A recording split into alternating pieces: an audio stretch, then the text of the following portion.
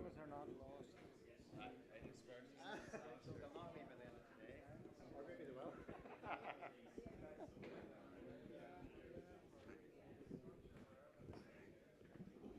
How's your summer been? It's alright, it's alright. Good. Yeah, got back Thursday. Oh yeah, back in Northern Ireland. Yeah. Yeah. Just after all the chaos. So Oh yes, awful for you to watch, Teelan, because it's not what you've seen before, and hopefully you'll never see it again. It's just one of those things that there's a lot of incendiary media, press, and people just whipped it all up. And hi, good to see you, Paul. Whipped it all up, and it was just a disaster. I know. Made me love the place more. Yeah. Hi. Everybody arrived is supposed to arrive. We're about half an hour. Took 2 or 3 people to Tell you, yeah. Yeah, doing well. no marathons or No, triathlons. I'm so busy. I'm going to try and do one later in the summer if I can get a bit of time.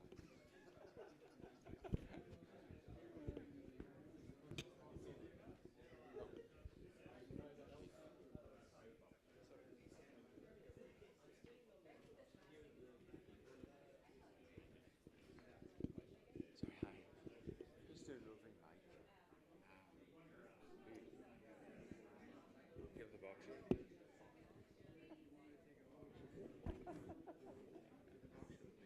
Anyway, just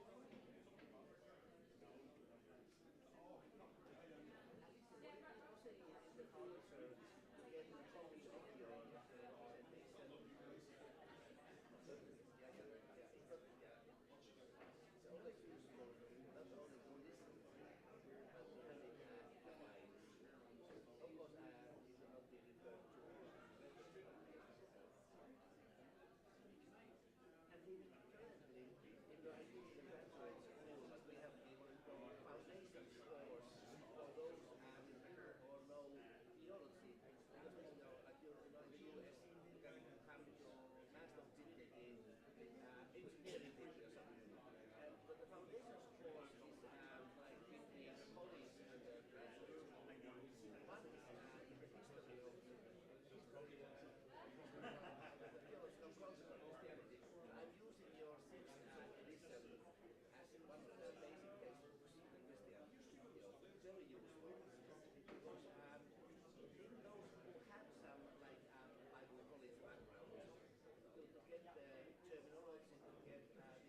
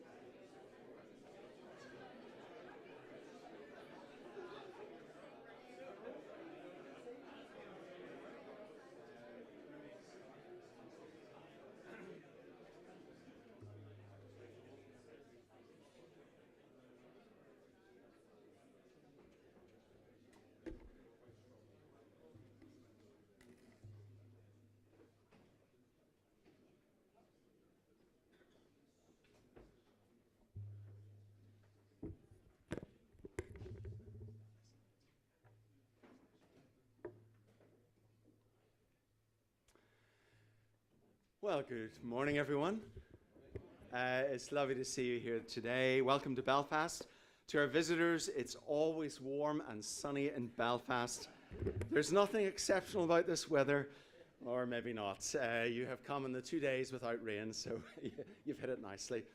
You're very welcome. May I make just a couple of quick announcements? You're also welcome if you're watching online. We have a number of people who are following us online. Please note, observe the fire exits through these doors, through the doors here to my left. Our refreshments are through these doors to my left, and then turn right, and we have a great refractory there, so you can go in and get your lunch and things like that. And then bathrooms down the stairs or through the doors and straight ahead. So I think that's all my air host kind of instructions. Thank you. Always good to get those done.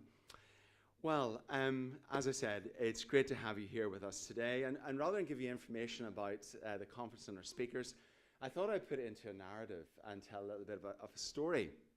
So, some ideas have peculiar circularity. They orbit cultures and societies, saying a final farewell only to return decades later as new ideas. And that's what I found this year. I was talking to some undergraduates at Queen's, the local university, and I heard them speak of an old idea called nationalism, and particularly Christian nationalism.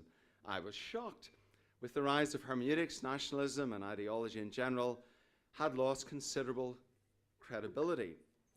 For my undergraduate degree, I studied PPE at Queen's and then later at Cambridge. I took a full two-term course in Karl Marx at Queen's.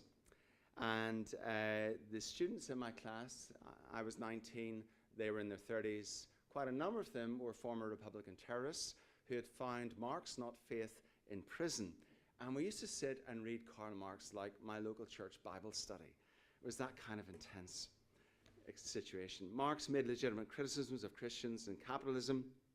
For example, how Christians broke the law by sending young children to work in factories beyond 10 hours a day. I did not make eye contact with the former terrorists at that point, but I could see them shaking their heads.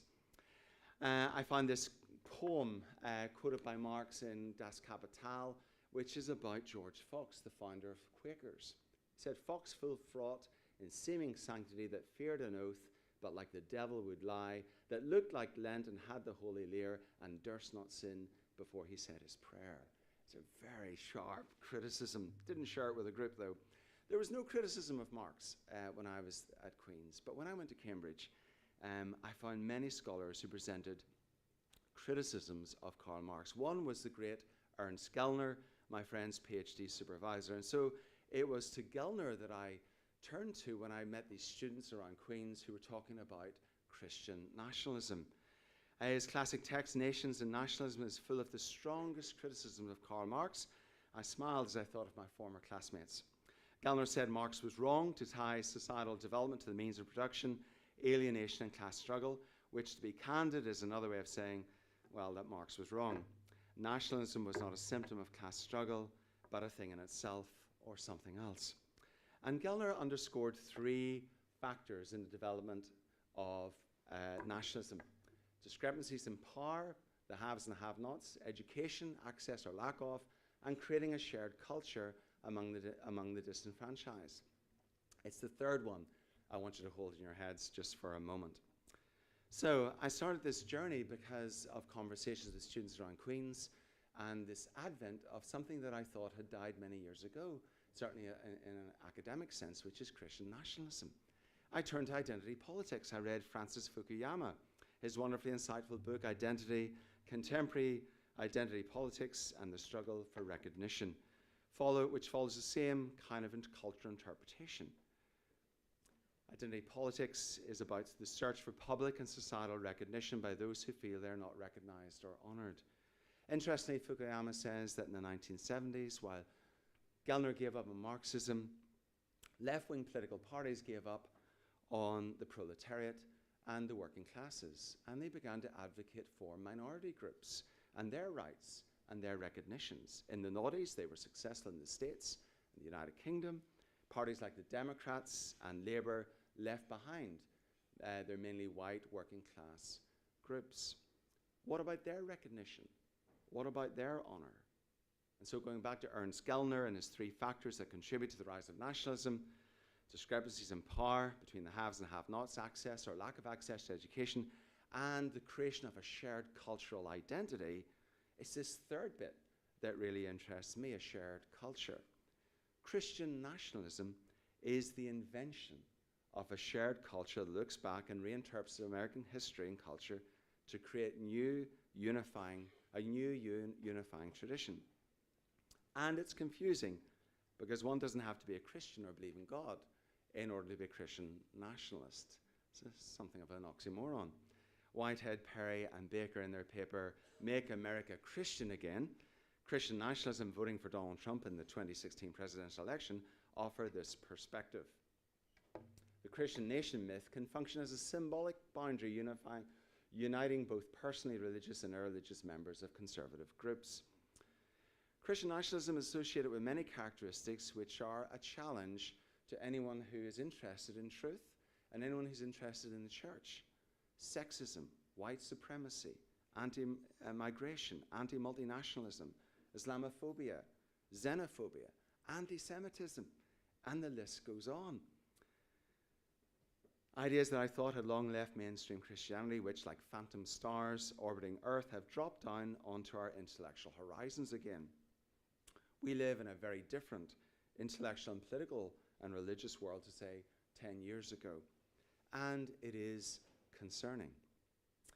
Now, while I was studying theology at Oxford, a member of my college was a student of Professor Richard Dawkins. He was annoying, almost evangelical, and certainly gleeful in his assaults on Christians in the common room. A master of the ad hominem argument. Dawkins said this, and Dawkins said that. And I thought to myself, who is going to stand up to this master and his pesky pupil? Well, one of my lecturers who had studied science before entering theology returned to science and publicly debunked Dawkins. Professor Alister McGrath perhaps needs no introduction to this audience. His published 2-volume Doctrine on Luther was exceptional. Alister has held chairs at Oxford, 2 chairs at Oxford, and at Gresham College, as well as King's College London. I have read so many of his books. In fact, his work, The Nature of Christian Doctrine, was the inspiration for the title of this conference, The Future of Christian Doctrine. Alister became a public intellectual in the United Kingdom through his debates with New Atheism, a movement that has waned to a smoking wick. Professor McGrath, you are most welcome back to BST. The world is changing. Now, around the time we were having transatlantic debates with New Atheism, Nigeria, as well as other parts of sub-Saharan Africa, was suffering from new forms of nationalist terrorism, initially at the hands of Boko Haram. I was working among an unreached people group called the Fulani. Many of the nomadic farmers were experiencing dreams in which Jesus revealed himself as their savior. My theology suffered an epistemic crisis. The standard undergraduate options of universalism, exclusivism, and inclusivism did not seem to cope with my new wine. Neither did my cessationism, which owed more to my denomination's uncritical reading of B.B. Warfield's Counterfeit Miracles than anything else. Warfield's doctrinal limitation of the charisma to the apostolic church. The book should have been called No Miracles rather than Counterfeit Miracles. And the Lion of Princeton chose some pretty weak prey to feed on, such as Edward Irvine. And so I had to search out books that might help cast light on this new personal journey. Well, I was delighted to find works by Professor Veli-Matti Kärkkäinen of Fuller Theological Seminary in California, works like The Spirit in the World, Emerging Pentecostal Theologies in Global Contexts. Professor Kärkkäinen, I am so pleased you're here with us today. Bob will introduce your work properly later. Meanwhile, in Nigeria, I became friends with Professor Musa Gaya, a brilliant scholar, and I pestered him with questions about Africa and faith and the fact that God seemed to be much more apparent, tangible even, in Africa than in the West. And the churches were clearly more alive. How did he account for this? Well, Professor Musa, family, we are family, not least because you had the good sense to marry an Irish girl. Welcome back to your second home. Now, someone who can straddle the continents of Europe, America, and Africa is Professor Gladys Ganiel. In fact, Gladys's research early on drew comparisons between conflict in Northern Ireland and Zimbabwe. She studied, researched in Catholicism in Ireland and evangelicalism more broadly. If ever there was a time when theologians and church leaders needed a sociologist of religion, now is that time. How can we make sense of these strange constellations of old ideas on our philosophical and theological horizons? Born in the United States, Gladys has made Belfast and Queen's her home. Gladys, you're very welcome to BST. During this conference, we shall consider the question of the future of Christian doctrine according to three contexts: the Irish, the European, and the global. BST wants to avoid a neo-colonial approach to doing theology, but there will be many strands to pull together. Systematic theologians are synthesizers. They are good at pulling ideas into a coherent tapestry. I'm delighted Professor Stephen Williams, former Honorary Professor of Theology at Queen's Belfast and Professor Emeritus of Systematic Theology at Union Theological College, is our concluding speaker. Stephen has worked in many fields, from writing a commentary on Romans for the Two Horizons series with I. Howard Marshall, to writing books on election, Pascal, and currently Huxley's Brave New World. As Honorary Fellow at BST, we are delighted, Stephen, to have you with us, and you have been very much part of our journey over these past number of years. You are also a respondent today, along with Dr. Hans Madume of Covenant College, Georgia. I look forward to getting to know Hans, who's arriving later this afternoon, and also Dr. Patrick McGlinchey, whom I had coffee with just a few weeks ago and discussed your latest book. Thank you. Well, ladies and gentlemen, in a world like ours, with predictions of a near future war against Russia, the rise of the extreme right, as well as current wars in Ukraine, Iran, and Lebanon, doctrine and right doctrines are essential, not only at a micro level, living out a fulfilled Christian life, but also increasingly at a macro level, ensuring Christ's name is not used, as it was in the past and certainly has been in Northern Ireland, to justify all manner of crime, hatred, and war. As Adam named all the animals in the Garden of Eden, Christians need to rename the world carefully in the light of the new Adam, as our patristic fathers would say. Can we show our appreciation to this excellent team of scholars?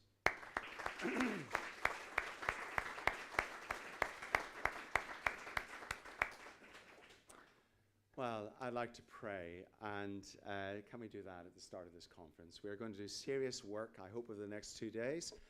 We have many themes to explore, and we have much to think about, but we want to do that in the presence of God. So let us pray.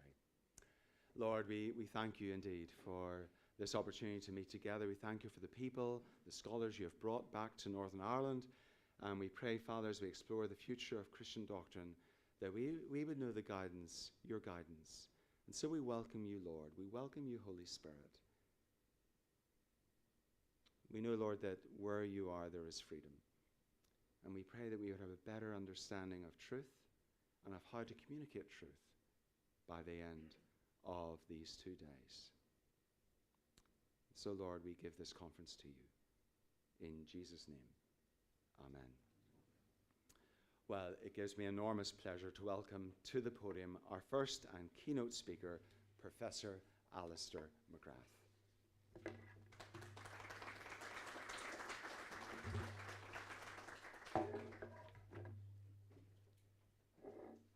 Well, it's great to be back in Belfast and to speak on the future of Christian doctrine. And what I want to do in this opening lecture is to kind of say doctrine really does matter, but we've got to get right. And I'm going to open up some areas of reflection, which will, I'm sure, be amply extended and taken in different directions by other speakers. But I think I want to begin by saying how important it is to talk about doctrine. Because it seems to me that at the heart of the New Testament is a belief that something new, something life-changing has happened in Jesus Christ. And it's a question of trying to capture this, to bottle something that can't be bottled, and you've got to use words to do it. And really we use doctrine because that's the best tool at our disposal to try and capture this vision of a changed world, a changed life that results from Christ. So here are a few verses from the opening of the first letter of John, which try to put in words this sense that they are on the brink of something exciting, utterly transformative. We declare to you what was from the beginning, what we have heard, what we've touched with our hands concerning the word of life. This life was revealed, and we've seen it and testified to it.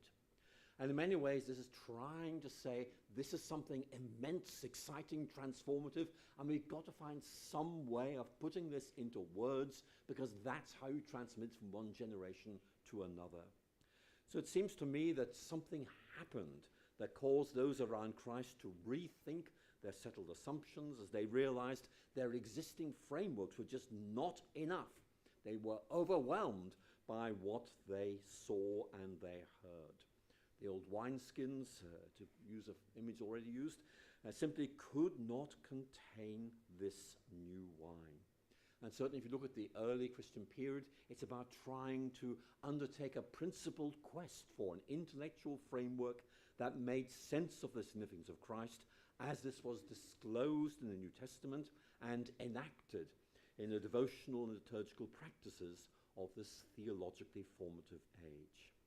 And so, as far as I can see, Christian doctrine emerged as an attempt to capture, to express this new way of thinking, imagining, and living, partly to sustain the internal life of the community of faith, but also to try and explain those beliefs and practices to those outside the community of faith.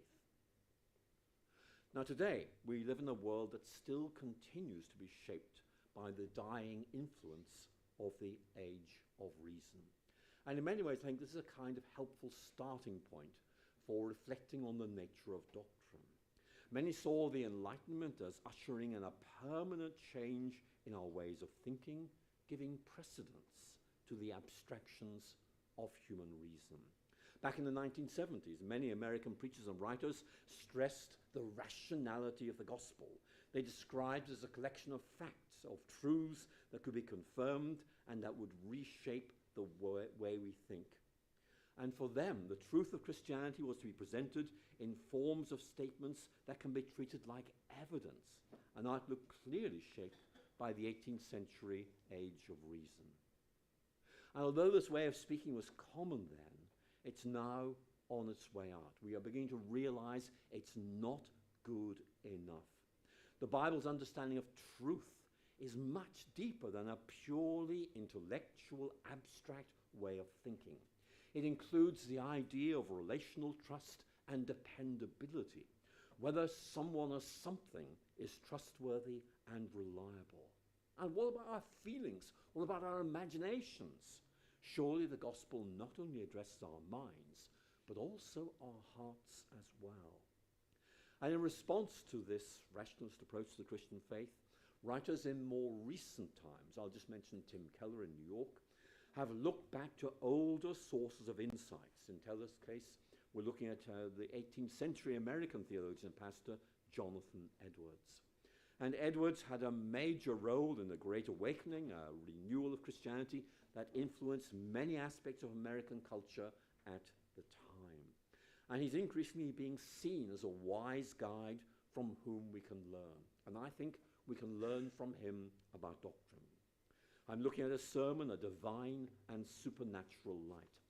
And in this, Edwards explains how the gospel appeals to the mind, but also to the heart. He writes, "There is a difference between having an opinion that God is holy and gracious and having a sense of the loveliness and beauty of that holiness and grace, of the loveliness of that holiness. There's a difference in having a rational judgment that honey is sweet and having a sense of its sweetness." Because for Edwards, Christianity both persuades the mind and transforms the heart. And that means that the preacher must speak to both, enabling people to follow Christ's mandate to, as Matthew 22, love the Lord our God with all our heart and with all our soul and with all our mind. Now our problem, our lingering problem, is that we tend to frame Christian doctrine as an intellectual notion, something we are required to learn, which appeals to our minds. Yet early Christian accounts of doctrine were not formulated in this kind of restrictive rationalist environment. Of course, they realized that Christian doctrine was informative, telling us what Christians believed, but they also believed it was transformative, inspiring us to love God with all our hearts and souls and mind. So I want to talk about the idea of doctrine as an expression of a big picture of which we are invited to be part. When I started studying Christian theology myself many years ago, I pictured it as a set of separate, unrelated doctrinal compartments. Doctrine for me back then was like a set of disconnected beliefs, like creation. There's the box called creation. Or salvation. There's the box called creation. Salvation, and so on. Each is separate and distinct. And unfortunately, that's an idea that theology textbooks, including, I have to say, my own, very often reinforce. They tend to present theology as a kind of boxed set.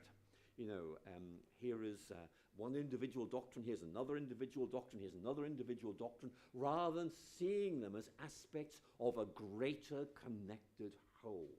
And that seems to me to be a very important point. The problem is that a way of teaching designed to make theology more manageable, more easy to study, ends up being a misunderstanding about the nature of theology, a collection of disconnected doctrines. And in many ways, I'm saying we need to recapture this vision that there is this great Christian way of thinking, of seeing the world, which has multiple elements. And we value all the elements, but we also need to value the greater vision that they collectively enable and sustain. And that seems to me to be a really important point. Theology is an interconnected web of ideas. It brings together spirituality, biblical studies, apologetics, ethics. We can't talk about who Christ is and why he matters without also thinking about the nature of God, salvation, what it means to live the Christian life, just to mention some very obvious points. And the point I'm emphasizing is a doctrine, if you like, lays out before us a coherent, interconnected big picture. Each snapshot within that picture really matters and deserves individual respect and study. But it's not so much the snapshots, it's the panorama of which they are part. There are so many of us who see the snapshots, but don't get the bigger picture. And in many ways, that's the first major point I want to make in this lecture, just to suggest we try and make sure doctrine not as a collection of individual bits, but as a big picture within which each of these doctrinal components belong properly and rightly. But it's the big picture which really matters. The evangelical theologian J.I. Packer, who many of you will have read, emphasized how crucial the Bible is for Christian theology. But he also made it clear knowing individual passages or themes isn't enough. You need to find the big picture to which they point. And he gave this advice to anyone who began studying the Bible for the first time. I quote from him: "Get the big picture. Don't worry too much at first about specific sentences you don't understand. The details fit when you've got the big picture." And to me, that applies to theology as well. It's all about helping people to get this great picture of what reality is all about, how we fit into it. And that seems to me to be really important. And looking for a big picture helps to understand how Christian doctrine actually developed historically, especially in the Greek-speaking church in the Eastern Mediterranean in the 3rd and 4th centuries. Here's Cyril of Jerusalem, back around the year 350, and here's the point he's trying to make in his lectures on catechesis. He stresses the biblical witness is intricate and complex and important, and we should honor that complexity rather than try to reduce it. And his idea was, and I quote, to enable the teaching of the faith in its totality, in which what really matters is gathered together from all the scriptures. And this phrase, gather together, it doesn't just mean sort of piling them up. It means weaving them together. We see how they're interconnected. that in fact we experience a sense of joy and delight at realizing how all these things fit together and give us that bigger and greater picture of reality. And when trying to explain Cyril's method to my students at Oxford, I would very often simply use the image of weaving biblical threads into a doctrinal tapestry. Every thread really matters, but what's really important is what you get when you weave them together, the bigger picture that results, that is actually implicit in them all, but only becomes explicit when you bring them together and you can see that bigger picture. So for me, the Christian big picture that theology tries to put into words can really bring order to ideas and experiences that might otherwise seem scattered and disconnected. And one of the reasons why I find theology so fascinating to teach is that it allows you to talk not simply about the relationship of ideas, but about the impact that these have upon people, the difference that they make, not simply the way we think, but the way in which we live. And I have to say, the way in which I taught theology changed quite significantly as a result of the new atheism, which was mentioned earlier. I think I'll just dwell on this point because it is very important. Before the new atheism, I would teach theology basically around two main questions. Here they are. Number one, what is the basis of this belief? What reasons can be given for defending? In other words, where does this idea of creation or salvation come from? How do we frame it? And then secondly, how can I explain this belief most clearly, for example, in preaching or in church study groups? And my students liked that a lot. But then the new atheism came along. And a colleague at Oxford spoke to me about my defense of Christianity in the face of the new atheism. And I felt it was very important to defend Christianity, and I still get letters from people thanking me for some of the points I made. But the Oxford colleague made this point. He said that the new atheist writers wanted to present Christianity as nothing more than a collection of pointless beliefs with no relevance to real life.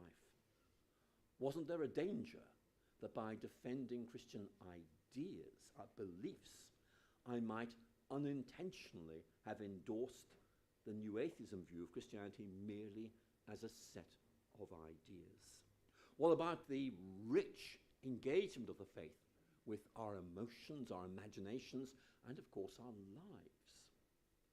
In a sense, he argued, I had allowed my opponents to decide the terms of the conversation. Now, at first, I resisted that critique, and I felt it was important to show that Christianity could be defended.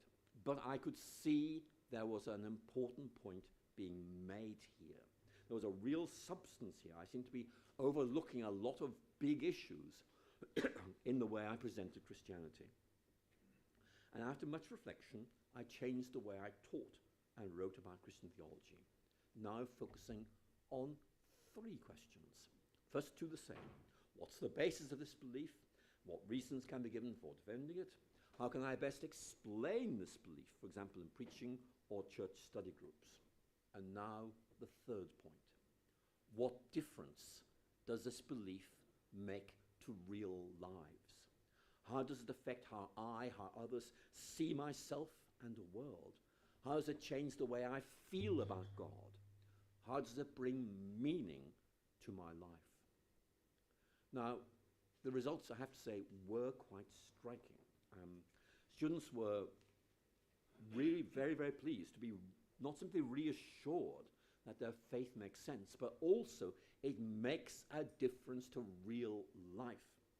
And one of them put it like this, and I think it captures exactly the point I want to make.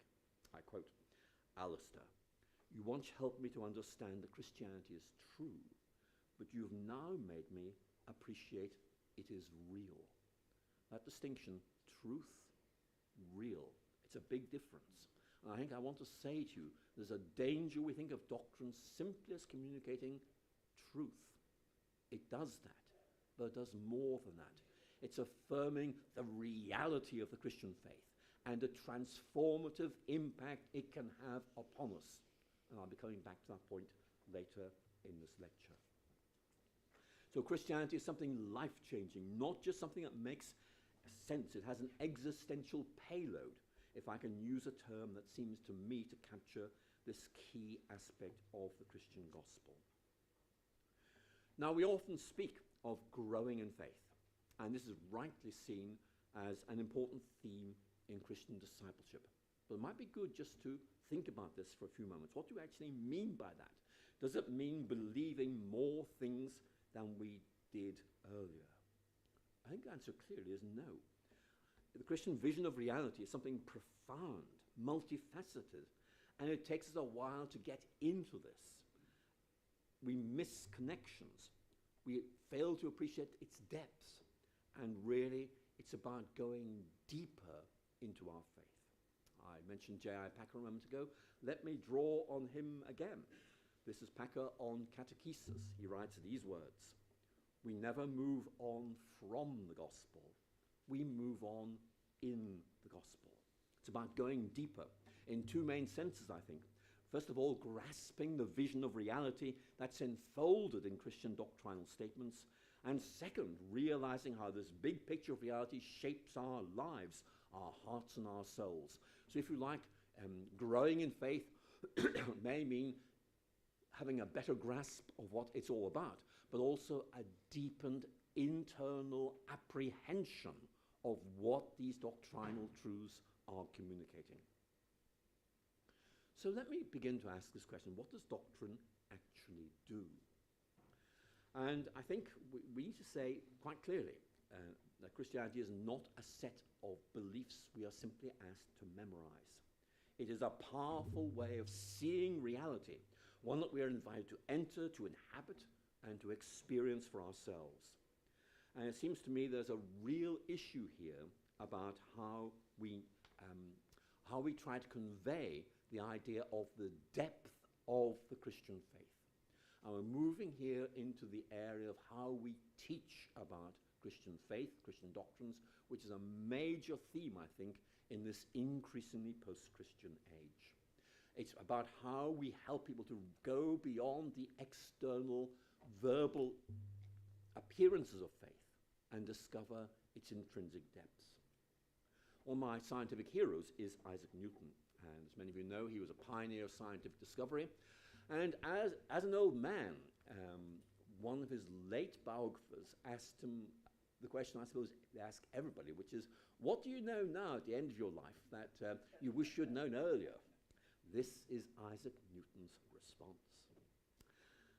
"I seem to have been only like a boy playing on the seashore and diverting myself in now and then finding a smoother pebble or a prettier shell than ordinary, whilst the great ocean of truth lay all undiscovered before me." And it's a beautiful turn of phrase, and the image he evokes is very, very helpful imaginatively. We're on a shoreline. Now, yes, look, there are pebbles and there are shells. And we get so preoccupied with these fiddly little things that we fail to realize the immensity of what lies beyond. What has been entrusted to us in the Christian faith is an immensity, something that is vast, something that is rich, something that's exciting. And the problem is, each of us perhaps sees only part of it, and we need to try and grasp more, and let that enrich and inspire our teaching and our preaching. So I think Newton there is making a very helpful point. As many of you will know, some ancient Greek philosophers described education as psychagogia, an enlargement of the soul. It's a wonderful phrase, an enlargement of the soul. It's about expanding our minds so we take in things which might be difficult, might be, that causes trouble. But the key point is, we cannot limit ourselves to what our limited minds can cope with. We have to find some way of expanding our minds to take in the richness and the depth of the Christian faith. That's one of the points Augustine makes in that rather large book of his on the Trinity. The danger is that we limit reality to what we can cope with. But Christian theology demands that we expand our minds to take in the greater reality of God. That's hard, but we owe it to God to do that, to in effect not limit the gospel, not limit God by our limitations, but rather to try and expand our minds so we can take in this richness and depth which is part of the Christian faith. And one of the things I'm finding in conversations with younger people is this. They don't quite get Christianity. What they do get is there's something really deep there. Not quite sure what it is, but they want to talk about and try and find out what it is about Christianity that has kept it going for 2,000 years. And we live in an age of rapid cultural change, and many younger people are expressing real anxiety, and the anxiety can be framed like this.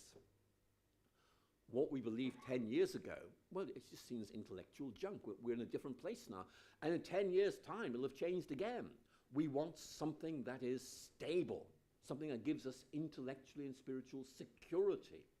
And of course, you know, they're reaching towards that image in Matthew chapter 7 of building your house on a rock, not on shifting sands, because you need a stable base to cope with life's storms and tempests.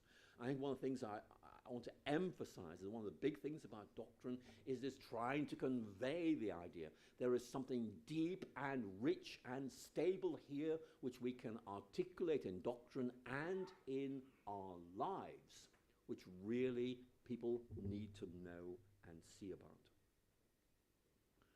So I mentioned earlier that I think we have a problem with the way we teach faith.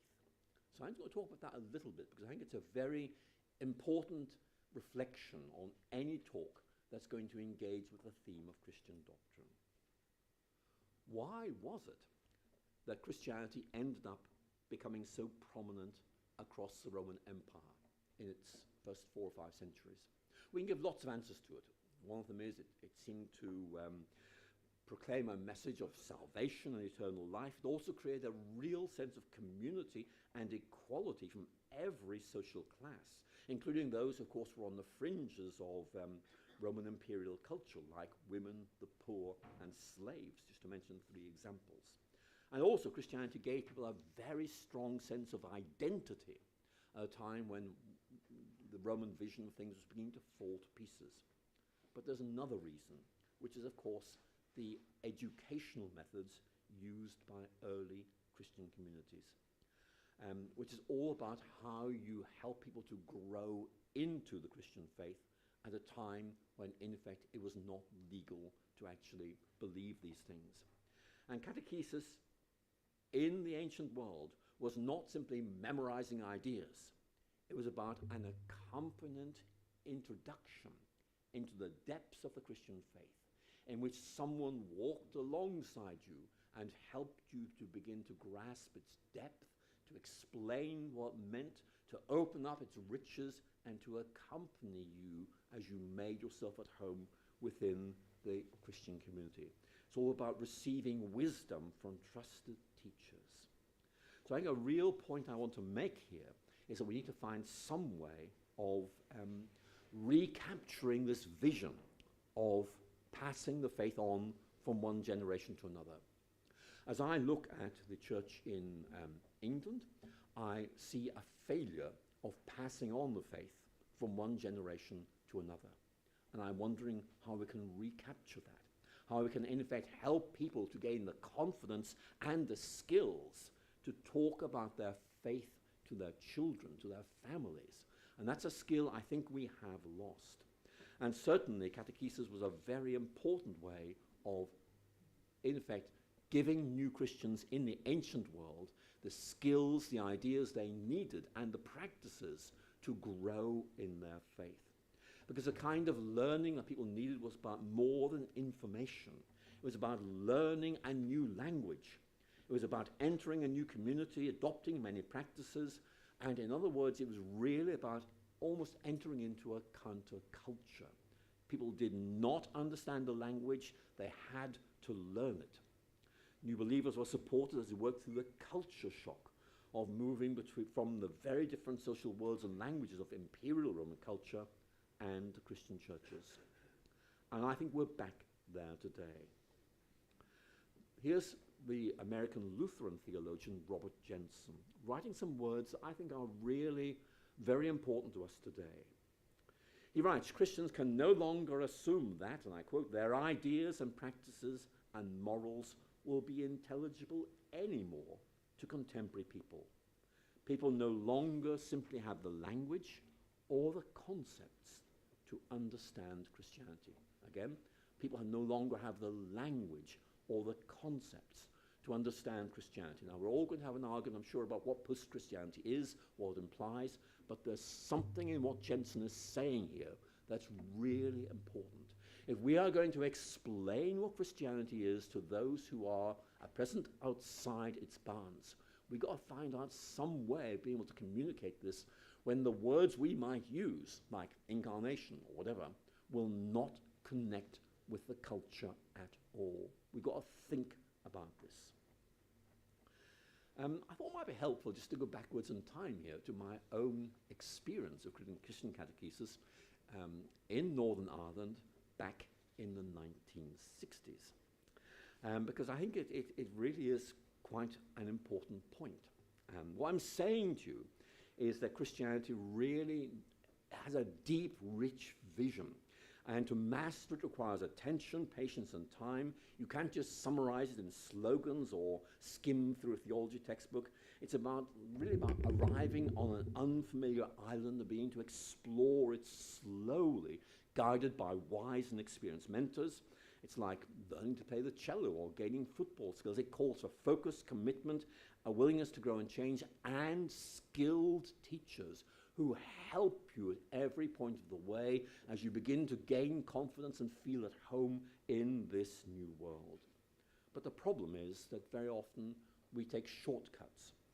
And back in the 1960s, I had to learn the catechism of the Church of Ireland and was expected to memorize questions and answers that meant nothing to me. Not because I was lacking intelligence, but because I hadn't grasped or experienced the spiritual realities those questions were pointed towards. In other words, I had to repeat these things till I'd learned them, but I didn't know what they mean. Learning is not the same as understanding.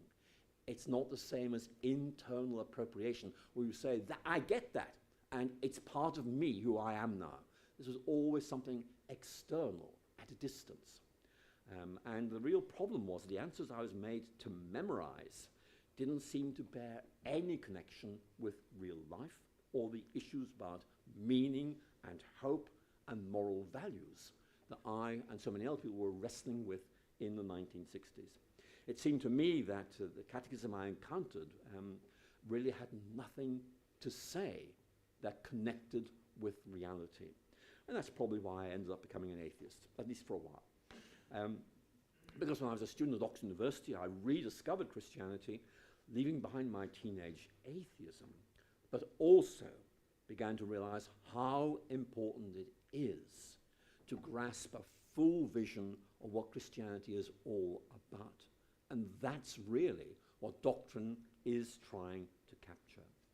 And one of the points I learned at Oxford was that I learned about Christianity mainly through conversations with Christians, trying to understand what they had seen that I had missed. And if you like, slowly the fog lifted. I began to glimpse the reality that lay at the heart of the Christian faith, because my Christian friends were like living creeds. They were able to say, oh, well, I can see why you don't understand that. Let me try and explain it better. Or let me try and explain the difference that my faith makes to my life. In other words, this was an embodied Christianity. A Christianity had been thought through and lived out, and these guys were helping me to discover what this really was all about, the reality behind the doctrines. And that's so important. The Christian community of faith, as C.S. Lewis points out, has a really significant role to play in dealing with this. And that's why we need, I think, always traveling companions who journey with us throughout the life of faith, who can help us to understand, to grow in our faith. They can encourage us, point out things we've missed. And that seems to me to be really important. we need to have such travelling companions. So whom can we learn from? Well, I'm going to mention two who I think might offer us guidance and encouragement. They are two Irish voices. Other Irish voices are, of course, available and very welcome, but I've just chosen two to get our conversation going. Okay. The first of them is St. Patrick. Now, I like to think, and it's only a thought, by the way, that I have some kind of special relationship with Patrick, as I was baptized at Down Cathedral in February 1954, and those of you who know Downpatrick will know that St. Patrick's grave, or the traditional site of his grave, is right beside that cathedral. And it was a memorable occasion for my family, not necessarily for the right reasons. Although Down Cathedral was impeccably Anglican, I was accidentally baptized by total immersion.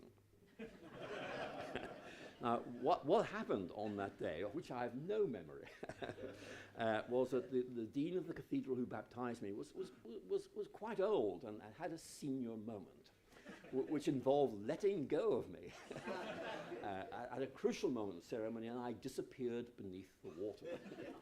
And there was some excitement while I was recovered, and then the ceremony proceeded. But anyway, actually, my friends in Oxford say this probably explains a lot. But anyway, going back to St. Patrick, I mean, we aren't entirely sure what everything's attributed to Patrick is by Patrick, but it certainly all comes from ancient Irish sources. So they're all things we can, I think, listen and learn from. I want to pick up on St. Patrick's breastplate. Well-known hymn, but again, dating from an earlier period with a capacity to express the difference that doctrine makes in vivid imagery and terminology, which I think is something we can learn from. For Patrick, the Trinity is not, for example, an abstract doctrine that needs to be explained, but a lyrical and imaginatively rich depiction of the difference that this vision of God makes to our lives. And for Patrick, faith is not primarily an intellectual acceptance of the existence of God, but is about trusting in and holding fast to this God for guidance, protection, and consolation. So here's how this hymn opens. I bind unto myself today. Bind, take it to myself, clasp it. It's part of me. Make it part of me. The strong name of the Trinity by invocation of the same, the three in one and one in three. And then the hymn goes on to survey all that God has done in creation and redemption and in the Christian hope, simply making a point, these are things that we bind to us, the reality of a historical background, the reality of a metaphysical foundation, and the reality of a living God who in effect is part of our lives and is with us as we journey. Here's the Christological bit, just to give you an idea of what he says. I bind this day to me forever by power of faith, Christ's incarnation, his baptism in Jordan River, his death on cross for my salvation, his bursting from the spices tomb, his riding up the heavenly way, his coming at the day of doom, I bind unto myself today. In other words, the language is that of appropriation. It's about holding this fast and saying, this is what gives me identity and stability and security, and I take this with me wherever I go. And it's all about appropriating, receiving, and trusting these benefits. And so Patrick, God, our shield, our breastplate, our security in a hostile and often bewildering world. Faith is about holding fast to God in this dark and dangerous place. He ends, I bind unto myself today the power of God to hold and lead, his eye to watch, his might to stay, his ear to hearken to my need, the wisdom of my God to teach, his hand to guide, his shield to ward, the word of God to give me speech, his heavenly host to be my God. So Patrick, I think, helps to see the Christian doctrine is not simply about believing that, but is about trusting in. And Patrick saw the Christian faith as a means of defending and protecting ourselves against the dark forces in our world. It's a breastplate because it shields us. And today, I think, we can reclaim this aspect of his account of doctrine by developing the idea of existential protection. What I mean by that is grasping the difference that the Christian faith makes to us when we are confronted with meaningless despair, these deep existential anxieties so many people have, and reassuring us that the Christian faith is indeed not simply about making sense of things, but about being able to live a meaningful, purposeful life in the presence of someone who journeys with us and supports and sustains us as we travel.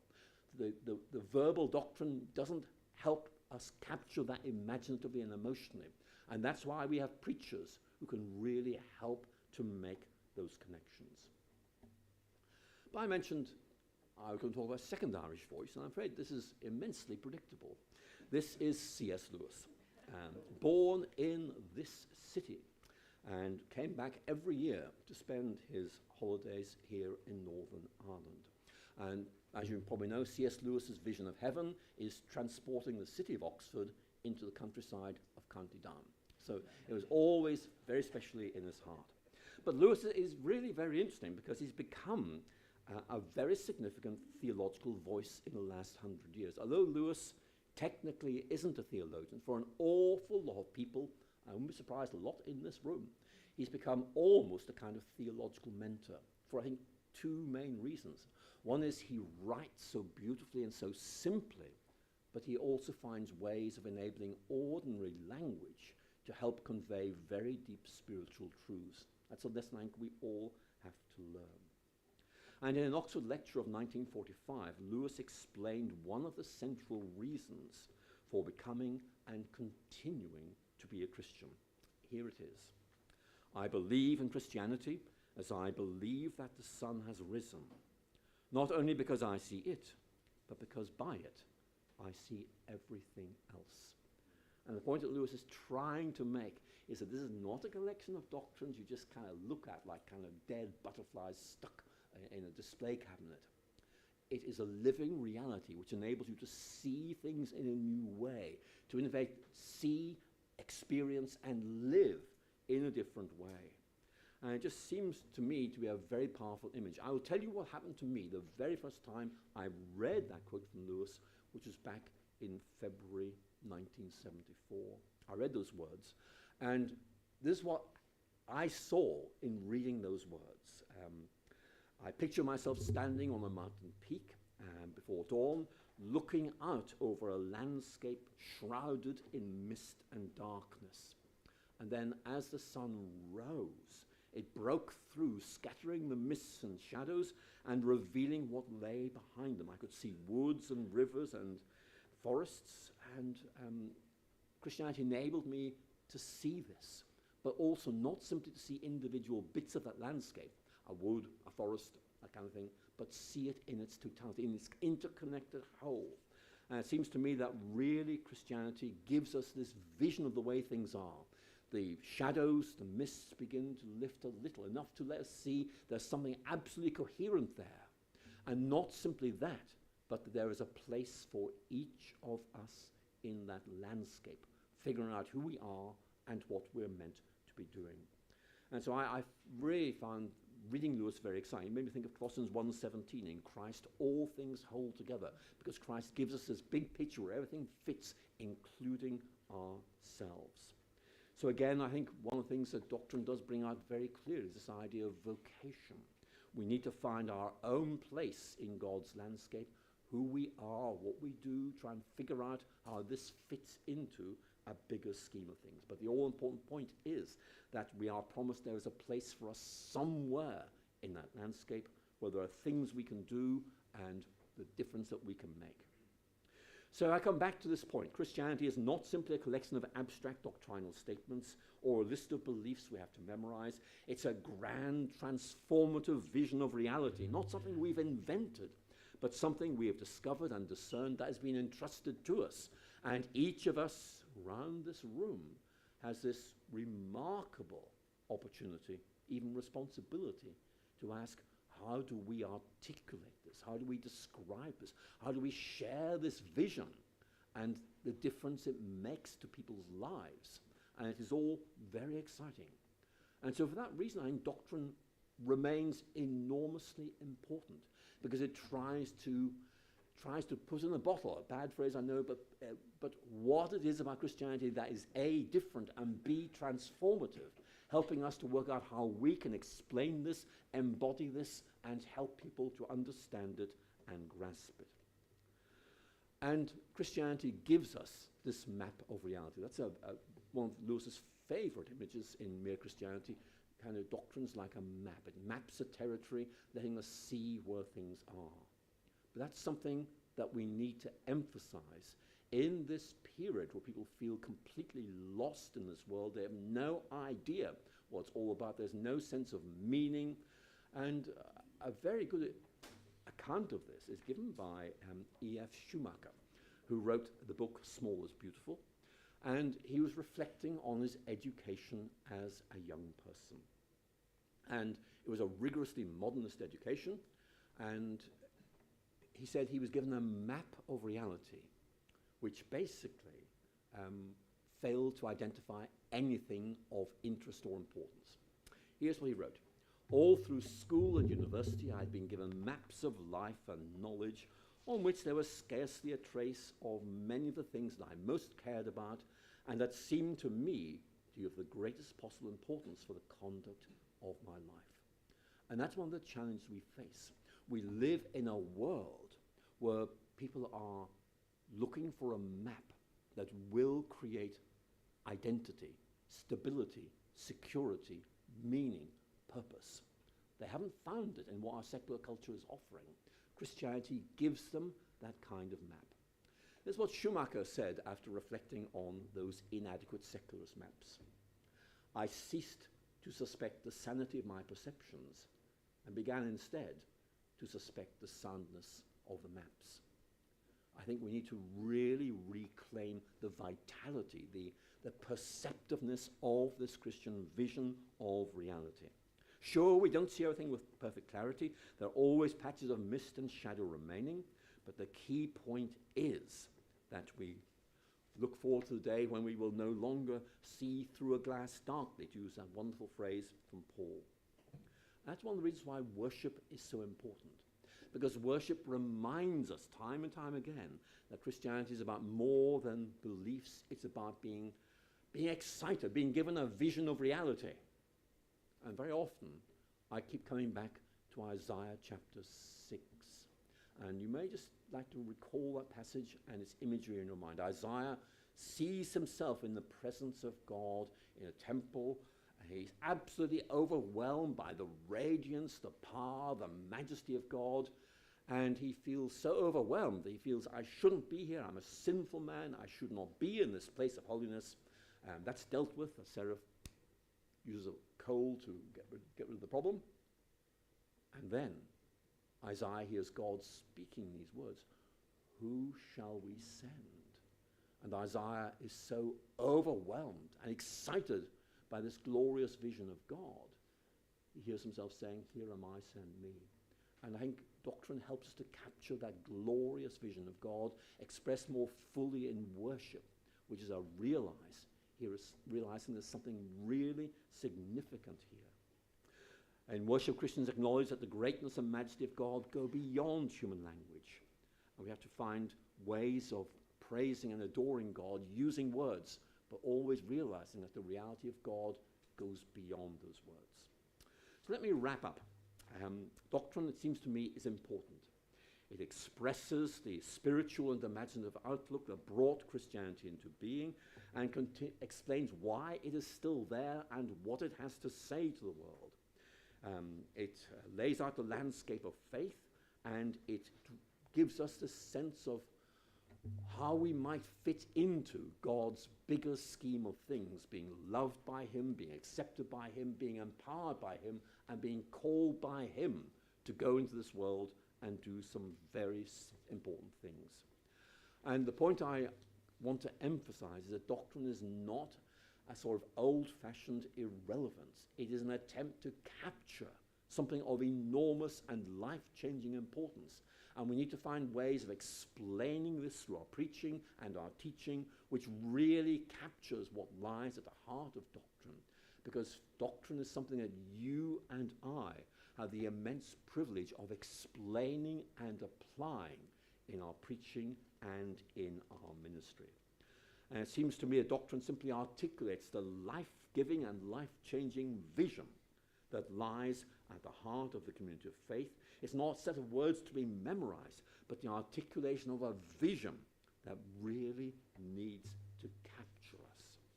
And that seems to me why Christian worship is so important in sustaining the life of faith, as it extends beyond understanding to enfold wonder and amazement at the sheer reality of doctrine.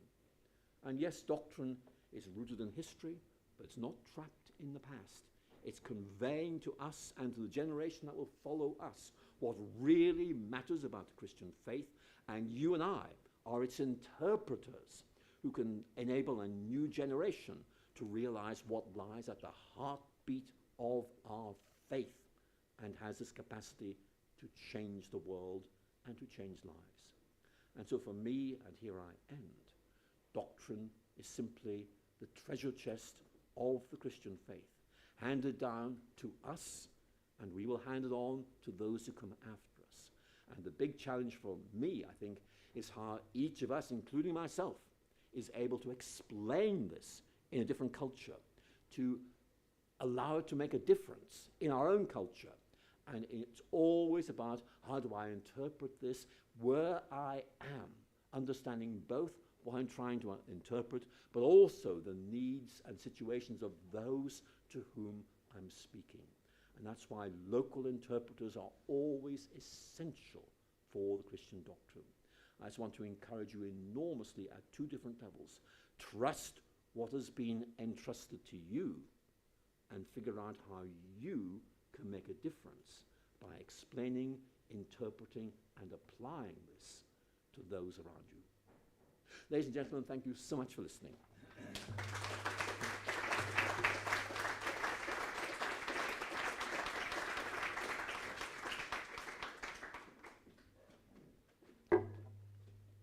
Thank you very much, Professor McGrath. I thoroughly enjoyed the talk. It's just so rich. We're going to move over here, and we're going to take some questions. So let's get set up. If you have a burning question, just keep it in your mind.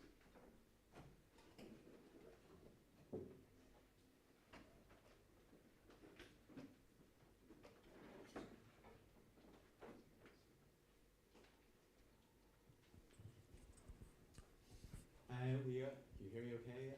So Alister, thank you so much. I really enjoyed your talk, and great sympathy for that third question that you came upon. Maybe just people are thinking, I'll ask you a question. Years ago I read books like Hegel's Positivity of Christian Religion. And there was this kind of division between doctrine and that reality, that people almost said that doctrine was kind of like a temporary husk, and it didn't really, the reality of God lived on. How can we get that balance right between the development of doctrine in light of perhaps more experience or deeper experiences of that reality? Well, I think these two things are like sides of the same coin. They're both there, but it's very easy to neglect one. And certainly my concern would be, I have many Christian friends, some of whom are brilliant at conceptualizing what Christianity is all about. But they will talk about their Christian life as being rather dry and uninteresting. But the ideas are great.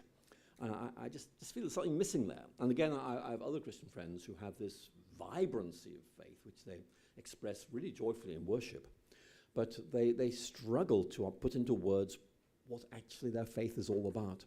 And so I guess I'm just saying it doesn't need to be like that. Actually, we can bring these two hemispheres together. We can get them to talk to each other. And what I want to say is that we need to find some way of maintaining our sense of excitement and wonder at the Christian faith. But while at the same time realizing we have to find some way of putting this into words, because I've got to talk to people about this, and words are the only things I've got. And just trying to work out how best to do that. And of course, we find that in Scripture, we find that in Christians reflecting on Scripture always. What's the best, most faithful way of explaining this or expressing this? I think the key thing is to learn from the past, and indeed for the friends around us, as to how best we might to do this. And I think the simple point I want to make is it helps to make a distinction between our experience and our verbal conceptualizations, but we must never separate them. It's helpful to distinguish, but don't separate in real life. Thank you. We have our roving mic. Alister is at the back, and so has anyone got a question up here with Paul? Just raise their hands.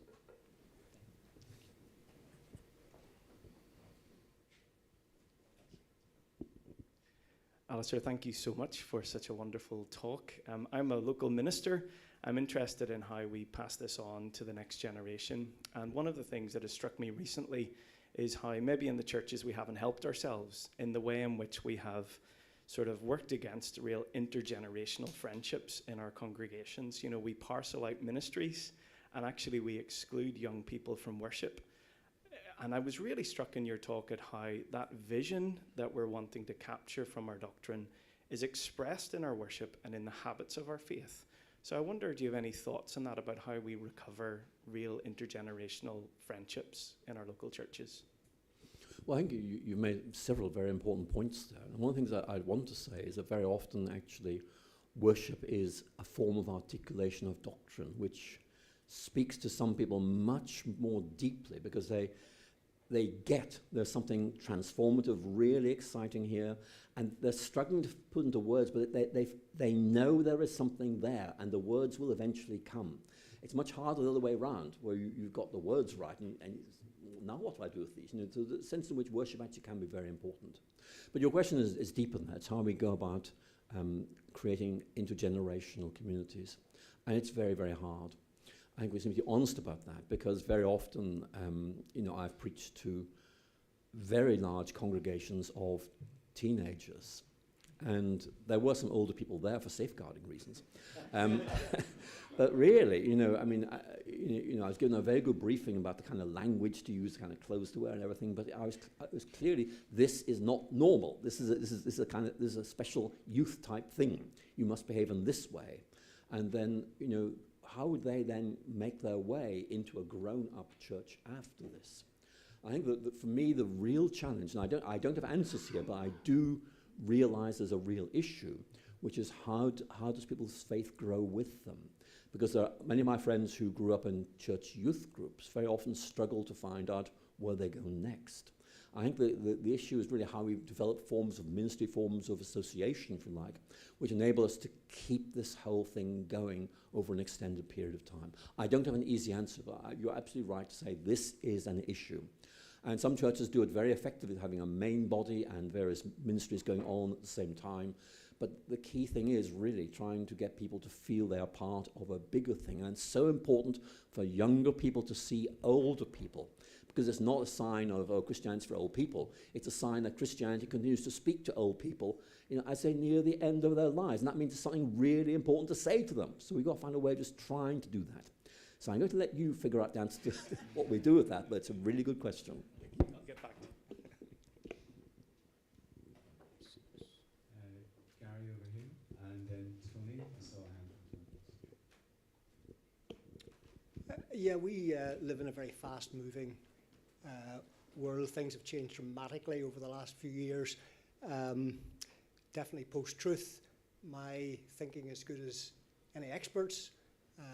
People are catechized by the algorithms that is presenting content and advertising to them on social media. Attention spans are in seconds. So I'm wondering what advice you might have for preachers and church leaders to communicate the sort of big picture and its reality to people who are sitting in the pews with that sort of background to their lives. Well, I think, again, you've raised some very good questions. And, I mean, our culture is changing very quickly. I mean, we lost the Prime Minister yesterday in England. So I think things are really moving. I think the attention span issue is really important. When I was younger, I was taught the average attention span on the part of a sort of 20-year-old male was 7 minutes. I would have to say I think that's excessively optimistic now, and it's partly because of screen time, which actually seems to limit people's ability to concentrate. They're not quite sure what to do, but there's a real issue here, which is that we can complain about this, But we've got to also to try and work out how we construct an approach that reflects this. And one of the skills I forced myself to learn was, okay, you've got 5 minutes to give a talk on this topic. Now you've got 2 minutes. Now you've got 1 minute. And try to work out how you would compress as much as you could into those little bits of time. Because you didn't know how much time you would have, but you needed to know what you could say in that time. And of course, you'll rightly say, look, Alice, you can't say very much in a minute. And you're right. But actually, if you do it well, they'll say, oh, tell me more, so you get another minute. But I think that really one of the things we have to do is to understand the shift in attention span and try and work out how we can respond to it. So it is really extremely irritating, frankly, but it really is also very, very important. The other thing to say, I think you're hinting at this perhaps, is we have to think about the language we use. Because very often we use sort of Christian speak, that sort of thing. And very often people we are talking to either don't know that language, or when we use a word, it means something different. I mean, for example, for Paul, the word justification is really deep and rich, but in modern English, justification means a kind of reason you give when you're late for work 6 days in a row. It doesn't quite have the same resonance. And so one thing you've got to try and do is figure out the skill of saying, look, Christians often talk about the idea of grace when we're talking about this. Let me try and explain to you what that means. And just give them a sense of what it is. And if they like it, then as with St. Paul's sermon to the Areopagus, they'll say, tell us more about this. So it's a question really of doing as much as you can with a very limited space we have at our resort availability, but at the same time making people interested so they say, actually, I would like to hear more about that. And you get more time the next time around. Thank you. Tony?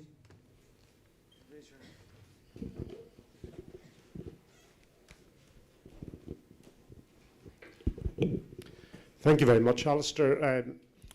I suppose you got me thinking about the Catechism, and as a child like yourself, not being able to relate to, in my case, the shorter Catechism in a Presbyterian church.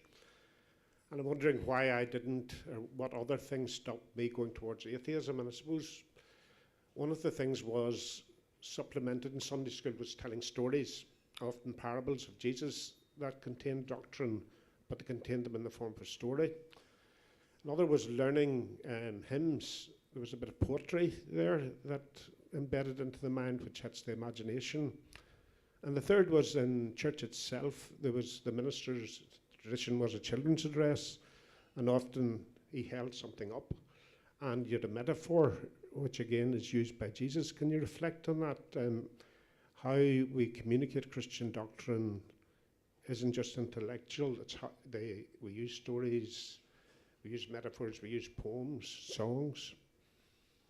Well, I think you're right, and these are all things that we should use and are meant to use because they are very, very important, and very often they will speak much more powerfully than a rather conceptual approach to doctrine. I think that we can really teach doctrine in many ways.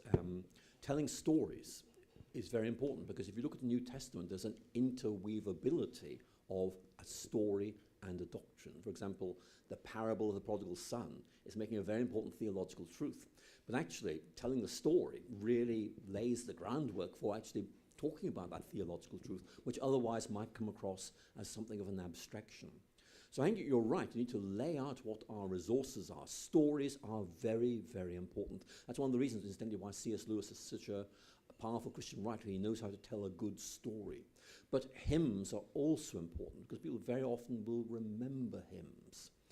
And sometimes it's the tune, but very often it's the word as well. Sometimes a very rich phrase, like the African American spiritual, there is balm in Gilead, which talks about being able to heal the sin-sick soul, and it just speaks very, very powerfully.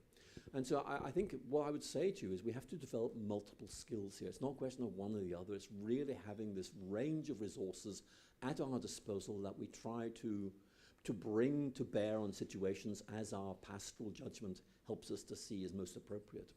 So I think that there is a really important practical question here, which is how we actively plan for communicating Christian faith in what is increasingly a post-Christian context. By that, I don't mean something that's hostile to Christianity. I mean something that's disconnected with or knows it as a cultural phenomenon rather than as a living truth. And I think one of the big issues, both here and in the United States, is people who have a legacy faith. What I mean by that is they've been brought up in a Christian home and they feel that's part of who they are. But it's a legacy. It's an heirloom, like Great Aunt Mary's flower jug, which you have in the front room, and you don't know what to do with it, but you want to keep it as a memory of the past. But what you need to do is find some way of bringing a legacy back to life. I think I can say something which might be helpful here, which is that we are not on our own here. That actually, we need to bear in mind that we are proclaiming the gospel of grace, and we do it in God's strength, not our own. And very often we just have to trust, in effect, that these ideas, these images, these stories, these approaches we're trying to develop will actually be like seeds we plant in somebody's mind, and gradually they will take root and make them think, I want to hear more about this when the right time comes. So, I have met people who have come to faith through something somebody said to them. The person who said that to them died many years ago and will never know about this, but nevertheless, they said something that really helped that person. So all I can say really is, there's no easy answer to that good question, other than say we have lots of resources and we try them out faithfully and see what happens and entrust the whole enterprise to God and hope it will come to something. Thank you. Some folks at the front here.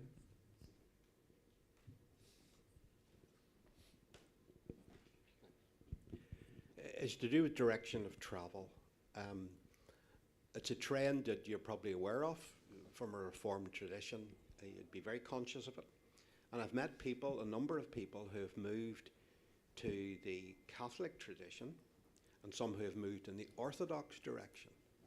And one of the reasons they give is a lack of historical depth within evangelicalism, a desire for a deep doctrinal rootedness.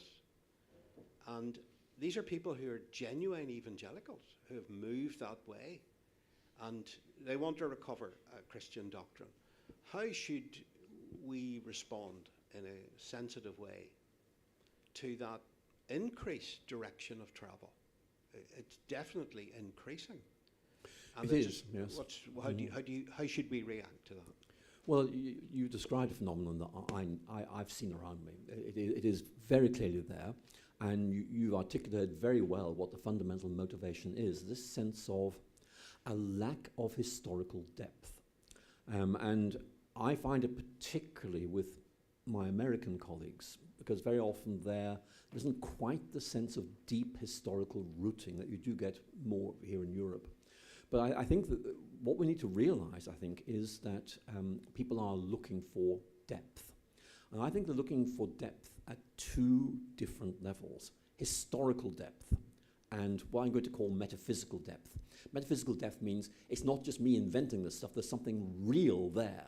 And I want to be able to tap into that. And for me, that's simply Orthodox Christianity. It really has that metaphysical depth.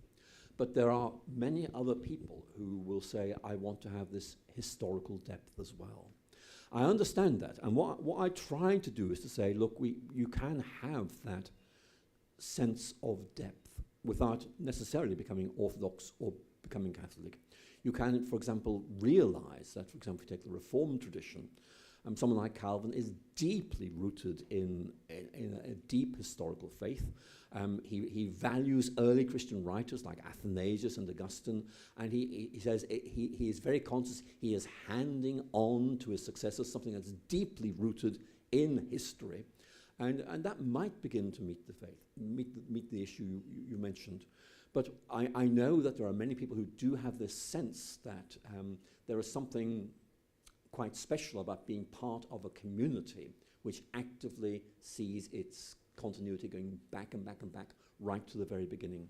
And I think that Calvin's main response to that is, look, you can have continuity with that tradition through the faithful reading of Scripture and listening to people who are trying to interpret it, because that is the apostolic witness. And by reading Scripture, you are connecting with the apostles, you are allowing them into your lives to speak to you, to say, here's what you need to think, here's what you need to do.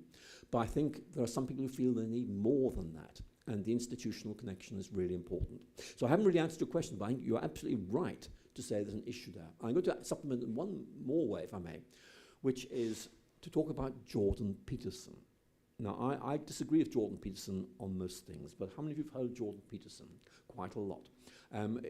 What's happening is that an awful lot of young people, especially young males, are really getting very interested in Peterson. And when you ask them why, which I've done, they will say, because he talks about meaning in a culture where people seem not to want to talk about that at all, and we want meaning. Now, I respond to that in many ways. I think, first of all, it helps you understand why Peterson is being so widely read.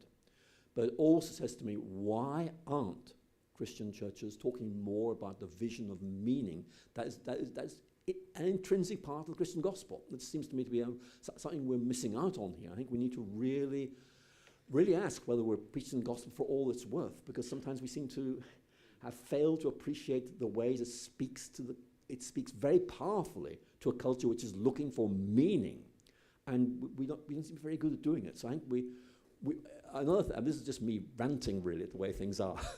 I sometimes wonder about theological education, whether we're really helping people to connect with where people are, and are teaching them, in effect, where the church was 40 years ago, which isn't quite the same. So I think we need to find a way of connecting up. But a great question, thank you. Thank you, Teelam. And I should say, Paddy has just written a book on this very subject. So when that book comes out, excellent, on evangelicals who have moved to Catholicism, quite a number have. And so Paddy, talk to Paddy and buy his book. Teelam. So I'm a first-year theological student here, and so I'm keenly aware of the Great Awakening, as some have called it, that is happening amongst university students, where we have, in great droves, a great new number of Christians who are entering a really formative stage. So within the within the student mission field, to what extent should we be teaching the depths of doctrine and the great, I guess, tapestry, and like what's the, I guess, the right ratio between the depths and the simplicity of the Christian faith, and how should we be teaching that? Well, again, I like that question very much. I taught for a long time at Oxford, and for my final 10 years at Oxford, I had a rather nice room in Oxford College, and I got a lot of visitors. They would email me and say, look, we're passing through Oxford, can we talk to you about Christianity? And I don't know how many I spoke to, it was an awful lot, but I give them an hour and we just talk, and what they wanted to do was to talk about things that really mattered to them, and in effect help give me the opportunity of saying, look, how does Christianity connect up with what you're talking about? And these are people who are really the sort of people who are being shaped by this new interest in Christianity. And what I noticed is, first of all, they were deeply disturbed by rapid cultural shift. I mentioned that in the talk, but they were really saying, look, the idea is our parents believed, this political system or this philosophical system, nobody takes us serious anymore. We don't want to be in that situation. Can you explain to us how Christianity might give us something permanent and stable? So you have to be able to do that. But the other thing they were really interested in was they knew cognitively about what Christianity was. They wanted me to explain the difference that it would make. And so I spent quite a lot of time talking about this with them. And actually, they seemed to find it quite helpful. But the real issue was that nobody else seemed to have talked to them about not just what Christians believed, but the difference that this makes. And so I'm publishing a book in October this year called Rethinking Christianity, which is based on these conversations. And it's not rethinking of, hey, let's just start from ground zero, let's just reinvent things. No, it's rethinking Christianity, realizing how powerfully it speaks to the deepest questions of the human condition, and why on earth aren't we talking about this more? You know, and that to me seems to me something we're missing out on something terribly here, and it's not just a cultural moment is here to do this. Actually, I think it's something that we're meant to be doing anyway. It's just part and parcel of what Christianity is. So really, the plea I make in that book is simply, look, can we please recapture the richness of Christianity? It's not about inventing new ideas. It's about teasing out what's already there and just realizing how powerful it is. So there is something going on at the moment. We're in a very interesting cultural moment, and nobody's really quite sure where it's going, but you're right, there is something happening. And it's people who are restless, who sense there is something there to be had, but want someone to help them see how they can take hold of it. And I think that really we have an open door there, and we do need to think about how to gently open it and what we might say once the door is open, because I think we need to give thought to what they're looking for and the way in which Christianity connects up with them, which might not be the way we'd have explained this, say, 10 or 15 years ago. So we have to we just give careful thought to how we talk to these people and enable them to see how Christianity speaks to them powerfully, not because we're reducing Christianity to what they're looking for, but because this could be the point of entry, so that they come in by that door and then discover the richness of what lies inside. Thank you. And next year, one of your former students, Nicky Gumbel, we're going to actually run an alpha at BST as part of our work here, so helping that contest. Dan. Thank you. Professor McGrath, like Talim, I'm an undergraduate student here, and I particularly appreciated the point you made on seeing the big picture and the wider meta-narrative of doctrine, not seeing it as individual compartments, but as one unified picture. So just practically, how would you think in theological education and in the practical ministry of teaching catechesis, can that big picture be accurately presented to people? For example, I think of, for simple practical reasons, in a degree like this, there must be modules, but how practically can the different areas of theology, biblical studies, systematics, historical theology, how can they be integrated in education to help students and those in the pews see that big picture accurately?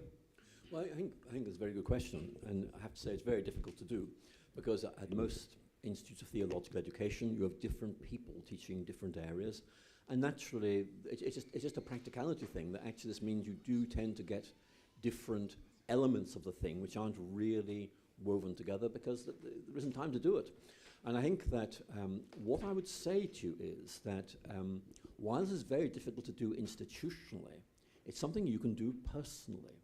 And that's really one of the reasons why C.S. Lewis is such an interesting person, because he found a way of weaving together in his own understanding the way in which he did this. So I would say to you, don't necessarily feel that you have to rely on your theological teachers to do this for you, but you may well be able to say, I can make those connections myself. And there are role models, and Lewis is a very good example of how you can do this. So the big issue for me here is coherence. Christianity is not sort of bitty collection of individual ideas. It's a coherent whole, and that's so important to people who are really looking for coherence in life. And what I would hope you'd be able to do is just say, look, in my own thinking and understanding, here's how I weave together reading the Bible, developing doctrinal ideas, preaching them, finding meaning in life, living out a good life, you know. And what I would say to you is that you may feel you aren't doing this very well, but actually what you are doing is you're saying to somebody, look, you can do this, and maybe you can do this better than I am, but nevertheless it can be done.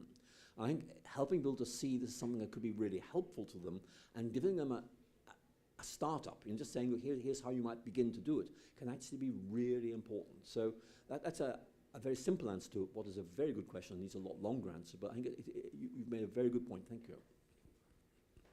Thank you, Alister. Well, folks, we're going to stop at this point for coffee and scones. Alister, can I say again just how much we appreciated your introductory talk today, and also your books.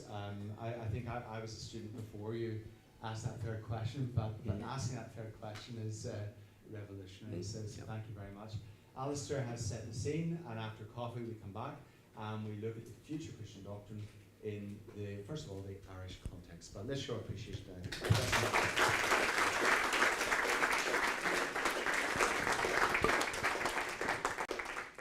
And if you do have other questions, please, you can catch Alister over coffee. Coffee is through here, so if you'd like to make your way. And we need to be back by 11:15, so yeah, punctual. Thanks.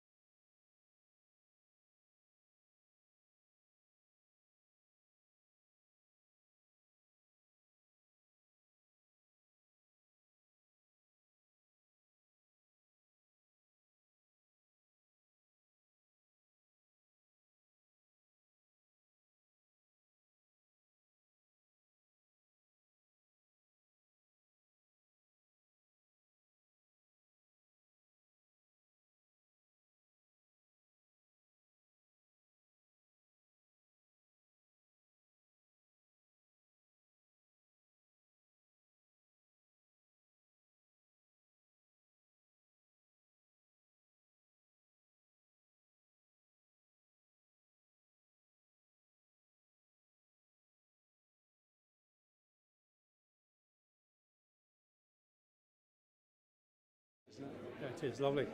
Excellent.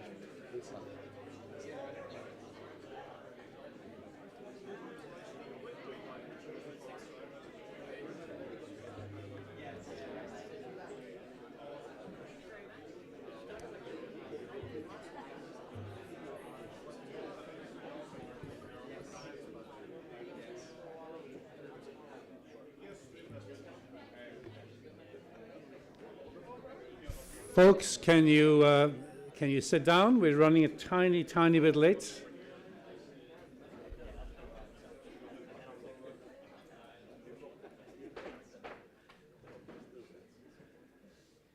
Good. A reverent hush. It's what I love whenever I get up to say something. Talk about attention seeking. So let me welcome you to the first of our sessions where there's going to be a formal response. And James has already welcomed Professor Gladys Ganiel, who is Professor of Sociology and Religion here in Queen's, and she has distinguished herself by her meticulous research and publications in more than one area. She has co-authored a work on the deconstructed church. That was award-winning, and she ranges, and of course is expert in the whole question of Ireland and Northern Ireland from a sociological standpoint. She, I don't know her well enough to be sure of this, but I don't think she flees from controversy. But if she does, you'll never catch her. Because she's actually a very high-level international marathon runner. And would run the marathon more quickly than most of us would sprint 100 meters, I think. So you're very welcome, Gladys. And by the way, I should have said this session is on the future of doctrine in Ireland, and there we're including the Republic and Northern Ireland. And the respondent is Dr. Patrick McGlinchey, who, to my knowledge, has never run a competitive marathon. That may be the slander of the day. He's also distinguished himself in research and publication, particularly, as was indicated earlier, in relation to evangelicals and Catholics. Patrick has just retired as lecturer in mission and pastoral studies at the Church of Ireland Theological Institute in Dublin. And I think you still remain, don't you, an adjunct assistant professor of theology at Trinity College in Dublin. And he has, at the moment, in press, a book on evangelical conversions to Catholicism, Dead End or Opportunity. So, without more ado, I welcome Professor Ganiel, Dr. McGlinchey afterwards, and then there'll be a Q&A after the two have spoken. Thank you very much.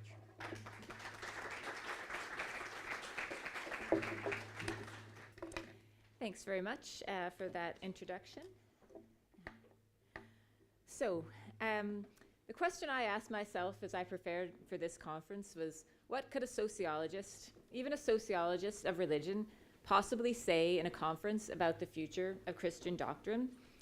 See, doctrine is not a term that sociologists use very often. And within my field, the idea of doctrine is even suspicious. It carries with it this whiff of unchanging truth claims about God and religion, which sociologists generally try and avoid. So in contrast, the standard operating procedure for sociologists is methodological atheism. So what this means is that sociologists set aside their personal beliefs and questions, like whether God really exists or what doctrines and beliefs are true, focusing instead on social and cultural manifestations and functions of religion. So how religion works in the so-called real world, we might say. So a sociologist would aim to observe, measure, and explain patterns in religious life, identifying broader trends and analyzing religion's social and political influences. So the task of exploring or advancing Christian doctrine, which was included in my briefing notes for this conference, is at least partly beyond my professional purview. So I say this is a big disclaimer to start off here, right?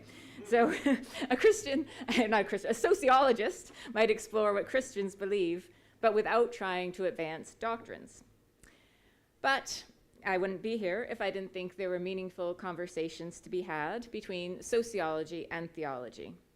Sociologists, in this sense, can provide theologians, church leaders, and other interested Christians with intelligence information about social and religious contexts.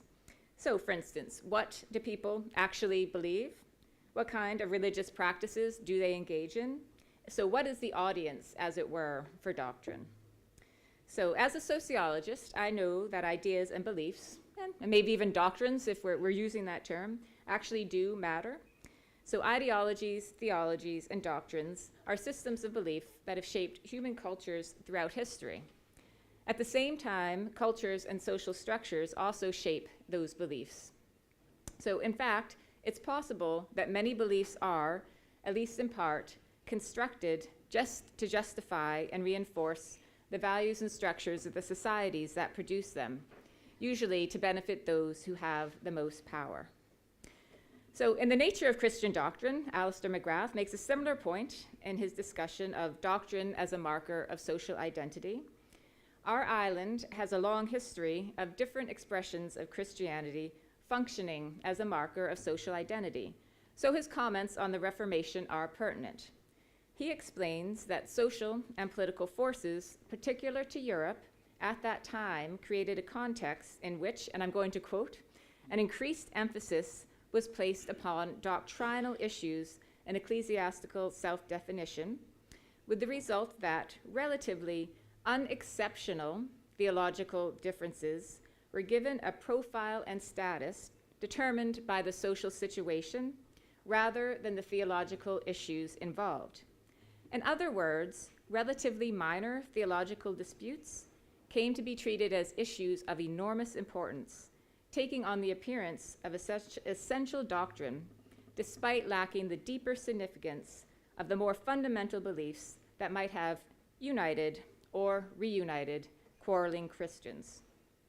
On this island, we know that the social identity function of so-called doctrines all too well.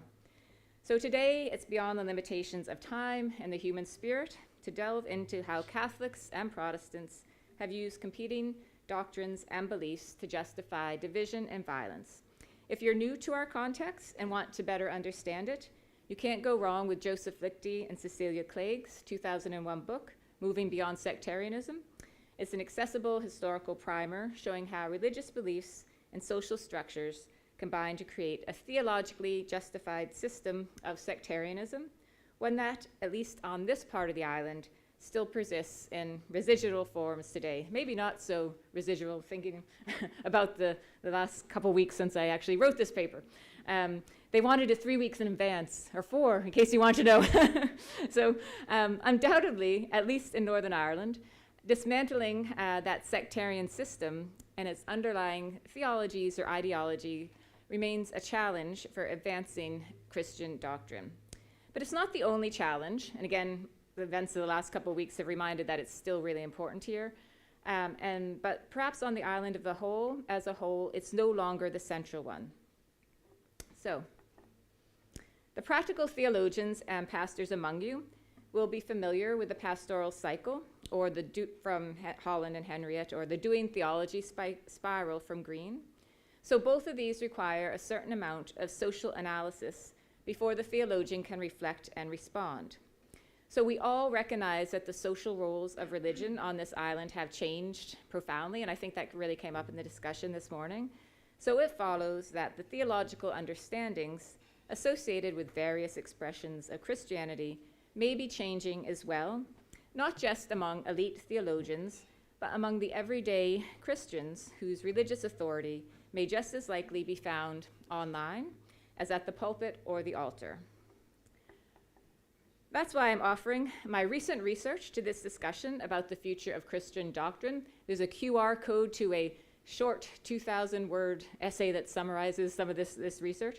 And it will be published next year in a book called An Island of Faith, Religions and Change in Ireland, North and South, by Oxford University Press. And this book will explore how religion remains significant, and will also ask what ongoing religious change means for individuals, community, and society. So hopefully questions that are of interest and importance to discussions about the future of Christian doctrine. So the book's core argument is that secularization has been visible for decades, but the COVID-19 pandemic confirmed and in some ways accelerated this trajectory. So we talked about, post-Christian culture today. COVID, I think, has moved that on even further.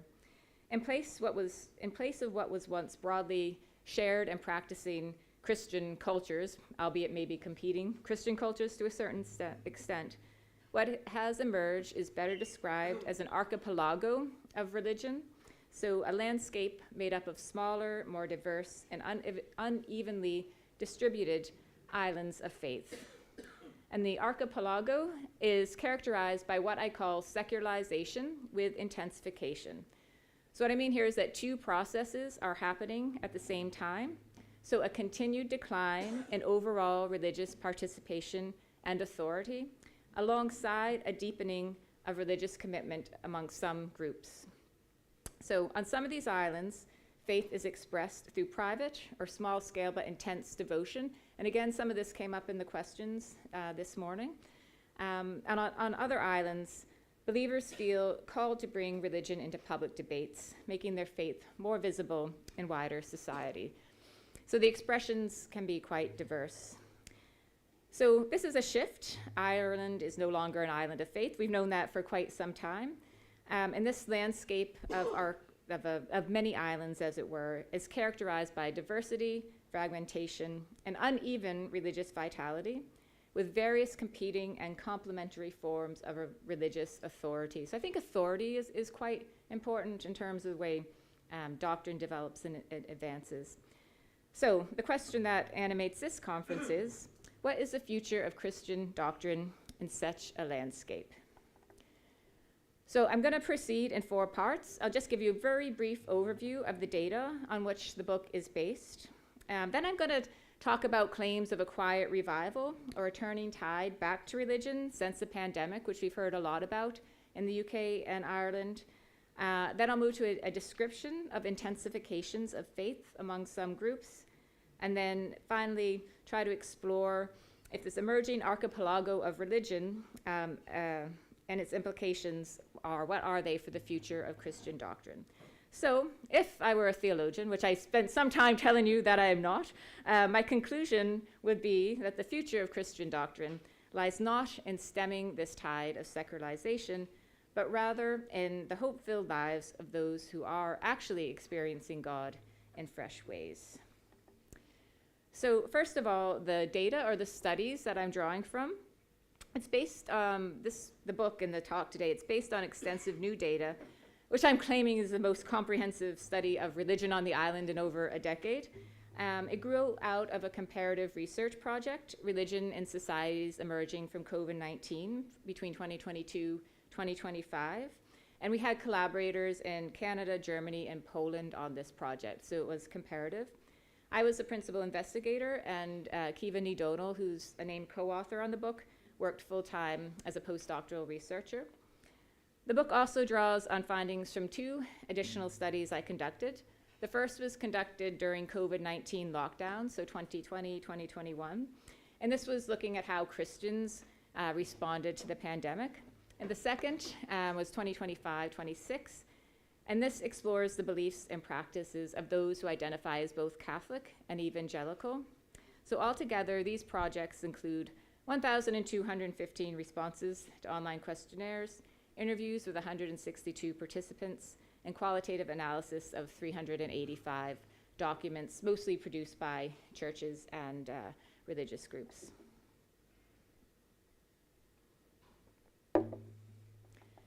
So, first of all, the turning tide. Has anybody seen this report commissioned by the Catholic Bishops' Conference? No. Well, if I were speaking to a different audience, maybe you would have. It's quite a big report. I will inform you now, right? So, in general, Christians are concerned about secularization, which has increased dramatically since the 1990s in both the Republic and Northern Ireland. Secularization is most obvious in church attendance, which is something that can be measured with reasonable accuracy. So sociologists love to measure church attendance, right? We know that's not the most important thing, but it gives us something to measure, you know? It's also manifest in fewer vocations to ministry, the closure of church buildings, and the decline of the influence of churches in public life. So Christians, I have found, are eager for some evidence that the decline has stopped, or is at least slowing down. So in 2026, a report commissioned by the Irish Catholic Bishops' Conference suggested that there might be some evidence of a turning tide against secularization. And this report was written by two academics, so Stephen Bullivant at St. Mary's in London, and Emily Nelson, who is one of my PhD students at Queen's. And this claim was based largely on European social surveys, which indicated an increase in mass attendance among young Catholics in the Republic, with weekly attendance among 16 to 29-year-olds rising from 7% in 2022 to 17% in 23-24. So introducing the report, the Catholic Archbishop of Armagh, Eamon Martin, described it as exploring signs of a so-called quiet revival on the island. So you can see that's the graph just lifted from the report. You can see the Catholic young adults are in orange, and the blue is all young adults. So even an uptick amongst all young adults. But given this is data from the Republic of Ireland, very few are not of a Catholic background. As we know, I'm sure, in this room, the idea of a quiet revival originated in a 2025 Bible Society report based on YouGov surveys of religiosity in England and Wales, which appeared to show unexpected increases in church attendance among young adults, particularly Generation Z men. The findings attracted significant media attention, sparked debate, and generated enthusiasm amongst many Christians. So Archbishop Martin's remarks suggested that Christian optimism had also begun to influence discussions in Ireland. But in March 2026, YouGov acknowledged that the survey methods were flawed and that the results were unreliable. So they still said, we think this is happening, right? And presented some qualitative evidence, and I think that came out in the conversation this morning, but ultimately the survey results themselves were fraudulent was a word that was also used, so good to bear that in mind. So the Iona Institute, a centre-right Catholic think tank based in Dublin, promotes the place of religion in society, commissioned a poll in Northern Ireland. They do lots of polls in the Republic, but they commissioned one in Northern Ireland in 2025, and its report on the results ran with the headline, "Big Revival of Interest in Religion Amongst Many Young People in Northern Ireland." And in the body of the text, I'm going to quote from it now, it says, "This revival of interest amongst 18 to 24-year-olds is consistent with poll findings in the Republic, in Britain, and in the US. In Britain, the phenomenon is being called the quiet revival." So prior to the results being shown to be not exactly accurate, there's a big identification of this starting to happen in Ireland as well. But the main points of evidence for this claim is that 18 to 24-year-olds in the North had a very positive view of Christianity, more than older age groups, and that 18 to 24-year-olds were more likely to pray, read, or watch religious content than 25 to 34-year-olds. I mean, that's significant. I don't really want to say that it's like a revival, right? I think revival is a strong word, but that is the main points they were drawing on to make this claim and to use that language. So the results actually, though, are unsurprising, because previous research has confirmed that Northern Ireland has retained much higher levels of religiosity than the Republic. And again, as I said, it's premature, I think, to conclude that a revival consists of positive attitudes and seeking out religious content online. And again, because it's a quantitative survey, we have no idea what that religious content online actually is. So even before the quiet revival in the UK was debunked, overall, the research for this project had confirmed quite limited support for a quiet revival or a turning tide towards Christianity in Ireland, especially since the pandemic. In fact, a chapter of the book is actually titled "No Quiet Revival, Digitalization and Decline." And it begins with a quote from a Catholic priest from Northern Ireland who believed that the live streaming of Mass since lockdowns had contributed to declining in-person attendance. And this is a quote from the priest. He said, "There are the people who say, 'Oh, I'm tired,' or 'I could stay in my pajamas or in my dressing gown,' have a cup of coffee, and I can watch Mass. I like that. So all the polls conducted during and after the pandemic confirmed the declines in attendance. These are listed in the slide. The polls that I have put in bold show the most dramatic decline. I'm not going to take you through all I'm not going to kill you with quantitative stats, right? But there's variation in how much decline is picked up in various surveys, but the ones in bold are the most dramatic. The Iona Institute's regular surveys are actually quite instructive. So they're nationally representative of the Republic and conducted by Amharic, which is a professional independent company. And they tend to tag them on to omnibus surveys. So it's not just a survey about religion, which you can actually be open to more of those fraudulent responses. So the Iona Institute's research charts the at first gradual and then sudden declines in those returning to Mass or saying they intended to return to Mass when the pandemic debated. So they had surveys in April 2020, October 2020, and July 2021, and these were conducted during full and partial lockdowns. And in these ones, about 4% of people were saying they would never return to Mass, and 20% said they didn't know. But then there's like this dramatic turn in November 2021, when 23% say that they have no intention to returning to Mass, and a further 46% said they did not know if they would return. So as the pandemic wore on, more people are like, yeah, I'm not going back for whatever reasons. Well, the Iona Institute did ask what some of these reasons were, right? So they had a March 2023 survey on reasons for not returning to Mass. And you can see the top two there tied for number one. My faith isn't as strong as before COVID-19. And then there were still some people concerned about the public health measures at that point. And then significantly as well, 20% saying they prefer to watch the Mass on TV, online, or on the radio nowadays. So quite instructive, I think, those reasons. And this table here gives you a sense of the various polls and what they picked up in terms of decline in attendance before and after the pandemic. So Iona Institute's they do this thing, they ask people if they're regular attenders, which kind of annoys me because we don't, again, know what that means, right? And people kind of get to select if they're a regular attender. But in 2020, 27% were regular attenders in the Republic. Now that's down to 16% regular. The European Social Survey, a bit more precise in what they ask. 2018, 45% went monthly or more in the Republic. Now it's 35% monthly or more. And the Central Statistics Office in the Republic, 20% regular. Again, they asked regular, why? Anyway, 20% of regular attenders before. And then after, 11% regular attenders plus 2% saying they went online. So you might be able to add that and get 13% if you were so inclined to do so. But pretty dramatic declines there in the Republic. I'll give you the brief on Northern Ireland. Northern Ireland didn't decline as much, okay, and not as dramatic. And again, the polls vary on this. So both Catholic and Protestant were sitting at about monthly or more attendance before the pandemic started, 45%. After the pandemic, Northern Ireland, Protestants, some of the polls are picking up still holding steady in the 40s, and Catholics going down into the 30s. But then there was an Evangelical Alliance poll that had Protestants in the 30s and Catholics in the 40s. So take from that what you may, okay? There are sometimes contradictory results in these things. So taking all that together, recall that the Turning Tide report, reached different conclusions, right?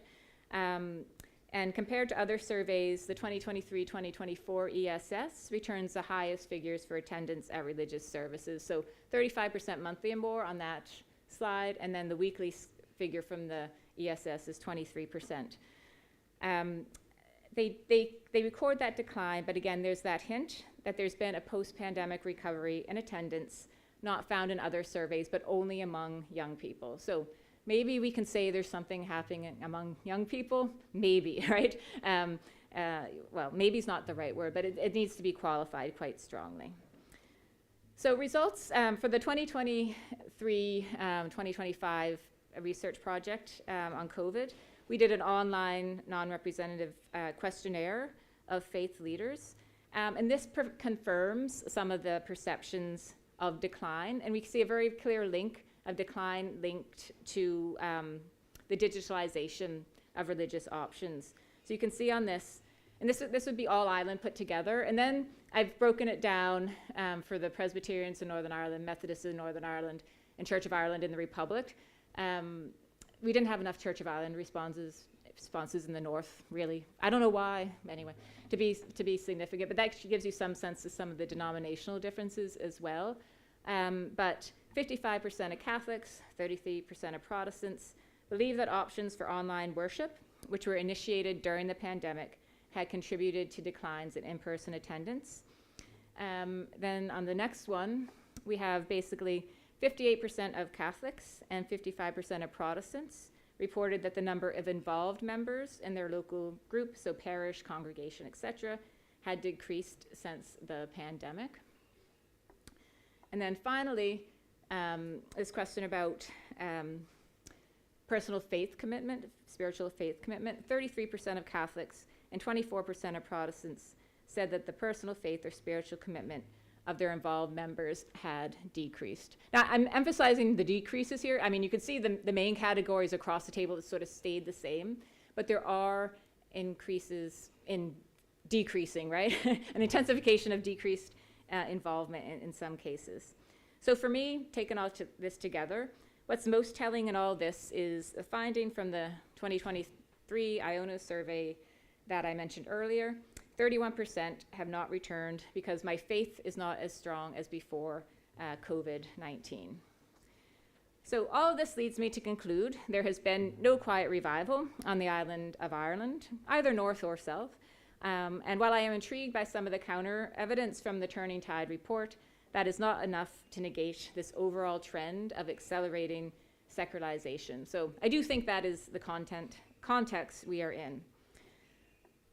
But what about intensification, okay? So alongside accelerating secularization, we also found evidence of religious intensification among significant minorities. So this was most apparent in the qualitative research carried out for the book, which included interviews with 162 Christians, Muslims, and humanists.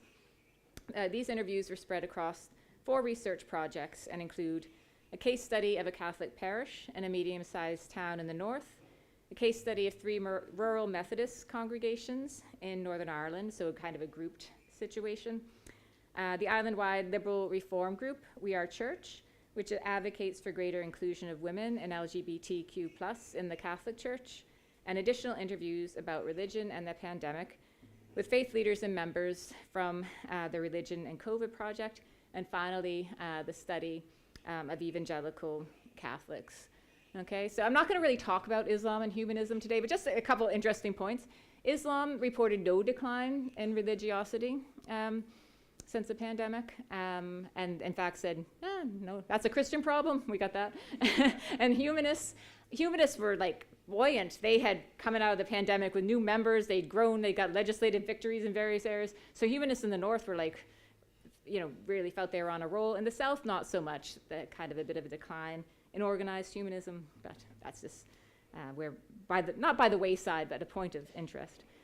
So among some of these interviewees, the pandemic prompted an intensification of religious practice, and it did so by creating new opportunities for reflection and encountering God, often because they had more free time or were accessing online resources they would not have otherwise discovered.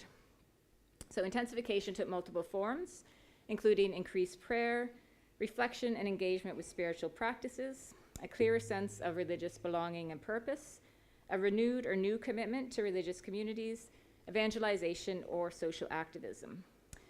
While we interviewed one university-age atheist who became Catholic during the pandemic, religious intensification was most common amongst those who were already practicing. So it's appropriate, I think, for you to hear these people in their own words. So I'm going to share some illustrative stories of how they described their faith. So I mentioned we did a case study of a Catholic parish in the north during the COVID study 2021. And this parish was relatively unique in that it offered a lot of online opportunities. So in general, we found that Protestant congregations employed more wide-ranging online ministries, but this Catholic parish had an online profile more typical of Protestant congregations, and it included things like a rosary prayer group, a study series, children's talks, and filmed parish walkabouts by one of the priests, among other activities. So there was a retired woman in this parish who described an intensification of her religious practices, facilitated by the online opportunities. So she said she was a traditional Catholic rather than a new modern one, and explained that the Rosary, the Stations of the Cross, the adoration of the Blessed Sacrament, and Mass were important to her. When lockdown began and she couldn't receive Eucharist, she said, it just threw me into complete confusion. So she began watching Mass from her own parish and other parishes, as well as participating in the Rosary and in the Examen prayer from St. Eugene's Cathedral in Derry. She began a Read the Bible in a Year program and availed of American Bishop Robert Barron's online resources. And she said, are people here familiar with Bishop Barron? Yeah, a few. She said, I could listen to Bishop Barron from one end of the day to the other.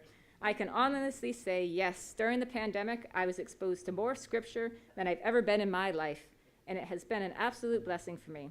And it's all thanks to the lockdown, because I wouldn't have come across the Bible in a year either, so I wouldn't.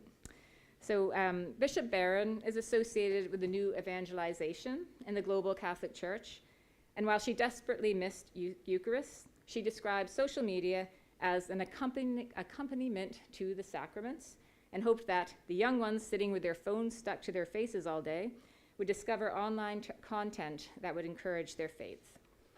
And she said, just because young people are not physically in the church doesn't mean they're not communicating with God. If the online leads them to come back to church, well and good, but if it doesn't, they could still be fed spiritually. So here again, we see an intensification of faith facilitated by access to online resources, which inspired her to read the Bible more and seek out additional teaching within and outside her parish. In contrast, I'm going to read you now from an interview with a man in his 20s.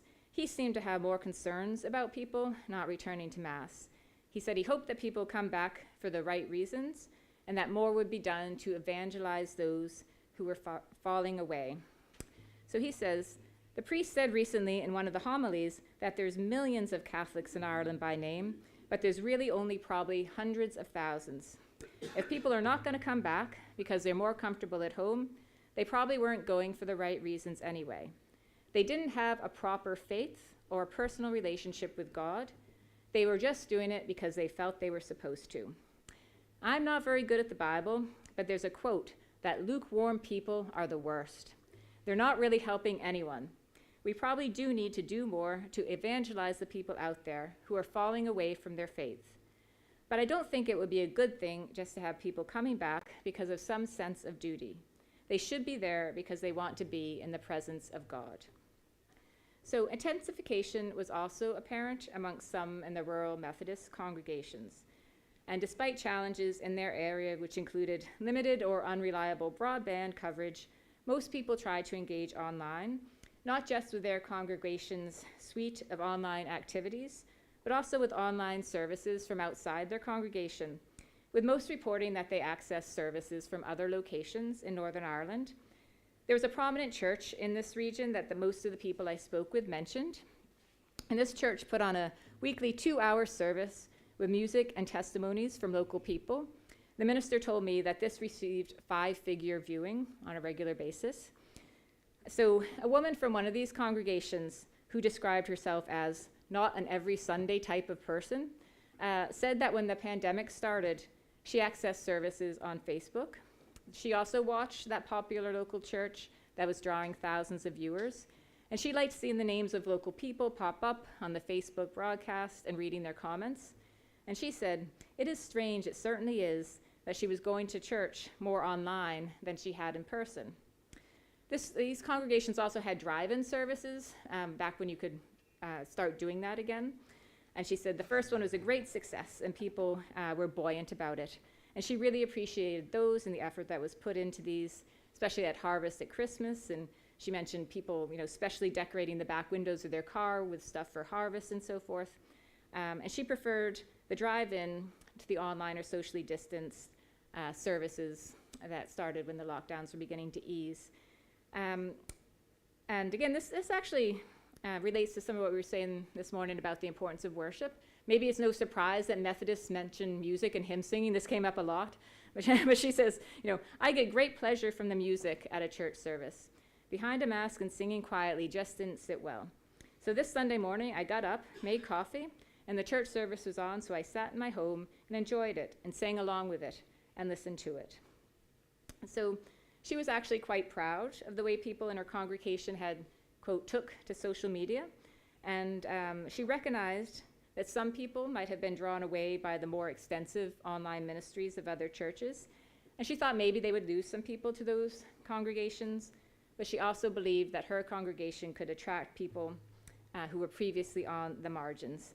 And I was in touch with the minister as I was finishing the book, and that actually did happen, right? They have grown a wee bit since the pandemic ended. So her story illustrates how the greater availability of online resources led some people to increase their religious practices. She also emphasized the importance of music, describing how she sang along at home, and nearly all the Methodists talked about music. Again, no surprises there. So intensification was also noticed by the faith leaders who responded to our questionnaire. So I'm going to go back to my slides here. So in this one, if you just look at the different slots on the table, 20% of Protestants, no, wrong slide. Where are we now? Yeah, here we are. So 20% of Protestants and 13% of Catholics said that their number of involved members had increased since the pandemic. So that's not nothing, right? In addition, 24% of Protestants and 17% of Catholics reported that the personal faith or spiritual commitment of their involved members had increased.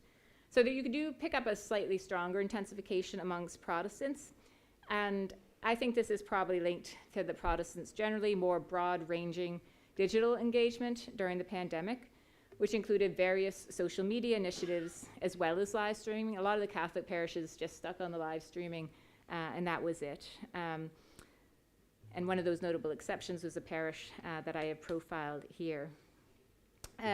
We also found religious vitality in a growing trend amongst Catholics to identify as evangelical. So as we know, the island's historic divisions between Catholics and Protestants has meant that evangelicalism has often been associated with a particular brand of anti-Catholic Northern Protestantism embodied in the pre-2007 career of the late Reverend E.M. Paisley. Although definitions of evangelicalism remain contested, most scholars would agree that it is historically rooted in Protestant revivalism and emphasizes that being a Christian involves experiencing personal conversion and a relationship with God. In 2024, the Northern Ireland Life and Times survey found that just 4% of Catholics in the North identified as evangelical. No surveys asked about this until 2023. Unfortunately, we don't have a lot of people who want to fund surveys on religion in Northern Ireland, so we lack data that our American sociologists don't. But in 2023, the Evangelical Alliance in Northern Ireland commissioned a representative survey, which was done by Savanta and not YouGov, if you're worried about that. And that found that 38% of practicing Christians in Northern Ireland, 38% of practicing Catholics, sorry about that, in Northern Ireland also describe themselves as evangelical. 38% of practicing Catholics describe themselves as evangelical. I was absolutely stunned by this, okay? It surprised me. It also found that young practicing Catholics were more likely to identify as evangelical than any other group. So among 18 to 24-year-olds who said they were evangelical, 64% were Catholic and 25% were Protestant. Among 25 to 34-year-olds, 49% were Catholic and 46% are Protestant. In fact, Catholic evangelicals matched or outnumbered Protestant evangelicals in every age group under 55. So while we can't automatically assume that identifying as evangelical correlates with intensified faith, it seems likely that this uptick in young Catholic practice in the Republic that's described in the Turning Tide report is probably related to Catholic evangelicalism as well. Catholic and evangelical. So between 2025 and 2026, I interviewed 14 Catholic evangelicals who were recruited through an online questionnaire, which had like 62 respondents, which I wanted more, but you'll take what you can get, right? So Queen's University had issued a press release to help me recruit for the questionnaire, which received coverage in local print and online newspapers. This amuses me, right? The headline in the print version of the Irish News, the nationalist paper, right, declared that Queen's University wanted Catholic evangelists. So, so an error that neatly, if unintentionally, illustrates how many cultural Catholics and nationalists lack familiarity with evangelicalism and its distinction from evangelists. So I got this off Malachi O'Doherty's Facebook page, and you can see he's having a bit of a chat with William Crawley about it. For those of you who will get to that, well, if you know the figures, you'll know that it can be a bit amusing. So he noted this error on social media, and it's there on that slide. So on this questionnaire, one question asked, what does being an evangelical Catholic mean to you? And there was diversity in people's responses to this question, but there were common, don't want that slide yet. There were common themes, including a personal relationship with Jesus, sharing the gospel with others, and love for the Bible. One wrote that evangelical means, quote, extending faith beyond the sacramental rituals into thinking and practical elements every day, and trying to have a personal relationship with Christ. Another replied, it means I learned God was my best friend, and I wanted to help people realize this too. Several use the term born again. So again, this is a language that resonates with that traditionally used by evangelical Protestants. The responses we got also showed that evangelical Catholicism has diverse origins, including the global Catholic charismatic renewal back in the 60s and 70s, more recent papal emphasis on evangelization, and actually also, particularly in the North, local interactions with evangelical Protestants. It's also possible immigration has contributed to this growth, though that was beyond the scope of the research. So some of you may be familiar with Dublin-based Paddy Monaghan and his collaborators, an Evangelical Catholic Initiative. This was launched in 1990 and relaunched in 2019. So it's produced a document that defines what it means to be an evangelical Catholic. And this is like an official conceptualization of evangelical Catholicism. And it's very belief-based and doctrinally rooted. So I've quoted from it here. It's up on their website, but just in bold, some of the main elements to pick out, personal relationship with Jesus, renewal movements, missionary, growing love and respect for Scripture, born-again Christians. Here they're talking about, even evangelical Protestants as well.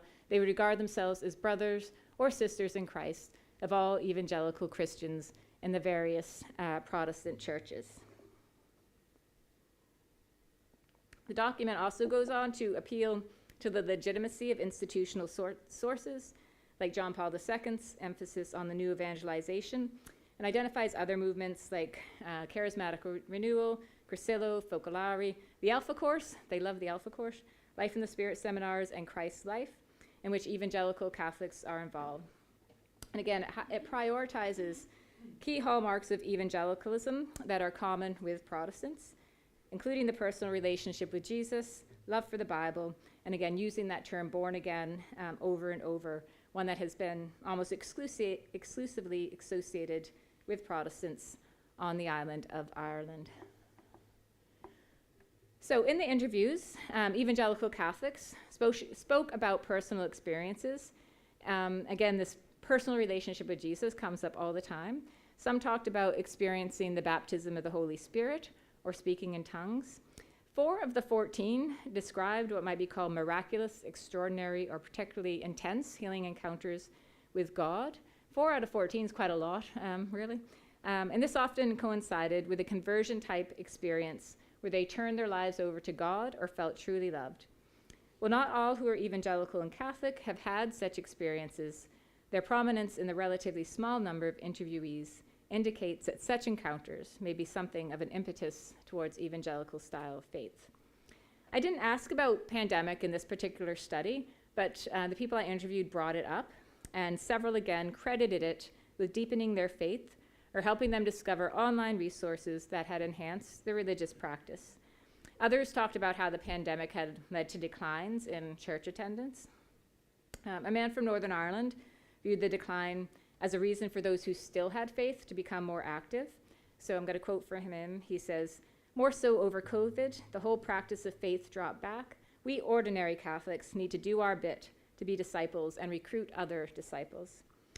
He also found online resources that enhanced his faith.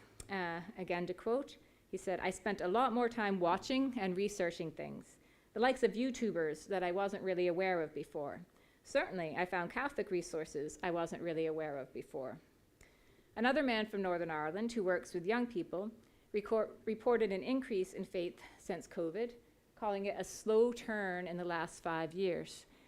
And he said, "Coming to the back end of COVID, people went, 'You can keep your atheism,' because that didn't help. There's a little bit of like, 'What are yous, the church, offering?'" He also said the pandemic had provided opportunities for people to explore religion online. And he mentioned long-form podcasts as particularly helpful. And he said, "COVID would have given people a bit more reflective time. I think podcasters were very vocal, but they were also doing better conversations." So better conversations than preaching, basically, is what he was contrasting that to. I also interviewed a woman from Northern Ireland, and she admitted there had been a decline in mass attendance in her parish and in the church more generally. And she said, "Younger people are voting with their feet, aren't they? There hasn't been life, and it hasn't been meaningful, so therefore church is irrelevant." But then she went on to say she was observing a slow reversal of this trend. She has a dynamic parish priest, and he was implementing strategies from the book Divine Renovation by Canadian priest Father James Mallon, and encouraging lay involvement. There was a cell group in her parish, although she said it wasn't as lively as the charismatic renewal group she was in the 1970s. And this parish was now attracting more young families, and it co-organized with the Protestant churches in the area an alpha course for people in their late teens and 20s. She said people had been received into the parish on the back of doing an alpha course. She elaborated, so this is a quote. She says, "Immediately after COVID, people hadn't come back, and that was a bit of a worry. But now the church recognizes that it needs to be a place of welcoming people and having more things that people can be involved with. I think there's a quiet revival coming. We're still hopeful. There is greater interest. People are asking questions." So, in sum, evangelical Catholics described either a deepening of their own faith or observed similar changes in others, offering further evidence of religious intensification, which is some way, I think, linked to the pandemic. And although evangelical Catholics are aware of the broader decline of church institutions, some interpret this as an opportunity for renewal, with greater involvement of lay people in religious life. Ireland's historically divided religious context, paradoxically, may have also encouraged this trend. For some Catholics, evangelicalism is experienced not as a barrier, but as a potential bridge to unity with Protestants. So for some, their unity is ecumenical and focused on working for social justice, addressing class inequalities, and dealing with the legacy of the Troubles. For others, unity coalesces around political action on issues like abortion, euthanasia, or same-sex marriage, so conservative causes as well. So, navigating the archipelago then. To sum up, the island's emerging archipelago of faith, I think, signals not a simple decline in religion, but a shift towards a more complex and fragmented landscape characterized by this secularization with intensification. I'll repeat what I said at the start. I think this is two processes happening at the same time: a continued decline in overall religious participation and authority, alongside a deepening of commitment among some groups. Well, this hasn't been a focus of the paper. The research also found at institutional level, Christian denominations increased their cooperation during the pandemic at the Irish Council of Churches, interchurch meeting, church leaders group level. And you could even say, in that sense, their interchurch relations on the island are at a better place than they have ever been in the history of the island of Ireland. So I think it's important to point that out as well. Even so, the overall influence of churches in society has continued to decline, especially in the Republic. The increased cooperation actually, I think, seems to have been eased or facilitated by the church's loss of social authority and power, if not directly caused by it. So, in The Nature of Christian Doctrine, we'll go back to Alister's book. He recognizes the decline of the Western Church and asks if there is a future for Christian doctrine. So the future, of course, is built on the present, and my research demonstrates that on this island there has been a perceptible intensification of faith among minorities of Christians across denominational lines.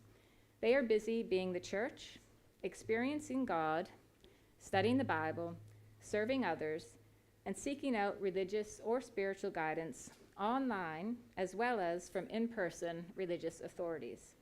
If we accept Alister's analysis, this is how doctrine persists and develops through Christians grappling with what it means to follow Jesus in their own time and place.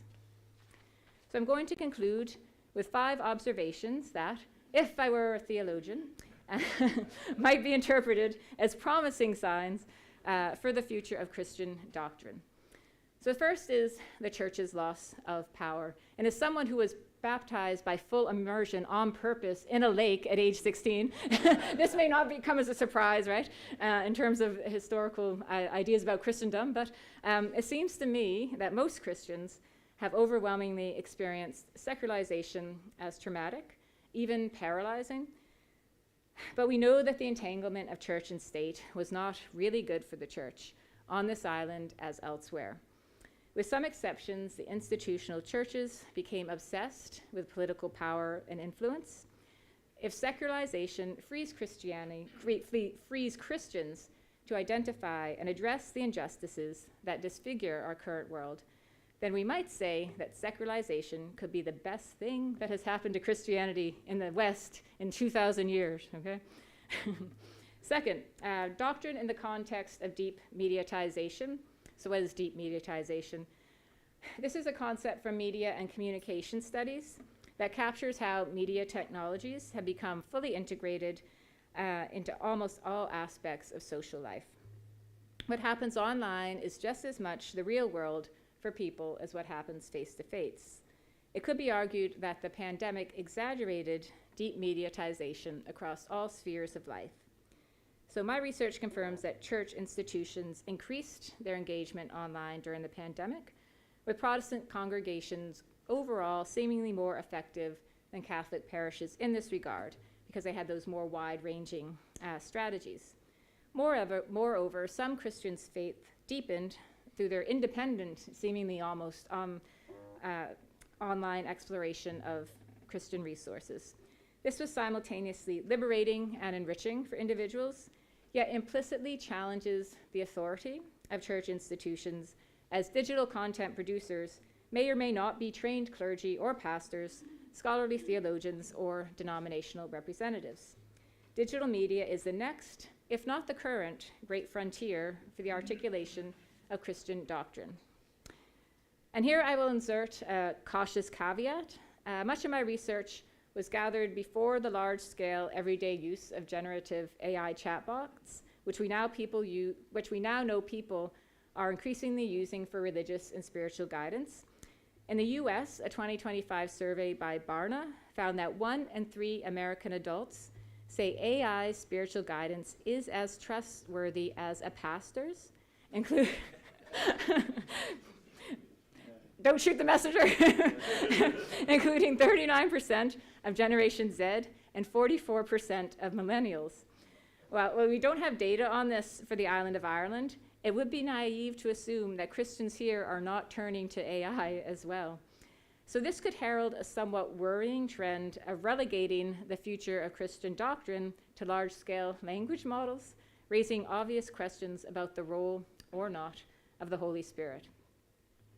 So, number 3, evangelical Catholicism. It could be said that the Catholic Church in Ireland has had very little to be hopeful about in the last few decades. Yet my research has confirmed that within the Christian tradition, within the Christian tradition, there are growing numbers of evangelical Catholics who are enthused by their faith and want to share it with others. Earlier this year, when I was presenting my research at the Marino Institute for Catholic Education in Dublin, I was asked what stood out most for me about evangelical Catholics, and I simply replied, "These are hopeful people." Evangelical Catholics' emphasis on a personal relationship with Jesus and their enthusiasm for Bible study and contemplation could be providing a foundation for a major reclaiming or rearticulation of Christian doctrine, especially among Catholic laity. Here, it is significant that so many are eager to make common cause with evangelical Protestants, often through identifying shared doctrines or beliefs. So dismantling the island's sectarian beliefs and systems remains an unfinished task, even a doctrinal task.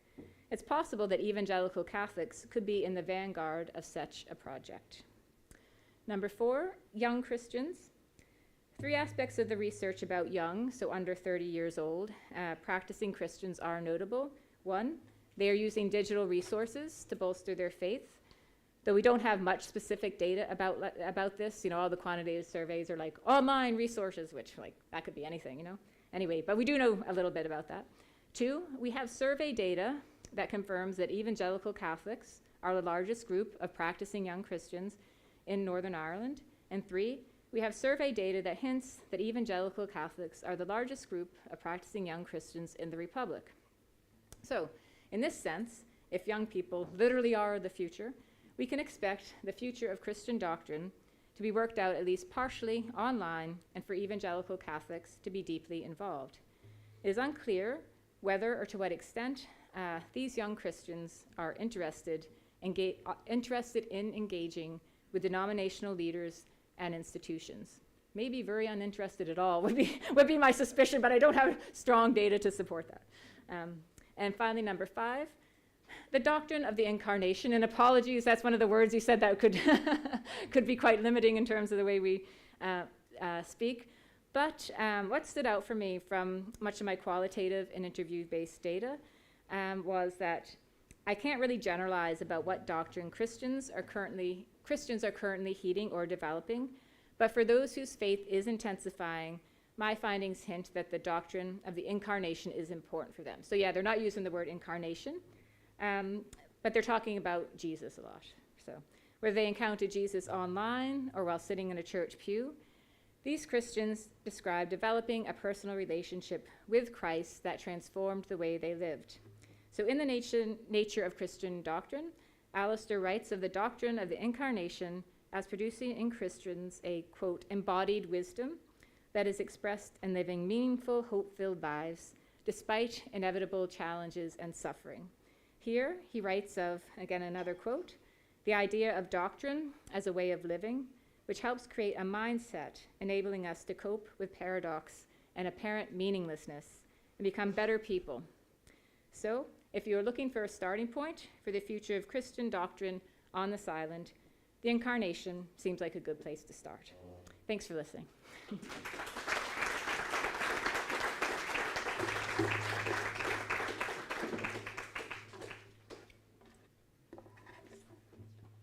Thank you. I'm sure we all agree that it's very instructive and illuminating. Those who respond are given up to 20 minutes, 15 to 20 minutes to respond. So without more ado, Paddy, let you take the podium here. Thank you very much.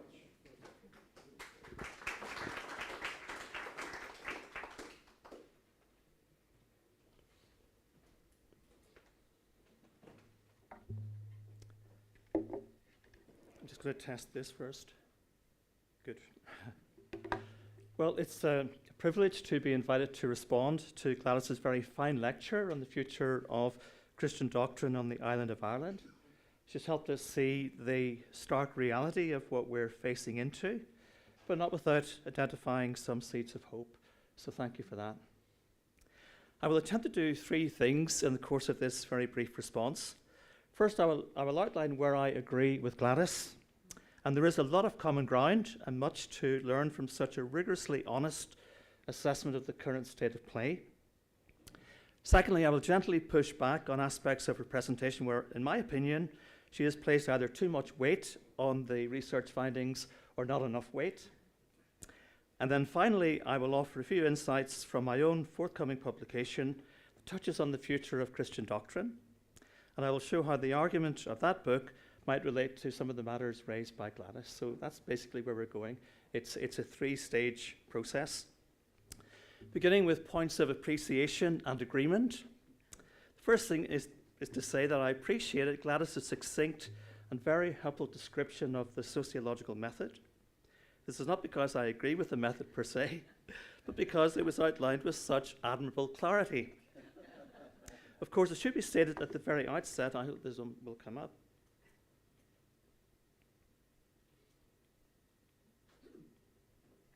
at the very outset, that many see the sociological approach as limited and quite reductionist. And John Milbank perhaps put it too aggressively when he suggested that the social sciences were not objective secular disciplines, but heretical or violent anti-theological constructs. So even with that overstatement, we must acknowledge that the method is not ideologically neutral, in that it brackets out the activity of God. So we need to at least see that. Having said that, I find myself agreeing with Gladys that although determined as it is by a kind of atheistic sort of starting point as its standard operating procedure, the sociological method is extremely beneficial in providing a realistic description of the religious state of a culture. The Ireland that is described by Gladys is a place that I recognize. It has undergone a long and very thorough process of secularization, particularly in the Republic of Ireland. And I also agree that this process has been going on for decades. Hang on, wrong way. Let me throw in my own penny's worth on that observation. A very prescient article written by a Catholic priest who taught English literature at UCD in the early 70s, Father Michael Paul Gallagher, suggests that many, even in that generation, were already alienated in their hearts from religion. And that article was entitled Atheism, Irish Style, and you'll note that it was written in 1974. Okay?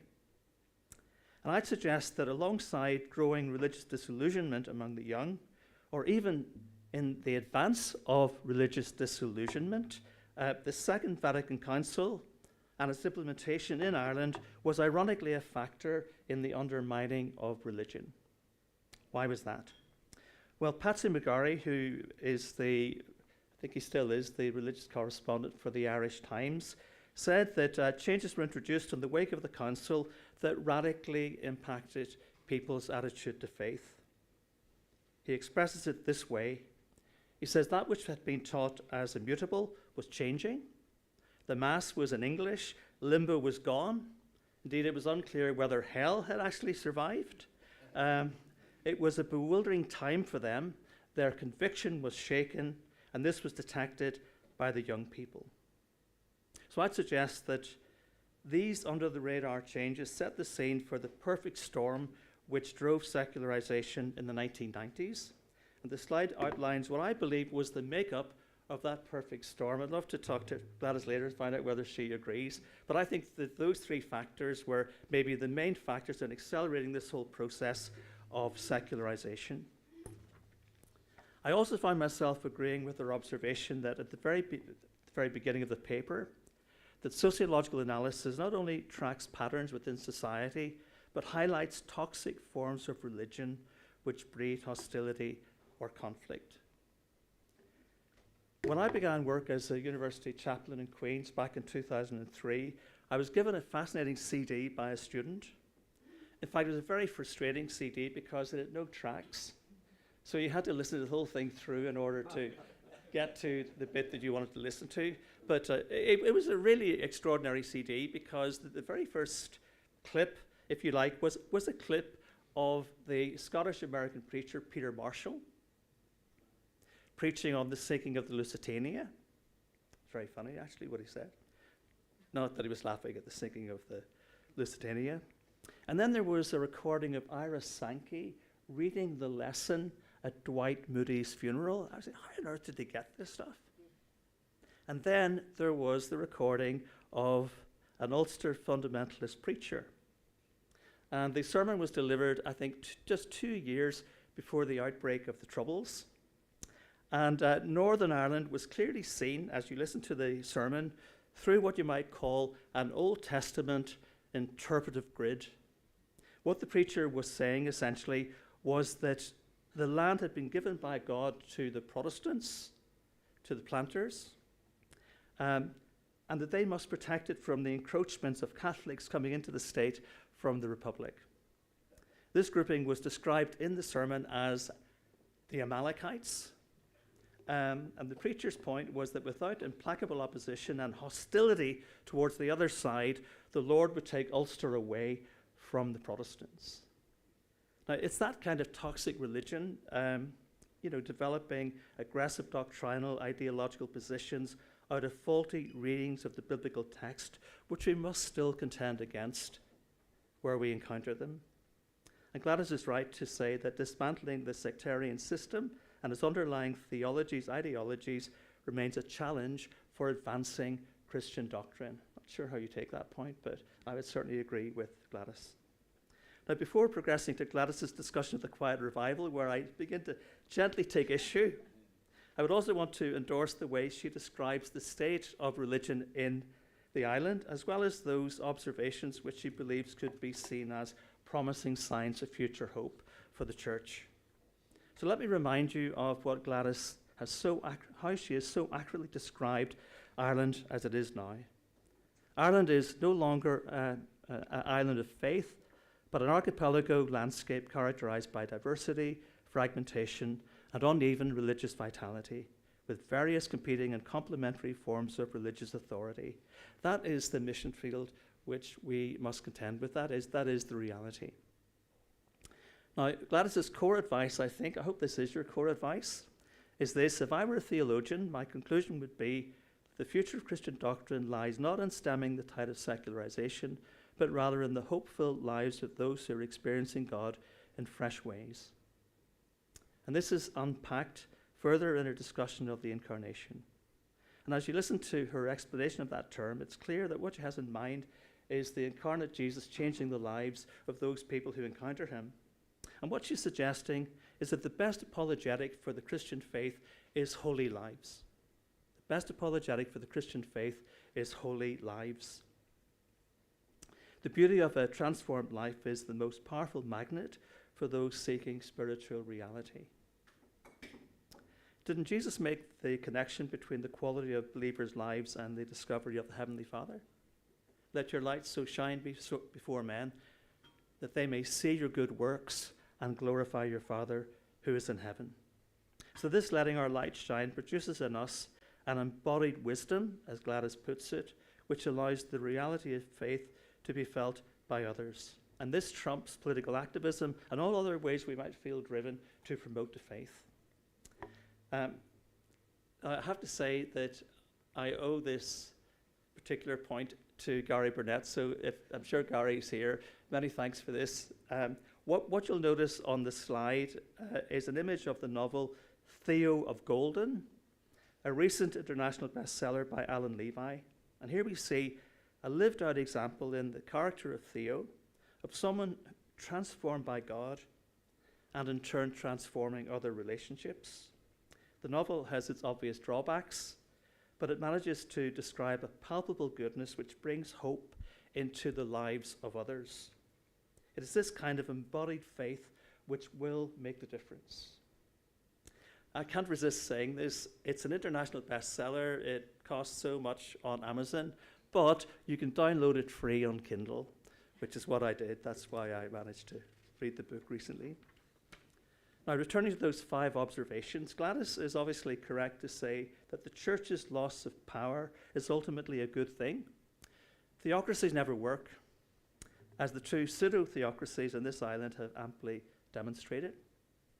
Moreover, the church's close alignment with political ideologies automatically curtails its ability to be a faithful witness. So hence, in a world of waning influence, the church has perhaps, I say that wistfully, perhaps an opportunity to be faithful in ways that would have been more difficult historically. I'm not sure that we are more faithful in those ways, but we have that opportunity. I would add the caveat that that we need a pluralist rather than a secularist public square, where the church can exert its influence positively and for the common good. So biblical faith is not, it's not meant to be a privatized faith. To say it's a good thing that the church has lost its place, I think we can agree with, but the culture needs the church. And the faith is a faith for culture and nations and leaders, not just a faith for the individual. It's also true that we live in a world of deep mediatization, which has its own potential benefits, as intimated by Gladys. I really do hope that the formational and missional opportunities of the digital world, in the end, outweigh its negative side. And you've also identified the negative side, especially untutored teachers online leading people in, creating havoc by not being rooted in Scripture, not having a good theological base, but still having maybe an impactful personality that can take people where you don't want them to go. It's also true that we live in a world, it's also true that we are impacted by the rise of AI and its potential, I'd say, frightening role in spiritual formation. I mean, one way of thinking about AI and the church is to read Pope Leo's latest encyclical, Magnificat Humanitas, and an earlier document on AI by the International Theological Commission, which offer a fund of insight for the church's engagement with that theme. So you can get the first document free of charge online. I am a real cheapskate. I've got Scottish blood. So, but it's a really worthwhile document. He also, at the very beginning, sort of outlines Catholic social teaching, which is a gift all of itself. I want to discuss the significance of evangelical Catholicism and young people, those other two themes highlighted by you, Gladys, in the next section of the lecture, where we have areas of reservation and gentle pushback. One of the major themes of the lecture was Gladys's treatment of the quiet revival claim. And Gladys makes clear that there are insufficient grounds for asserting that anything resembling revival is happening on the island. She says, she writes, "All of this leads me to conclude that there has been no quiet revival on the island of Ireland." She adds, "While I am intrigued by some of the counter-evidence from the Turning Tide report, this is not enough to negate the overall trend of accelerating secularization." Now, at one level, I entirely agree with this judgment. As Bishop Graham Tomlin noted in relation to the quiet revival findings in England, it would need a lot more hard evidence from bigger surveys and more observable results to deserve such a designation. We simply don't have those results on the island. We don't have any clear evidence that there is a very substantial change. The whole point of the quiet revival wasn't just that something is happening. It was that it's happening to a huge extent. I mean, that's the problem with that particular report. It was the extent of the change that it was trying to communicate. But I also think that the Bible Society actually really held back on promoting that report. I know that for a fact. And they kept going back and saying to YouGov, "Are you sure? Are you sure? Are you sure? Are you sure?" So I don't blame them for promoting it. They did all they could to ensure it was done right. Okay. So, yes, where am I now? Yeah, we don't have the results. But perhaps this is not where our encouragement ought to have been coming from in the first place. I think the data from the Turning Tide report gives us a genuine hope in relation to Gen Z. And of course, this is reinforced by, can you have strong anecdotal evidence? I think you can have strong anecdotal evidence that coming from elsewhere, that something is changing within that demographic. What's happening perhaps is that the secularist narrative is being brought into question. It is significant that the Iona Institute report can report that 30% of 18 to 24-year-olds say that they have a very positive view of Christianity, more than any other group, even those who are over 65. And Gladys, you take a slightly downbeat view on these kinds of statistics, highlighting, for instance, that they reflect greater levels of religiosity on the part of Northern Irish young people. I would say, however, indications of a significant shift away from hostility towards religion and increased religious involvement are evident across Europe, and not just in pockets. This is evident. The much desired evidence that the church is back in business is not with us yet, but something has undeniably changed. Graham Tomlin, speaking about the UK context, though this is borne out by some of the Irish research cited in Gladys's lecture, makes the comment, the real story here is not some huge return to church going. What does seem to be happening is that the secular narrative of the purely materialistic creed that we are simply homo economicus, or a collection of atoms, a body with a mind but no soul, seems no longer to satisfy. We are spiritual beings with spiritual needs.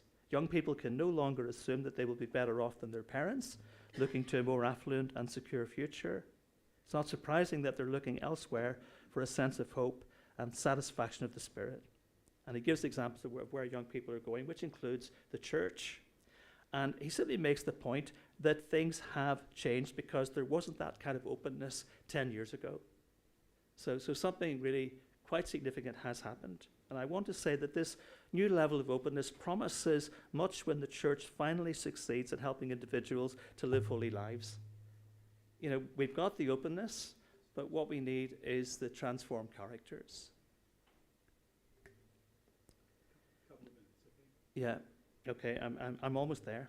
Doctrine imbibed and lived out can make all the difference. Doctrine imbibed and lived out can make all the difference.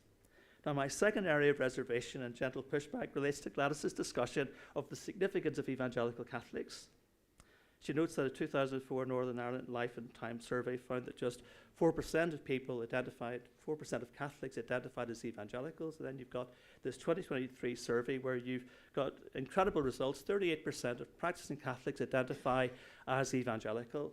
And then you go through the various age groups, and in every single one of them, there are more evangelical Catholics than evangelical Protestants.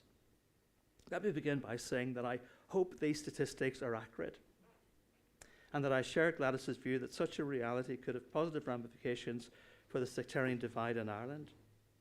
I'm also aware that Alpha has played an amazingly significant role within the Catholic Church, and I met young Catholics who actively are involved in university outreach. There is something significant happening among young Catholics.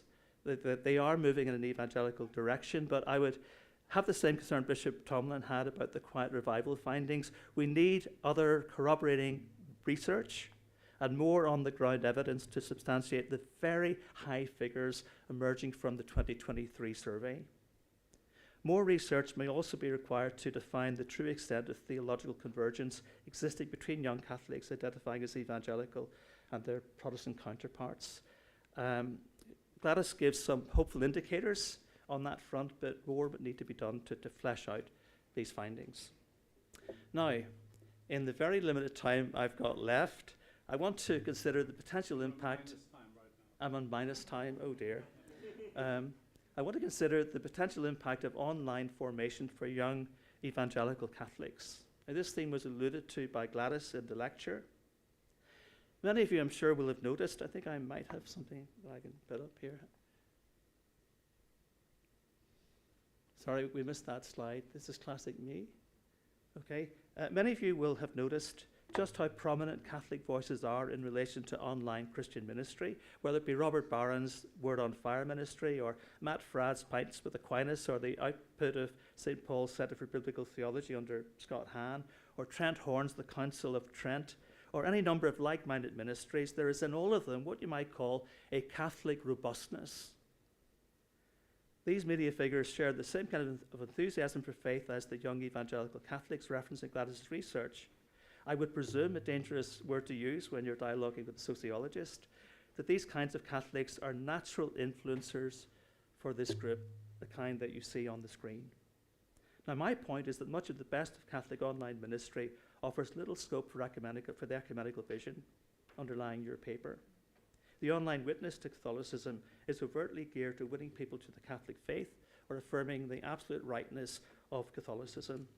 You know, anecdotally, we have two young people tangentially linked to our community in Dublin. I'm almost done here. I'm almost done too. We do need time for Q&A. So okay. Two concluding sentences, okay? Okay. And then we'll have a Q&A. Okay, where I was going with this was I've done research on evangelicals converting to Catholicism, folks who are committed to winning people to the Catholic faith. And I interviewed people, wrote about their conversions, and then I asked the question, where to from here for them? And what I discovered when I read Vatican II and read especially Pope John Paul II and Benedict is that the Catholic vision is not for people to be brought back to Rome one by one. It's for a reconciliation of traditions. And the Catholic vision actually is to create a robust doctrinal unity which enhances the promotion of the gospel. Okay? And I'm saying... On which note, we do need time for Q&A, okay? Okay. Sorry, my friends, to interrupt you brutally, but I do want people to have time. Okay. So thank you very much. Okay. I could let I would love this dialogue to go on, but this is your time. So please forgive me. That's I fine. need to do that. Could we come over here if you would? So do we have until 1 o'clock? James? Okay.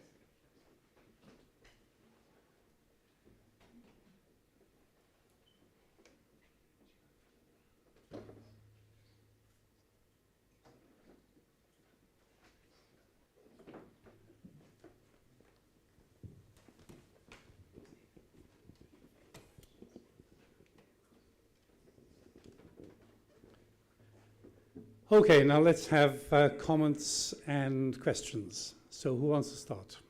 We have till 1 o'clock. One over here, Musa.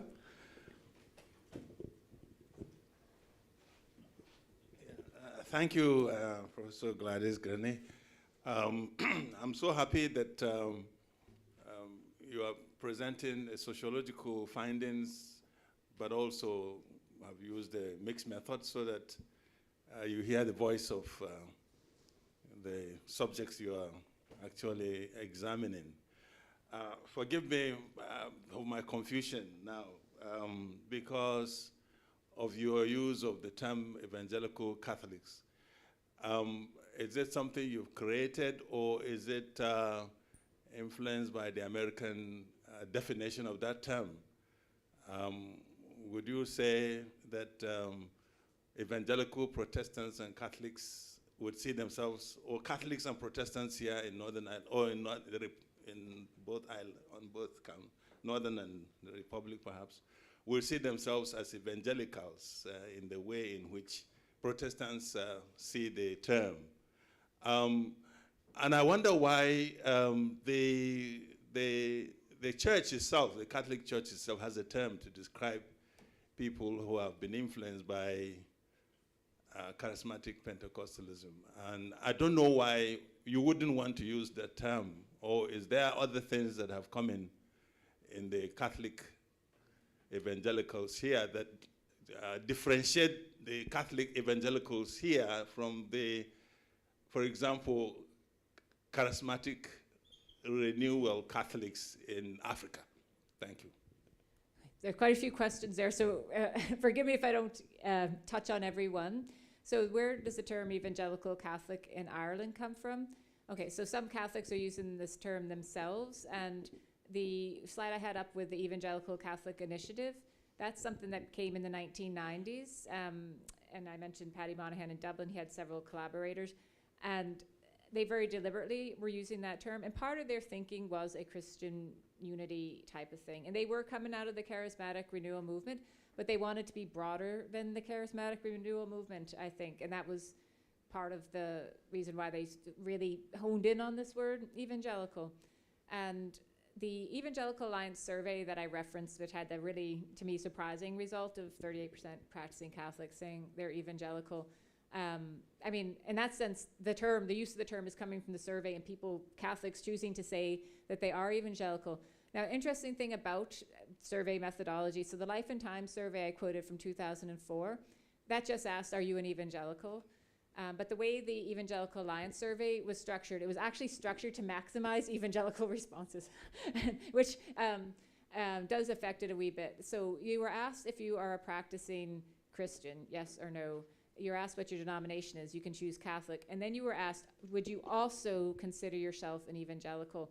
And actually, the Evangelical Catholic Initiative people consulted on the Evangelical Alliance survey, and they said, if you want to get a true picture of this or to maximize it, put the also in there, because Catholics, if they have to choose one or the other, they're going to say they're Catholic, but if they are given the option to choose both, they may choose both. And in terms of, like, the Archbishop Eamon Martin from the Catholic Church contributed to the report that the Evangelical Alliance wrote that had a section on Catholic evangelicals and used language that seemed to endorse a type of evangelicalism in a sense. So there is some sort of institutional voice that's not, I guess, pushing it away, as it were, in the Irish context. Thank you. Thanks for that. That was okay. Over here, and you can direct your questions or comments to either of the speakers, of course. Thanks again. It's picking up the term evangelical Catholic. My own background is certainly very influenced by the whole charismatic movement in the 60s and 70s, and noting almost a certain resonance of context of secularism, Vatican II, and counterculture with our present context. But one of the things from my own experience in chatting to other folks who have adopted the term evangelical Catholic is that you immediately went back to that experience of personal relationship with Christ. And that in turn related back to the Gospels. And that was core. But when I talked to Protestants, there was another layer, which sometimes I think in practice superseded that. It was seen as an historical, cultural term.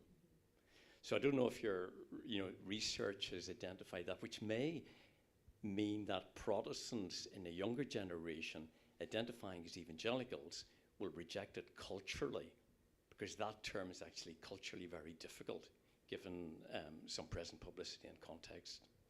And after you responded, Gladys, Paddy, feel free also to respond. Yeah, I don't think that's wrong.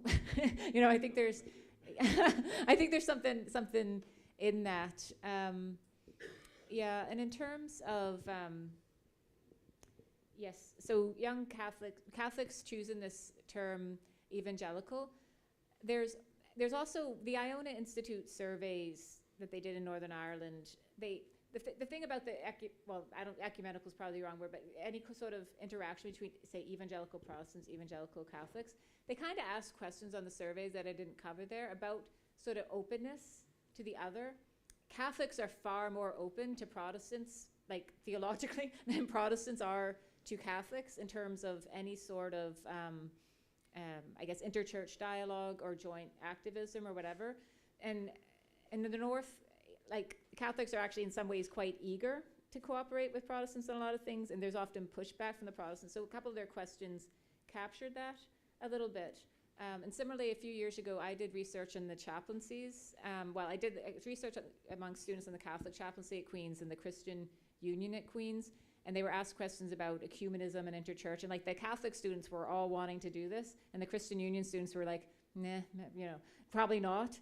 So there's like a mismatch in terms of eagerness for Christian cooperation, I suppose. Yeah. Do you want to add? Do you want to add to that or not? No? But it is the case that I think Protestants are far more affected doctrinally. They want to know that people are really on the same page with them before they feel entirely safe. And I think that sort of Catholics don't have quite that kind of concern, and I think that's one of the main differences probably. Thank you. Okay.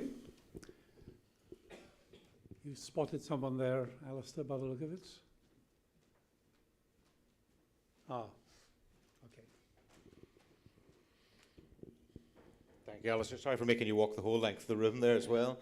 My questions to the both of you. Thank you so much for both your papers. And I'm trying to word it in such a way that makes it to both of you.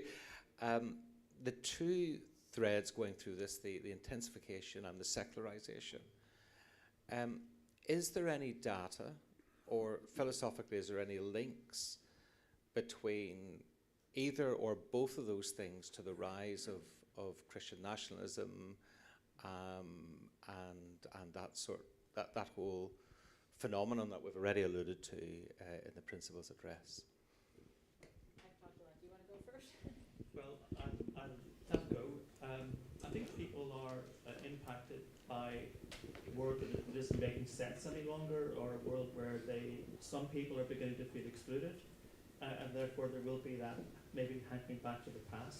So it's not just the process of secularization, it's the way it has developed and the way certain groups have become out-groups. And so those who are in the out-groups might be more inclined to look back to an identity that they felt would have honoured them more.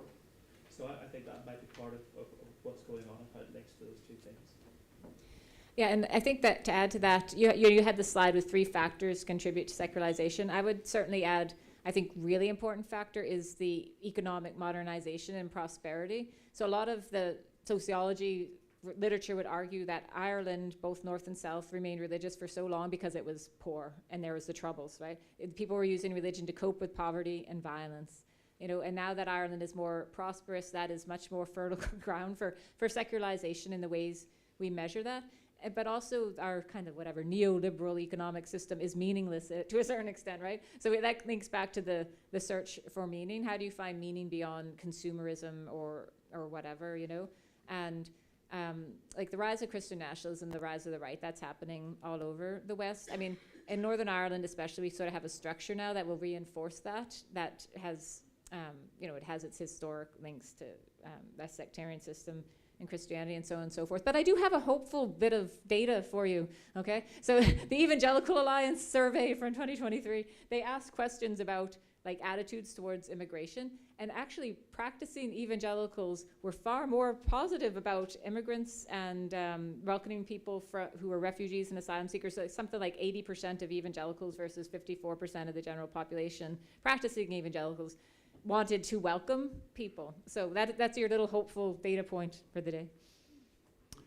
Thank you. Yes, over here. Thank you. Over here, Alister.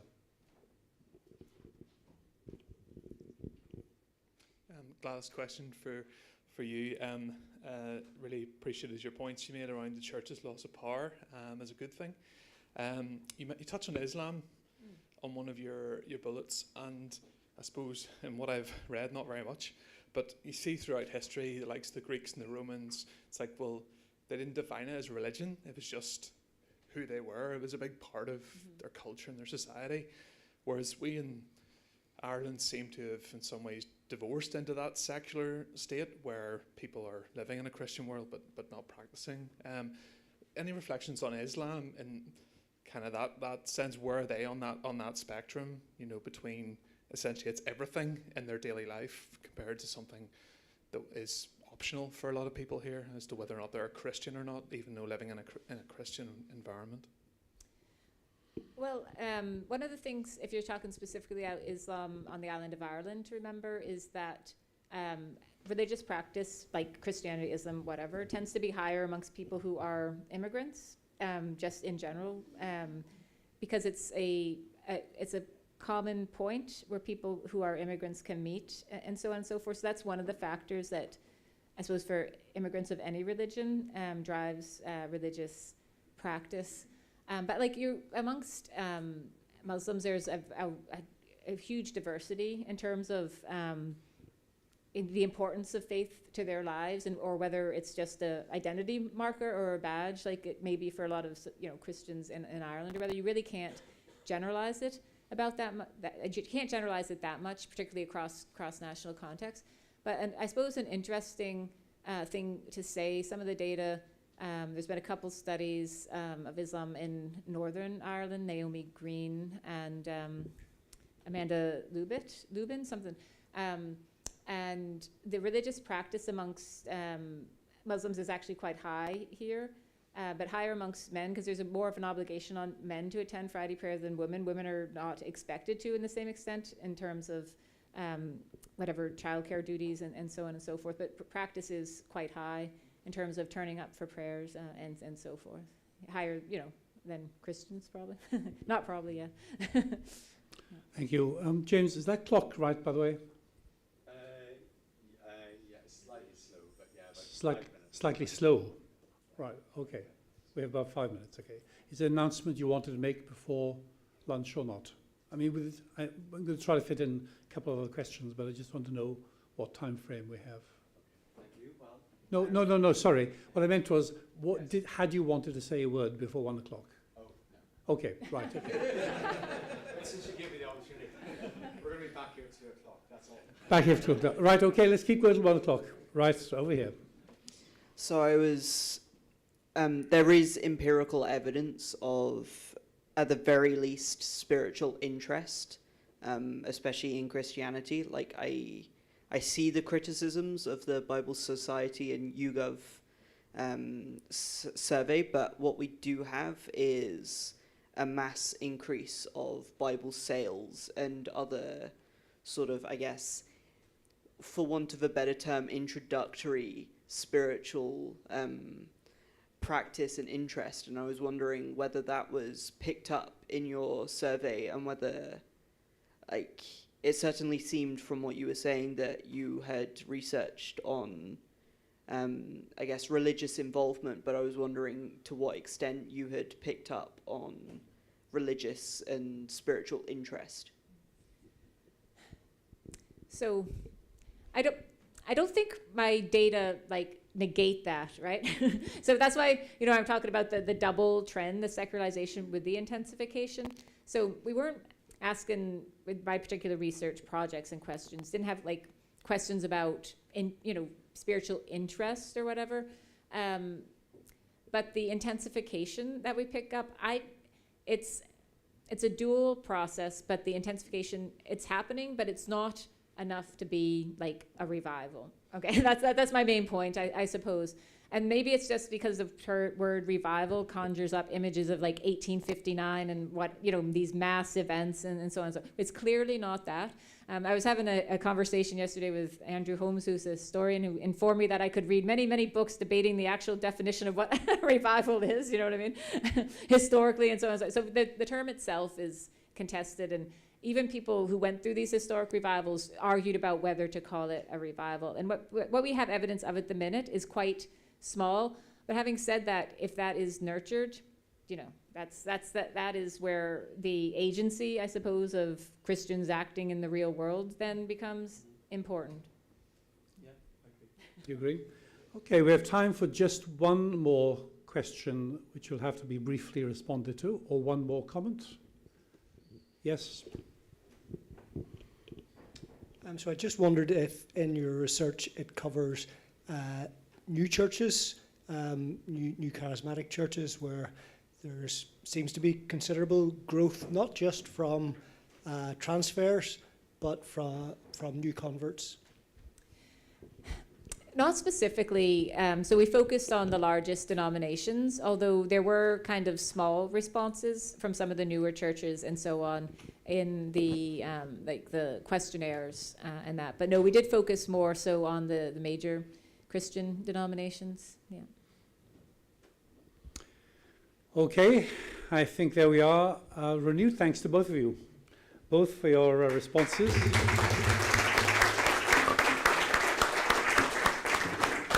Both for your responses and for the earlier papers. Very enriching and plenty to talk about. And the place to talk about these things is, of course, over lunch. And it's 1 o'clock. We go to where we were earlier, presumably. Yes. Thank you. And James said to make sure we're back by 2. So that was my final point, is going to be that if you have that kind of movement of folks coming together and that kind of model, then what you would hope for might have a far greater possibility. But I wasn't clear that those young Catholics would be drawn that way.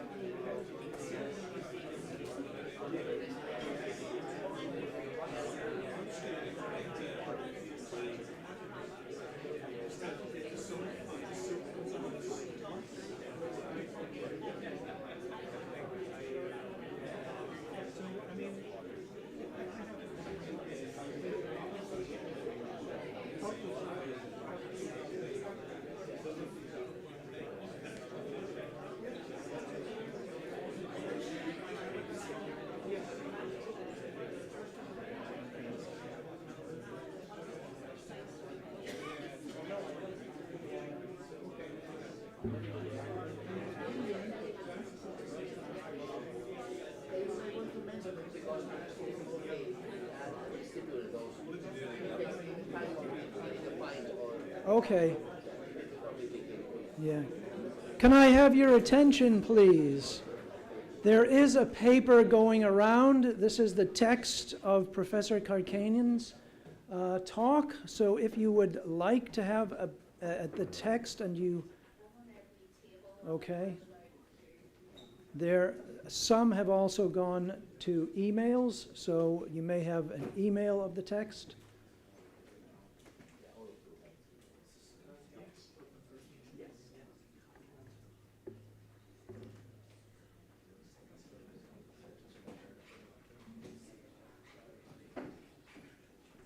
Well, it is 2 o'clock, so we should begin. My name is Robert Kay, and I'm the head of education here at Belfast School of Theology.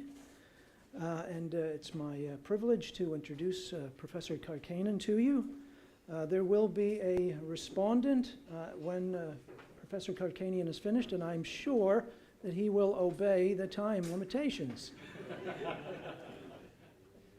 I'll introduce him afterwards. As you can see from the overhead here, Professor Kärkkäinen is from Finland. He earned his doctorate in ecumenics and theology from the University of Helsinki. He taught in Finland and Thailand and in the United States. He currently serves as professor of systematic theology at Fuller Theological Seminary in Pasadena, California. So perhaps some of the nice weather that we have had recently is because of Professor Kärkkäinen's visit to us. Professor Kärkkäinen is widely recognized for his scholarly productivity as well as for the remarkable breadth of his research and writing. Perhaps his most scholarly and well-known work is the 5-volume series, Constructive Christian Theology for the Pluralistic World. In this work, we see Professor Kärkkäinen's thoroughgoing methodology and fresh insight. He offers a deep interdisciplinary exploration of the breadth of Christian theology through a rigorous engagement with contemporary scholarship. He does his theology at the intersection of multiple horizons, and what emerges is a profound pneumatological and eschatological vision of the activity of God in this world. He constructs his Christian theology with appreciation for and in conversation with global partners from Africa, Asia, Europe, Latin America, North America. He constructs his Christian theology in ecumenical dialogue with thinkers and practitioners in Catholic, Orthodox, Pentecostal, Anglican, Lutheran, and Free Church traditions. He constructs his Christian theology in consideration of viewpoints and perspectives from wider religious thought: Judaism, Islam, Buddhism, Hinduism. And finally, but certainly not least of all, he constructs his Christian theology in recognition of the critical advances made in the natural sciences. Professor Kärkkäinen's work challenges us to think theologically across boundaries, across cultures, traditions, religions, and academic disciplines, in order to see and experience and understand God, Jesus Christ, and the Spirit of God in fresh, new ways. So, please join me in welcoming Professor Veli-Matti Kärkkäinen.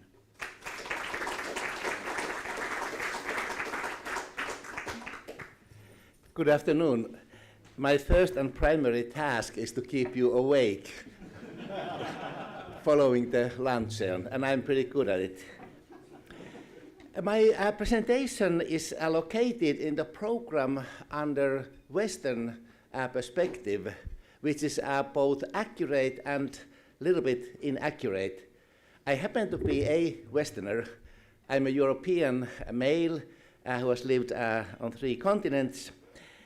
But it's inaccurate in a sense that I took literally the subtitle of the conference, namely The Future of Christian Doctrines, a global conversation. So while I speak from the perspective of West as opposed to global South, I also wish to cast my net across the global diversity and with world Christianity in mind. It's also because of my own quite global background, and for the past 26 years alongside Helsinki, I have taught in a theological seminary with students from over 80 countries, from all continents, and from all Christian churches.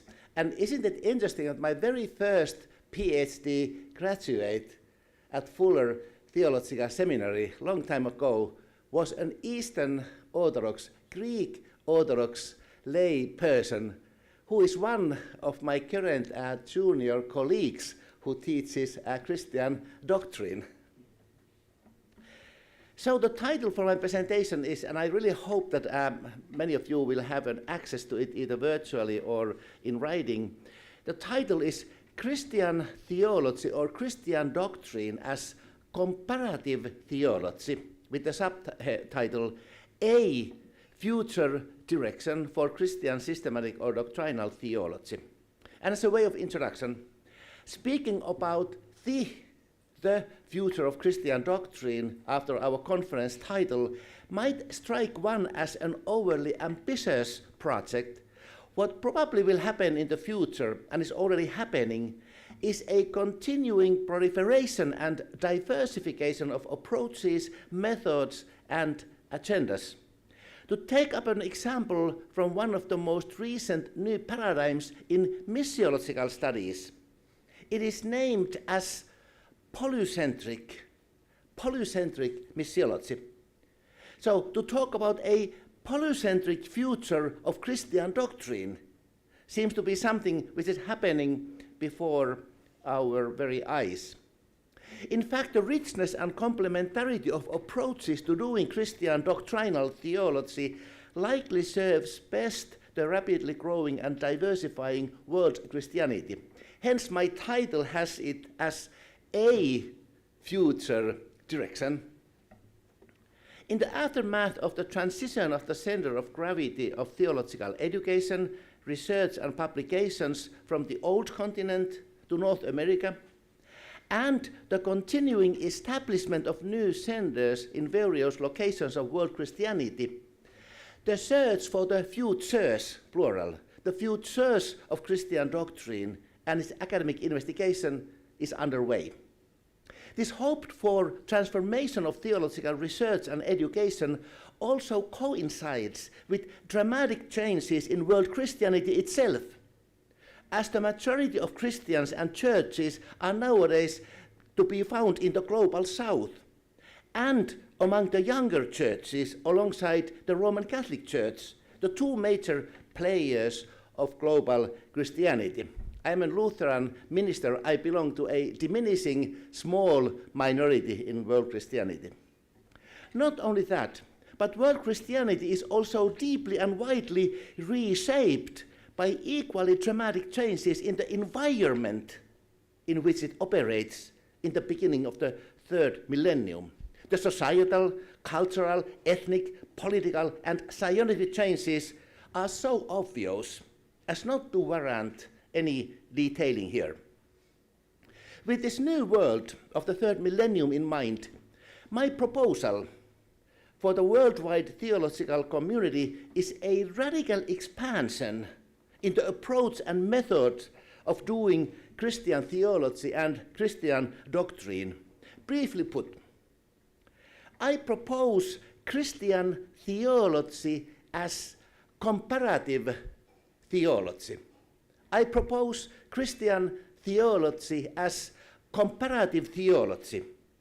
It would mean nothing less than adopting the engagement of at least some living faith traditions as dialogue partners for Christian scholars.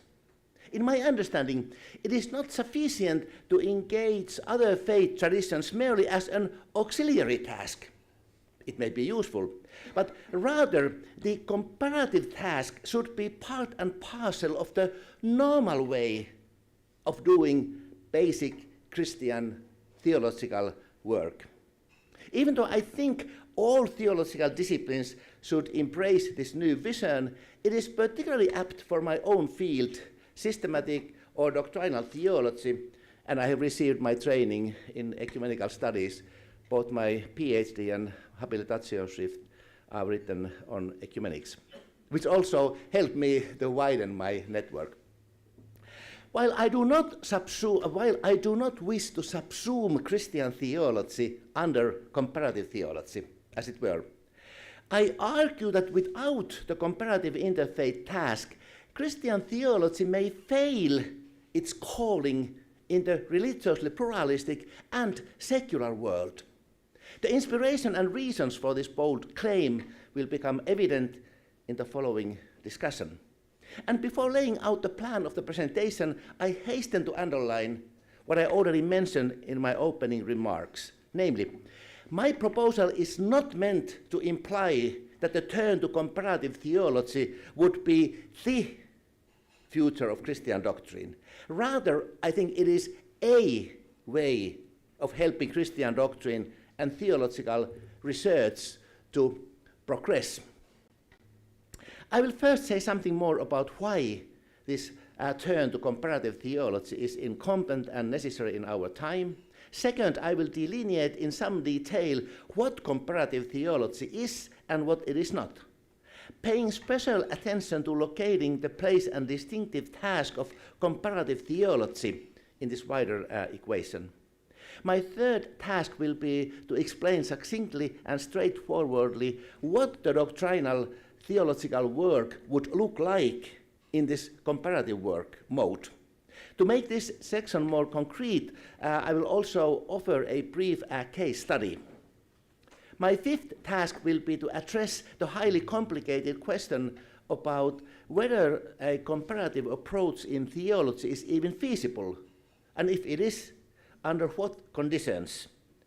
And the closely related next task will be to wonder whether it is possible not merely to register the similarities and differences between Christian and other faith traditions, but also to enter into the search for truth, however that may be understood. In other words, I wonder whether there's a way to practice hospitable dialogue with the religious other, with the goal of not only expositing or explaining theological motives and claims, but also of arguing for the distinctively Christian position, again in a hospitable spirit. That's a particularly sensitive issue in our religiously, culturally, and ideologically pluralistic as well as secular world. And then I end with some final reflections with regard to pedagogy and how to do theological education. Because of the brevity of time, all of these big issues can only be briefly introduced and sketched. The honing of the details and responding to the critics will be the task for forthcoming monographic presentation in the future. The next heading. So, why do we need comparative theology as an integral part of theological work? The simple answer to the question is that we need comparative theology because the world in which we live in the beginning of the third millennium is deeply and widely religious. Indeed, to the surprise of those who had expected the world to become a religionless world, the world now has become even more religious. At the global level, religions are not only holding their own, but are also flourishing, and in some cases, even growing in numbers. Religious plurality no longer characterizes only certain locations and continents, but is now a reality everywhere, including even the traditionally more Christian United States of America. Think of the statistics. These are well known. Currently, about a third of the world's population belongs to the Christian church, and about a quarter is comprised of Muslims. And the number of Muslims, thanks to the high birth rate, will likely reach the Christians by about 2050, and then become the world's largest religion. The 1 billion Hindus make up about 15%, followed by Buddhists at half that number, and Jews number fewer than 15 million, and over 400 million belong to various kinds of folk religions.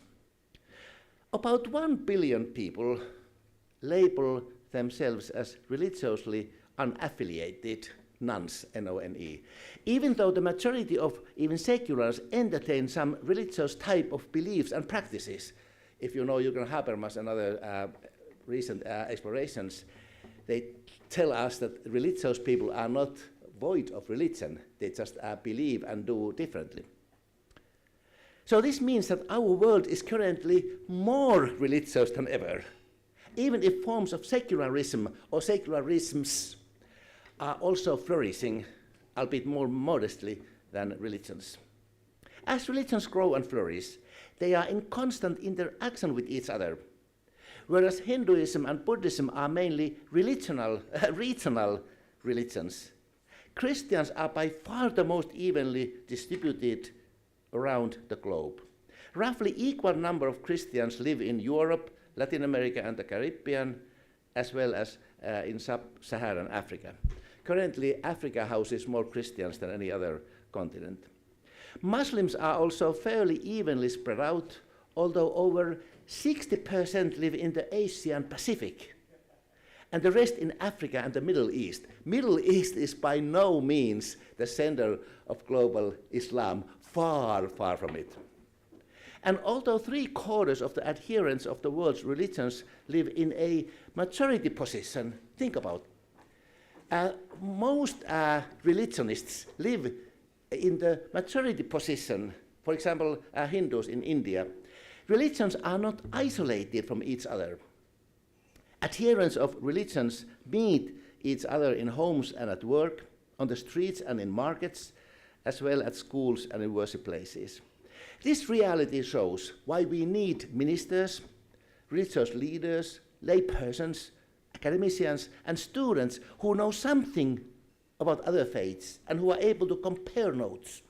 The statistical analysis above should be a clarion call for Christian theology to engage seriously with other religions' views, teachings, and doctrines. That, relatively speaking, only few Christian theologians are interested in that task should not be a pretext for Christian ignorance. Because of the overwhelming continuing presence and force of religious plurality and forms of religious pluralisms, the ambitious and noble challenge for all Christian theologians is to work toward a comparative theological mode in an authentic dialogue with the teachings, doctrines, and insights of other faiths. Yes, willingness to do that takes us theologians out of the safe zones of our own tradition and makes us vulnerable. But it also opens whole new ways of engaging the complex world around us. The obvious benefits of practicing comparative theology as an essential part of the theological work are clear.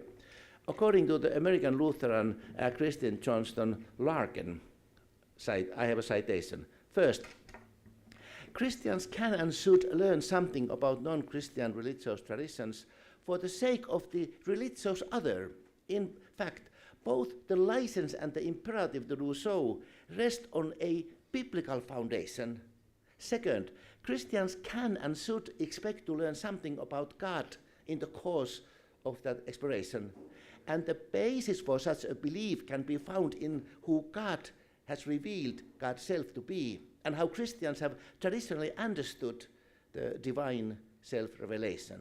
And third, Larkin finishes, Christians can and should expect that their understanding of their own faith tradition will be stretched and challenged, but at the same time deepened and strengthened through such interreligious dialogue.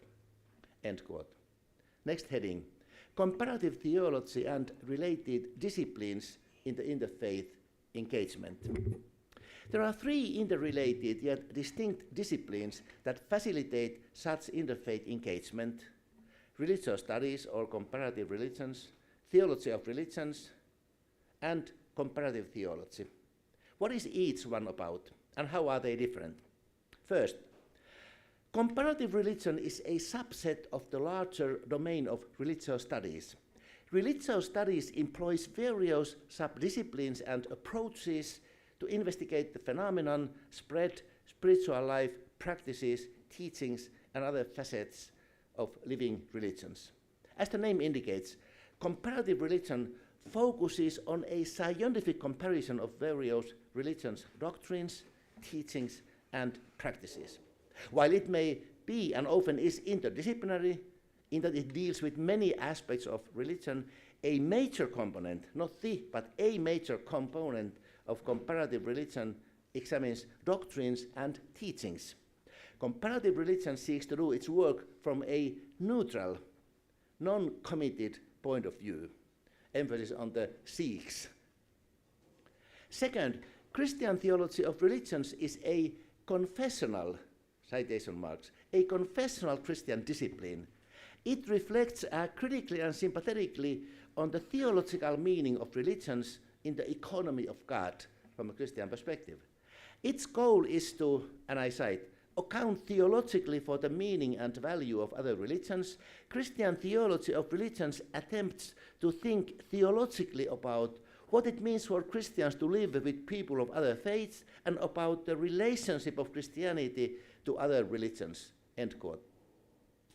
Since theology of religions typically operates at a fairly general level, yet another discipline, our third, has emerged, and that is called nowadays comparative theology.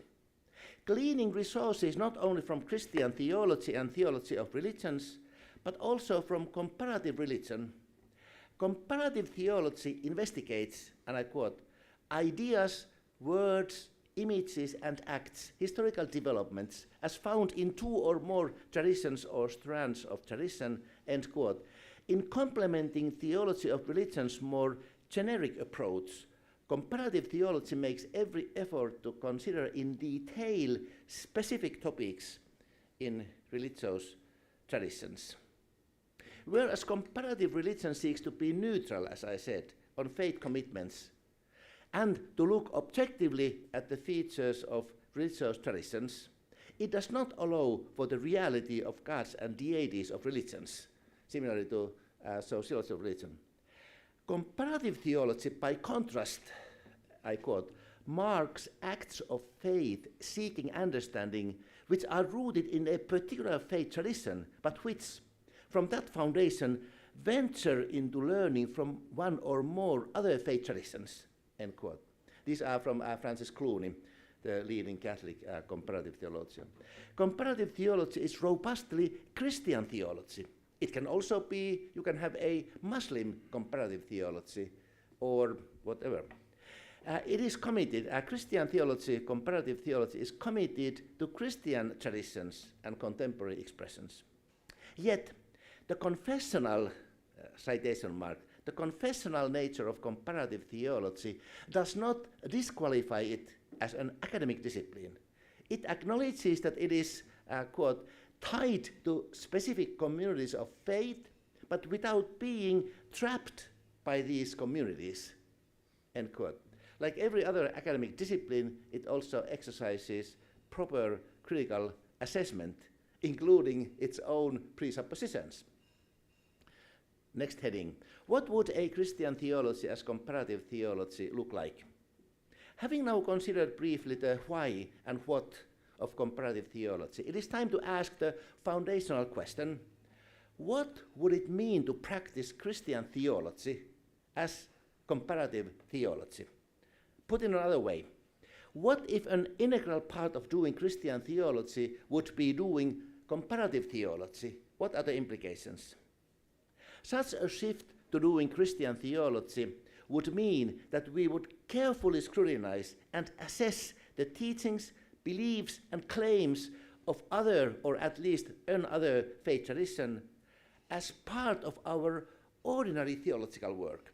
In terms of interfaith engagement, it would mean talking back to the adherents of other traditions, and in terms of Christian theology, it would mean challenging, enriching, and at times stretching the received Christian tradition and our current beliefs. What it means in brief is that alongside biblical, historical, philosophical, systematic, and contextual global Christian materials, our Christian theological argumentation would also engage similar relevant materials from other faith traditions with the aim of doing Christian theology. That's the point. As a parallel project, let me mention another fairly new theological subdiscipline whose leading international expert we have here, which helps illuminate the nature of comparative theology, namely the science, religion, or science theology dialogue. Whereas comparative theology pushes theology to embrace ongoing dialogue, critique, and learning from other religions, the science theology engagement prompts Christian theology to reconsider and refine its basic doctrines in light of sciences, as well as issue challenges to conclusions and interpretations based on scientific results. Indeed, I dare to argue that alongside doing Christian theology as comparative theology, we should also consider carefully adopting science-religion approach as an essential part of doing theology.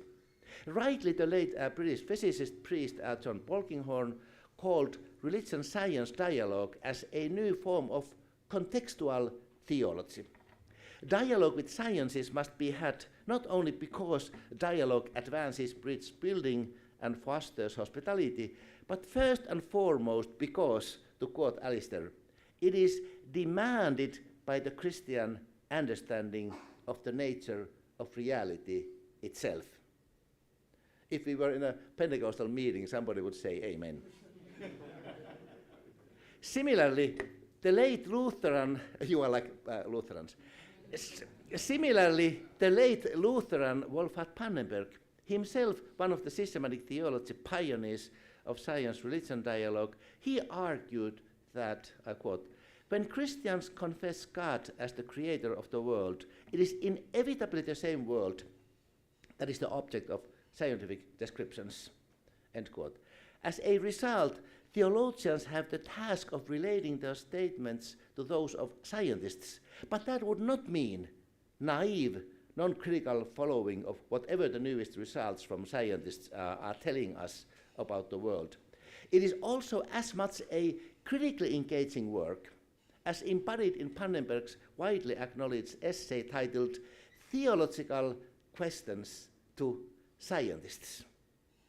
Theologians would also push back, raise questions, and suggest new viewpoints. It would be a two-way street, both in science theology as well as in religions theology engagement, or else it is not critical scientific study. My main point here is that rather than leaving science-religion engagement to a small number of experts trained both in sciences and theology, as is Alister, who are then producing specialized standalone studies, Christian theology at large, like myself, I'm only a humanist by training, should critically employ the results, paradigms, and insights of sciences as an essential part of theological argumentation and construction, to the point we can. In other words, as a fitting parallel to religious studies, I recommend that the science theology engagement be also incorporated into the project of doing Christian doctrine and theology as comparative theology. It would be a triadic dialogue, as one of my Chinese students who has dual degrees is calling it nowadays. Why? Because sciences, particularly natural sciences, play an unparalleled role in the contemporary world across cultural, religious, and other ideological boundaries. We can't simply ignore them. And religions and sciences are tightly related. In fact, in many ways they are interrelated. Hence, an essential part of trying to understand contemporary Christianity, or Islam, or Hinduism, is to consider carefully the profound power of the scientific worldview and scientific learning in each context. As one may guess, various faith traditions assess sciences differently. Just compare Jewish, Muslim, and say Hindu perceptions of contemporary natural sciences, for example, how different they can be. Not only are there complex cultural, linguistic, and socio-political factors behind the differences, those differences also have to do with dominant religious convictions. You have the one and same scientific study and its results, it will be differently embraced depending on your religion or lack thereof. And this takes me to a case study on Christian theology as comparative theology project. The best way for me to illustrate the nature and work of Christian theology as comparative theology, including also the engagement of sciences, is to refer to an actual work in print in which this methodological turn has been implemented. It's my own 5-volume constructive Christian theology, about which we heard a better summary that I can do it myself, so I will skip it. So I don't tout my own horn. I just mentioned, what was mentioned. I took all major Christian doctrines and dialogue not only with the biblical and historical and global contextual views on, say, atonement, but I also bring relevant insights from 4 faith traditions, if there are any relevant. And when I look at topics such as creation or human nature, I also add to the equation the ways Hindus look at philosophy of mind and those kinds of things, or neurosciences, and so it becomes, and therefore my books are fairly big. It's almost 3,000 pages, the 5-volume. Its only lasting value is and benefit is that it serves as a sleeping pill for my students. I've told my students it suffices to have it on your nightstand, take a look at it, you can be in deep sleep.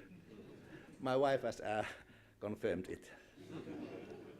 So I will move to the next heading, which is whether comparative theology is feasible in the first place. Even a casual acquaintance with world religions raises the question of whether comparing notes on theological issues is an appropriate and useful way of engaging them. There are many who say doctrines are not a good place to begin the comparison. Think only of the, and we need to think only of the, say, foundational doctrine of God. Whereas Judaism and Islam certainly affirm belief in God that is akin or close to that of Christian theology, neither Hinduism nor Buddhism intuitively appears to be a candidate for comparison. Whether Hinduism represents monotheism or polytheism, its conception of the deity or the ultimate reality differs vastly from that of the Semitic faiths. And of course, Hinduism is a Western concept. Hindus don't call themselves Hindus. It's an umbrella concept to talk about one major strand of religious history. In Buddhism's case, the gap is even wider, as in its original Theravada form, which I studied in Thailand, it deliberately turns away from the focus on any deity, and even in its current major form, Mahayana, the question of the ultimate reality is utterly complex. How can you make sunyata, the emptiness, the ultimate reality? It defies my limited understanding. Given that there are many other such complicating examples, how feasible is it even to attempt this kind of dialogical comparison? That said, a growing number of comparative theologians believe that notwithstanding these radical challenges, a dialogue attempted cautiously and with a discerning mind is indeed possible.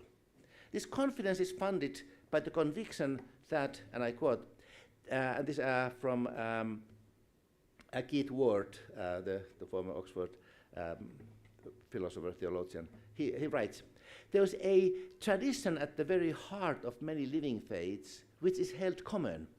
It is not that precisely the same doctrines are believed, but that the same tendencies of thought and devotion exist and are expressed within rather diverse patterns of thought, characteristic of the faiths in question. And then he continues, religions generate infinite differences. So there are some common threads, and yet there are infinite differences. Therefore, and however, comparative theology does not seek to brush aside or undermine deep dynamic tension concerning religions and their claims for truth. Instead, in the spirit of hospitality, comparative theology brings these differences to the dialogue table. In other words, properly done, comparative theology does not attempt to reach an agreement at any cost. Watering down or denying real differences among religions is a doomed exercise. How useless and uninteresting a task it would be to compare two items that are supposed to be alike.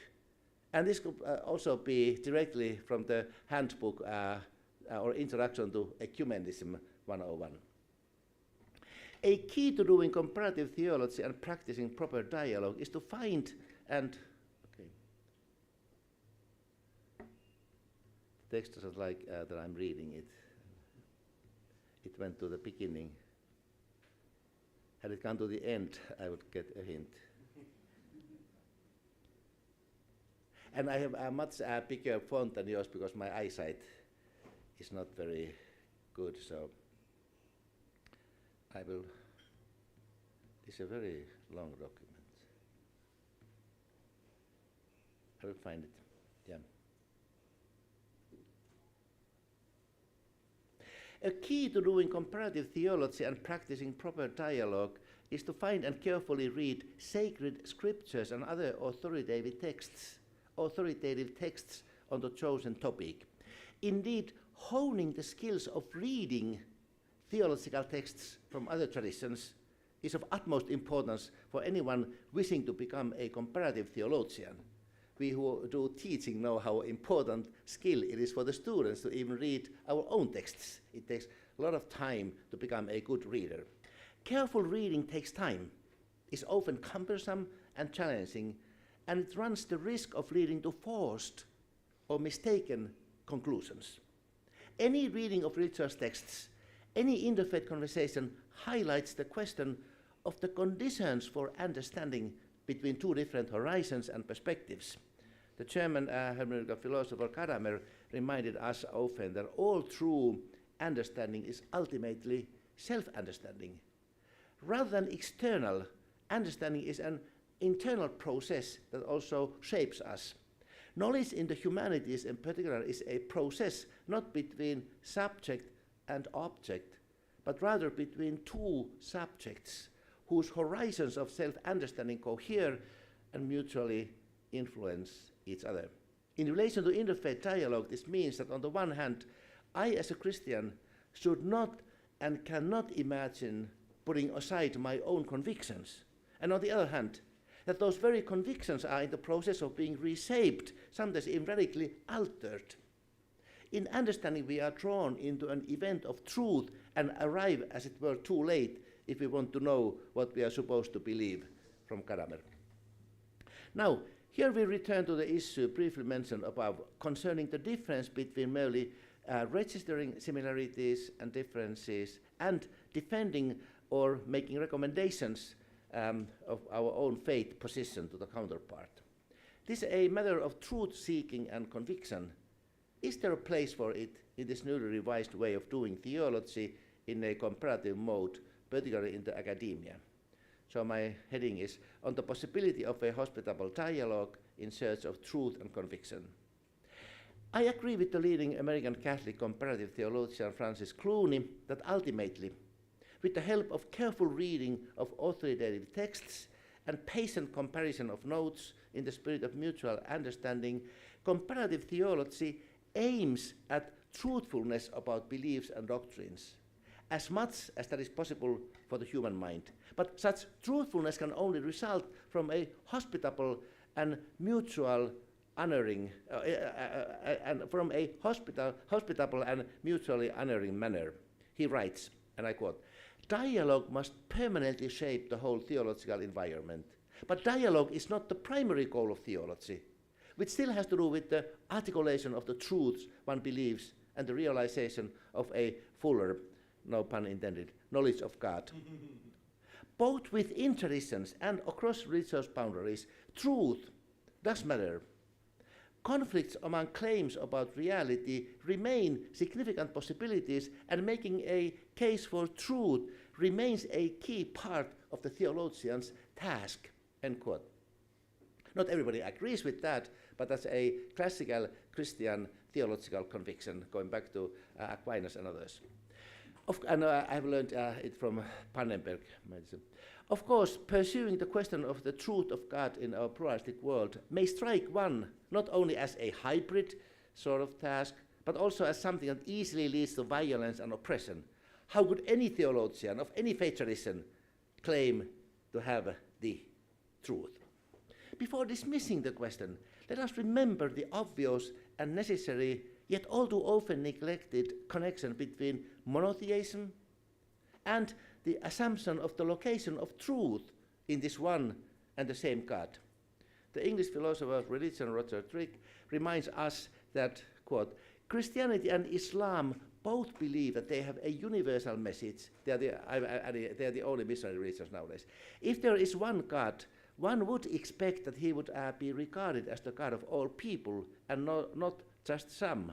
And he continues, "Monotheism can have no truck with relativism or alternative gods. Beliefs may construct gods, but those who believe in one God cannot allow for other parallel deities, even in the sense that other people have their gods, while monotheists look their own deity, as happened in the beginning part of the Old Testament when things were still developing. Monotheism must not only imply the falsity of all other alleged gods, but if it is true to itself, it has to proclaim it to all, loud and clear. Otherwise, by definition, it is not monotheism or even realism." So Roger Trick. Consequently, we should seriously critique the assumption that since there are so many religions and ideologies with competing truth claims, none of them can be true, and therefore that relativism is the only way out. Relativism being the view according to which each group must live by their own truth, but there is no overarching truth that all should recognize. If we were to adopt relativism, that would mean that religious commitments, similar to, say, personal tastes, are merely subjective choices but have no role to play in the broader public arena. That argument fails in light of the fact that, and I quote, "Religions that only express the personal attitudes of the believer cannot claim any truth that can be rationally assessed. Faith then is merely an idiosyncrasy that some have and some do not." Pannenberg would certainly underwrite the same. The very fact that we continue to speak of different religions indicates that there are something bigger than just one's own personal or even one's group's personal tastes. There's a necessary intersubjective side to religion, as there's also to secularism, as far as that is thoughtfully and rationally defended.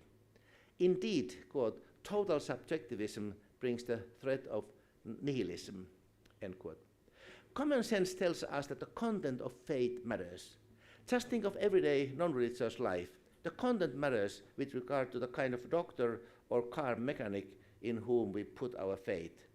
I agree with Roger Trigg's argument that, quote, all faith has to be faith in something or somebody.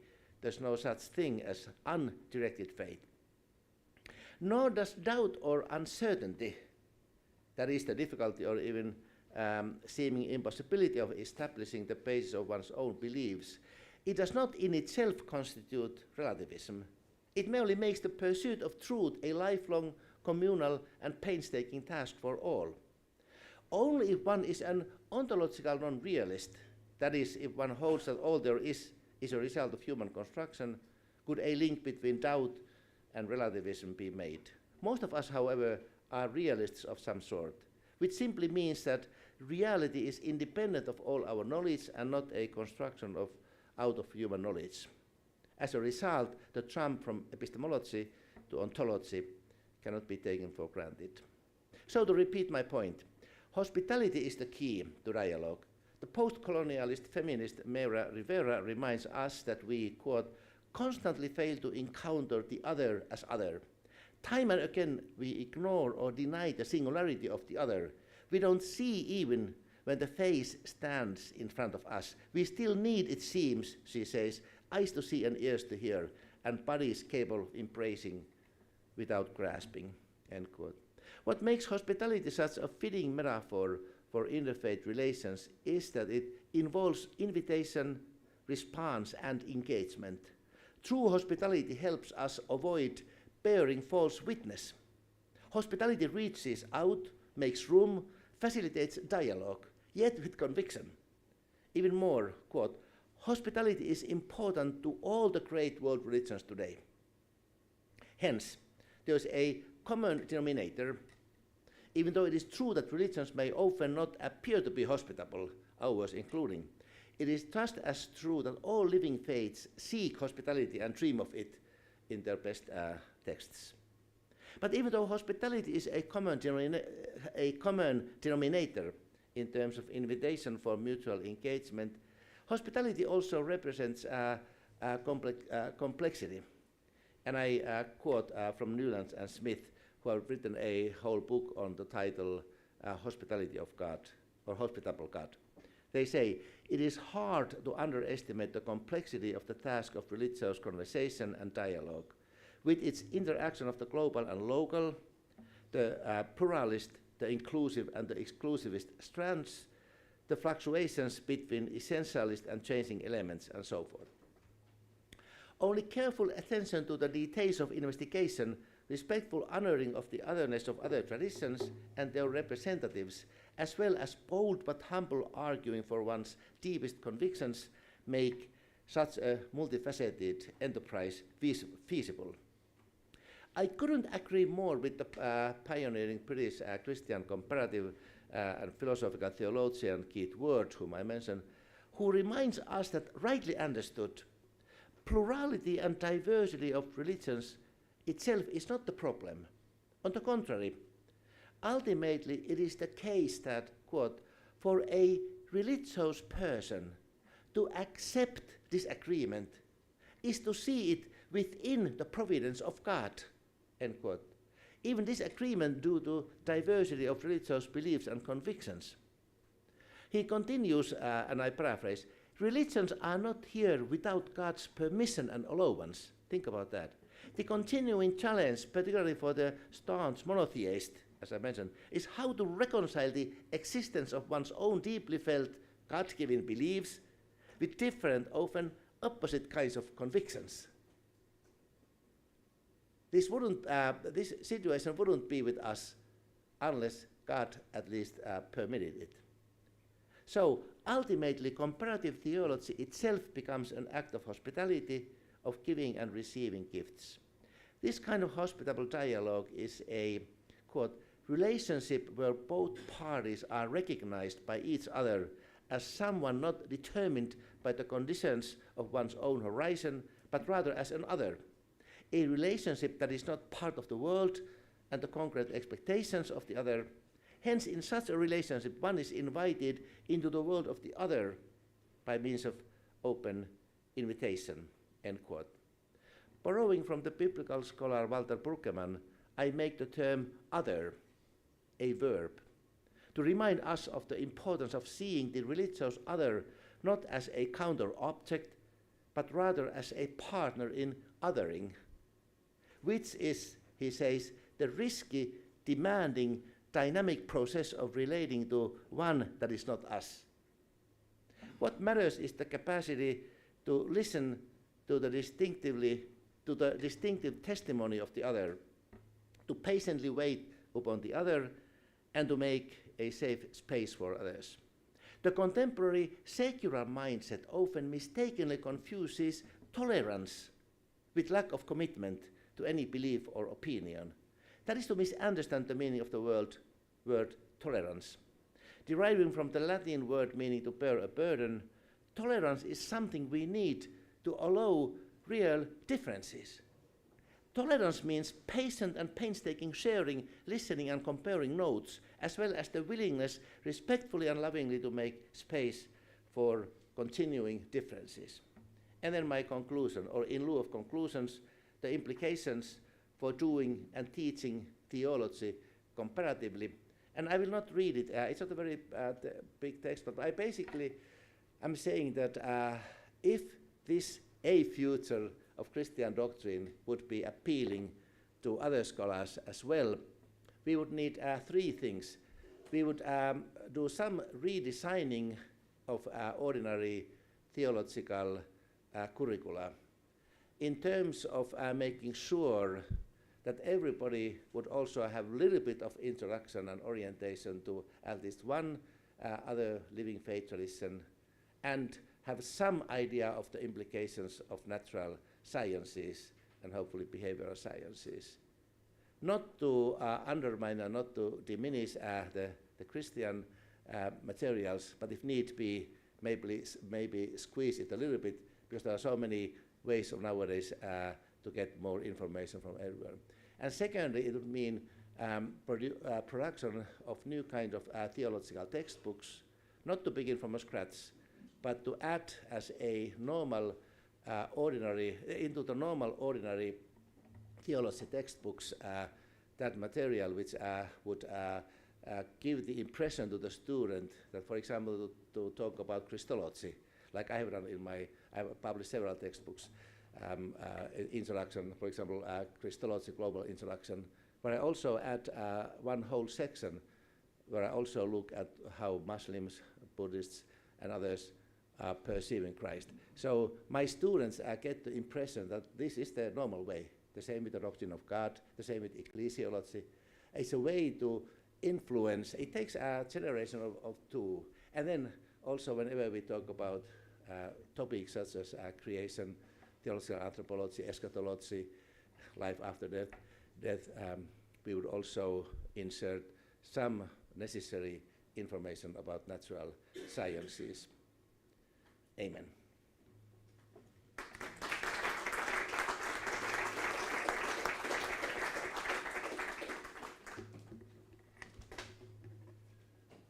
Thank you very much, Professor Kärkkäinen.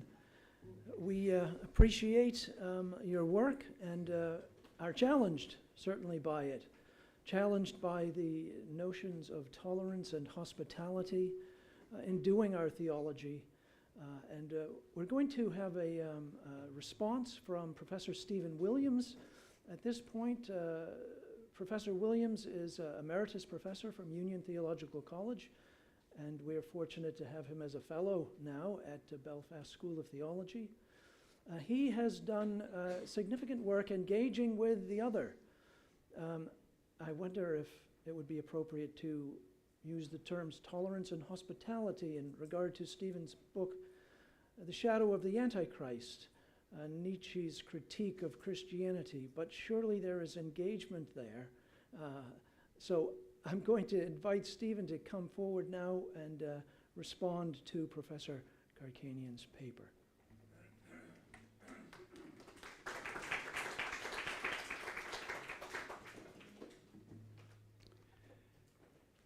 Yes. That book came out quite some time ago. I don't remember if there's any tolerance or hospitality in it, actually. There may have been. Many thanks for this opportunity to respond and to be at the conference. We've heard more than one reference to sleeping on an afternoon like this, and I'm a Welshman, and you know, it is said of a Welsh preacher that he dreamt that he had fallen asleep while preaching and woke up to find that he had. So I hope this will not be my fate. Now, one difference between a church and a theological conference is that in a church, the maximum amount of agreement is desirable, and in a conference, if there's no disagreement at all, or at least no difference of emphasis, the conference is a failure, is it not? So, James, I don't want your conference to fail. But that's difficult because I'm very grateful for what I've heard, deeply sympathetic, in agreement with the main lines of it, most certainly, so that what I'll be looking at here will be, at least in the first of 2 points I shall make. I may make a third, but I'll probably stick to 2. Depending on the time, Bob, I will be meticulous. The first of the 2 points I make will be one which I think you would accept. I take seriously the fact that you said that you are simply going to be brief and introductory, and this is a way of doing theology. So I would anticipate that here, all I'm going to do is to look at things in a slightly different light, rather than disagree. The second point may be a bit different. Now, as I say, I'll make 2 points, and I'll only come to the third if I have time. I agree and warmly agree with the project of comparative theology as set out here. So that's the bottom line. But I'm also aware of the rival demands that can be made on theology and what theologians should be doing. So, for example, there's been reference more than once this morning to artificial intelligence. Now, I was at an event recently on AI, in which people were saying theologians ought to be engaging with AI much more than they are. They're not doing so sufficiently. Further, when theologians do engage with AI, they must know something about the technology of AI. They mustn't simply talk about it in an excessively general way. Excuse me. So now AI is massive, but that takes quite some doing. Not long before that, I was involved in something to do with theology and disability studies, and I was urged to get into that area. So where does this stop? Let me focus on one subject area here with implications for comparative theology that engages Islam, at least implications for comparative theology that engages Islam in certain contexts. What about the necessity for theologians in doing constructive theology to be philosophically informed, including in analytic philosophy? If that phrase is not known to everyone, it doesn't matter for a moment. Excuse me, someone's got caught here for a minute. Thanks. Every time I mention philosophy, my throat goes, you see.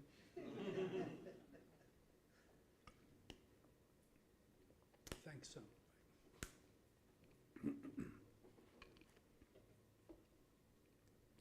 So take something familiar in the Christian tradition.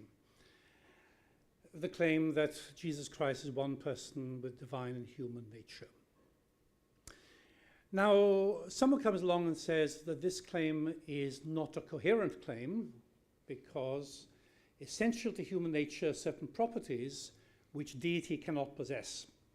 And essential to deity are certain properties which humans cannot possess. Therefore, it's an incoherent claim to say that Jesus Christ is one person with 2 natures, and it is like talking about a square circle. Now a philosopher comes along, and that to talk, I mean, I've seen this, I've read this in theology, to talk about a square circle is meaningless. Now a philosopher comes along and says, actually talking about square circle is not meaningless. It's not the same as talking about a triangular circle. Some might say, well, talking about a triangular circle is just as meaningless as talking about a square circle. But it's not the same as talking about a square circle. If it's not the same, there must be a difference in meaning between a square circle and a triangular circle. So it's not meaningless if there's a difference in meaning. So you say to yourself, well, all right, am I supposed now as a theologian to figure that one out? Well, let's go a step further. Along comes another philosopher and says, you are ignorant of subclassical or paraconsistent logic. Guilty. But according to subclassical paraconsistent logic, a set of claims which contain contradictions are not always invalid in logic. Now, what am I supposed to do with all that? Am I supposed to just ignore it and just leave it up to philosophers? Is it not possibly the task of constructive theology to know something about this? But who of us can do that, plus the science, plus the other religious traditions, which are so very, very important? I resist an aside here on Karl Barth, on problem non-contradiction. Now, I said I was going to link this with Islam. Delightful to see you here, Busa, after these many years. And when I visited Nigeria years ago, I had conversations with Tersur Abend. I don't know if he's still there with you. Tersur at that time, I don't know if he's moved on his interests, he was doing something quite unusual for a Nigerian theologian, as far as I could tell. He'd studied analytic philosophy, Notre Dame, in Indiana, because in order to tackle Islam or Muslims on the question of the Trinity, oneness and threeness of God, he felt he needed to be equipped with some analytic philosophy of religion, which is a world in itself. So there you are. In that context, though not in every context, he believed the dialogue with Islam required knowledge of yet another field, which is the field of analytic philosophy of religion. I hope I represent him correctly there. That was my understanding. So I'm just aware of the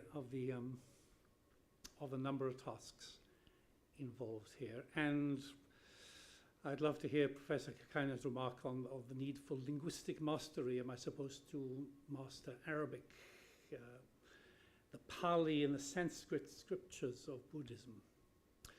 So I just have that set of questions in mind about the number of demands that can be made in theology. The second thing I want to say is this. Here we have, I think, a disagreement, although it remains to be seen. Professor Kärkkäinen endorsed Keith Ward, and I quote here, for a religious person to accept, this is italicized in the script, to accept disagreement is to see it as within the providence of God, even disagreement due to diversity of religious beliefs and convictions. Religions are not here without God's permission and allowance. Now, the logic seems to be if something is within God's providence, it must be accepted. That seems to be the logic. How does that logic work? What is meant by accept? Secular philosophies are permitted within the providence of God. Should I accept them all for that reason? Horrendous evil is permitted within the providence of God. Should I accept it for that reason? Now, I presume Professor Kärkkäinen's response will be, look, other religions, other religious traditions contain a preponderance of elements that are right and good and true, and so are not like secular philosophies and most certainly not like evil. Where secular philosophies are mostly concerned, and where evil is always concerned, we should not, and speaking for him now, we should not accept them just because they're within the scope of providence. Or we should accept them within the scope of providence, but we're using the word accept here in a different sense from that which obtains in the case of accepting other religions. Well, perhaps all that is the case, but then the doctrine of providence cannot on its own bear the weight put on it by Keith Ward and Professor Kärkkäinen. What is, from a Christian point of view, positive and negative in a religion can only be determined by studying that religion. And you'll be the first to say that as one who's studied it extensively and more knowledgeably than I have. My problem is with the appeal to providence here in connection with the permission of religions. I think that the discussion of providence has to be tightened up there. I may tomorrow, I'll make some closing remarks tomorrow to try to bring some things from this conference together. And I may refer to Thomas Oden, a name some of you will know, I may not, we'll see. But yes, indeed. I noted in his book on the rebirth of orthodoxy, written over 2 decades ago now, he's passionately, vigorously wanting to rehabilitate the notion of heresy. It's important for him. And then he says, heresy has never been regarded as entirely beyond the bounds of providence. Nothing is. But my problem may amount to more. And I think, Bob, I'll close with this.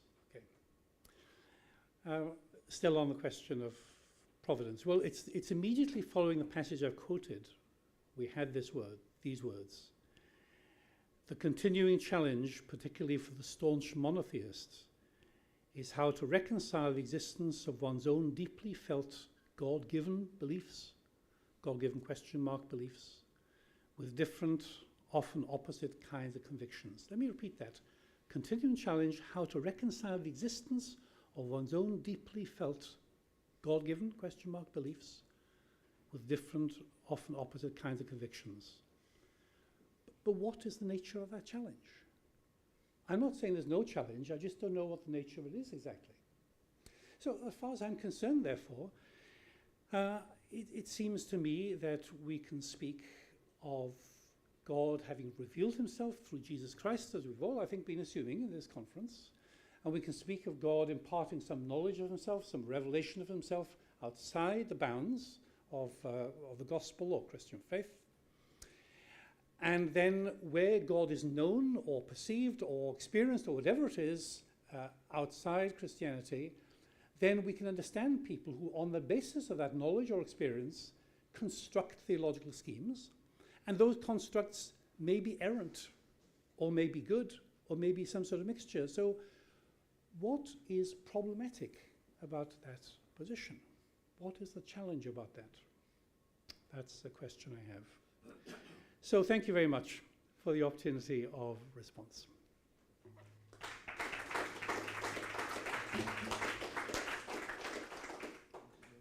very much, Stephen. Yes, if you could take a seat.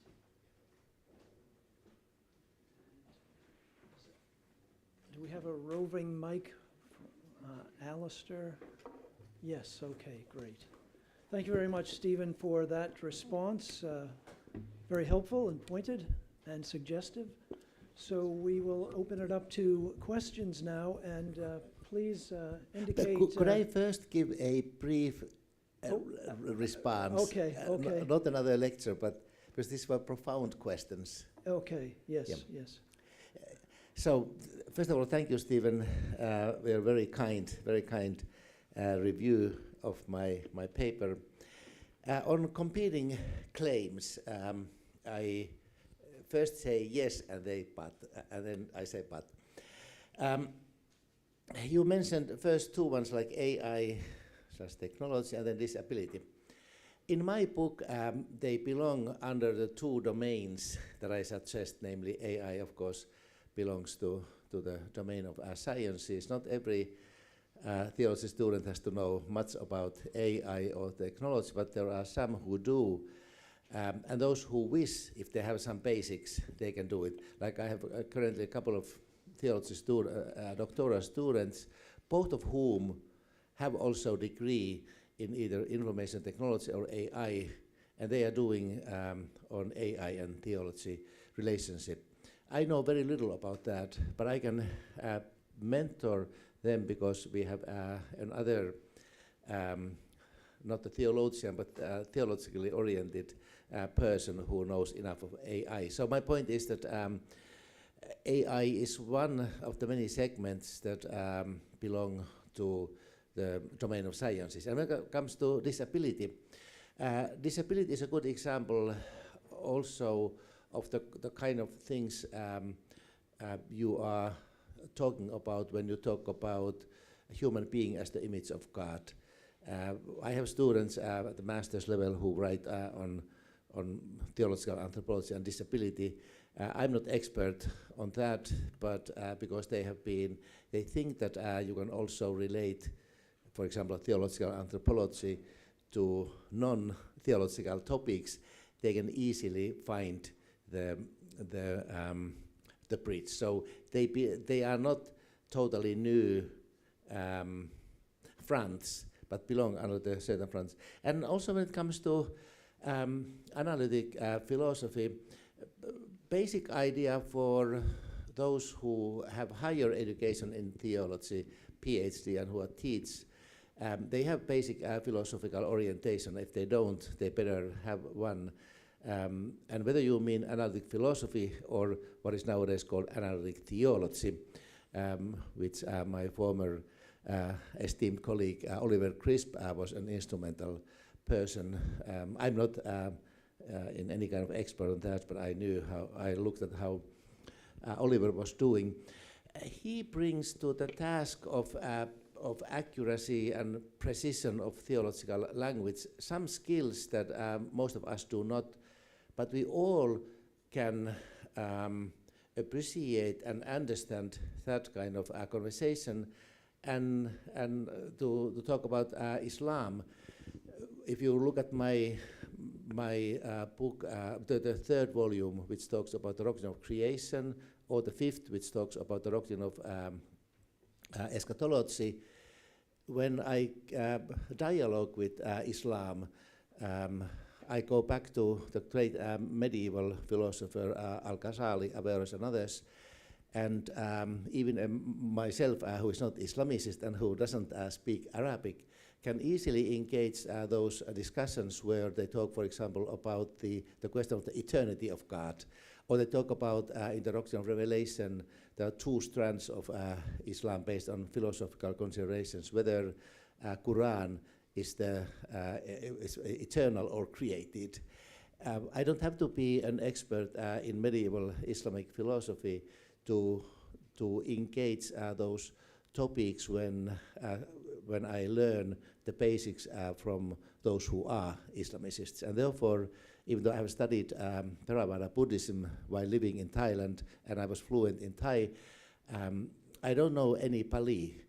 I don't have to, because I built my information on Buddhism on the best of Buddhologists. Similarly, I never studied quantum physics or evolutionary biology, but there are a lot of reliable resources written by the experts. And since I don't claim to be a scientist nor Islamicist, I do it from the perspective of Christian theology. It's very modest, and I will always be corrected with scientists. For example, my volumes 3 and 5, which are which have extensive dialogue with sciences, they were inspected also by a couple of one cosmologist and one physicist who were not theologians, but they corrected some poor formulations and mistaken or inaccurate formulations that I said, but they never undermined my theological point of view, but they said when a scientist reads this, they're gonna laugh. So they helped me. So we also need a lot of assistance. And like where I teach at Fuller, we also have a school of psychology. We have neuroscientists, neuro experts, and they check my things. So that my point is that there are a number of competing claims, but they usually fall either under religions / secularism and or sciences in some way. And the second one, the key words, comment, disagreement. I should have had a longer exposition from Professor Ward. He is not saying, nor am I saying, that if something is permitted by God, and we have to agree with that we agree with their claims. But the fact that we have different religions in the world, as I said briefly, or the manuscript, it must have been under either permission or providence or allowance of God. I take religions, and I've written on that some, religions for me are God either given or God provided, God permitted ways for the sinful, finite, and blind human persons to look for ways to reach to God. They have many sinful things, they have violent things. Our own religion, as Karl Barth taught us, also needs to be uplifted of heaven and purified. But we wouldn't have various religions unless Almighty God, into whose image we have been created, would not have allowed it. Whether that's providence or permission, we can go into important theological conversations. And therefore also the key word is saying, and I'm saying that the existence of disagreements between, for example, my deeply held beliefs and say those of Muslims, the existence has to be accepted as a matter of fact. Not to accept, for example, every Islamic or every secular claim, but the fact that in infinite wisdom, the all-determining reality, God, that's Pannenberg, so God, who is all-determining reality, has allowed this confusion, lack of certainty, dim seeing of even divine things. And not everybody is finding God. I wish they would. I sometimes walk as if I'm in darkness, but I live in a world that God has designed. And with Pannenberg, I would say that ultimately God is in charge. This is too big for me. So these are my small footnotes on your very learned response. Thank you. Right. Thank you for that rejoinder. Many points made there. Stephen, would you like a reply? If not, I can give you a couple of minutes. We do have a little bit of time. Otherwise, we'll just open it up to the floor right now. I could certainly respond, but I'd be happy for people to have their chance. Okay, let's open it up to the floor then. Who would like? Right over here then, Alister.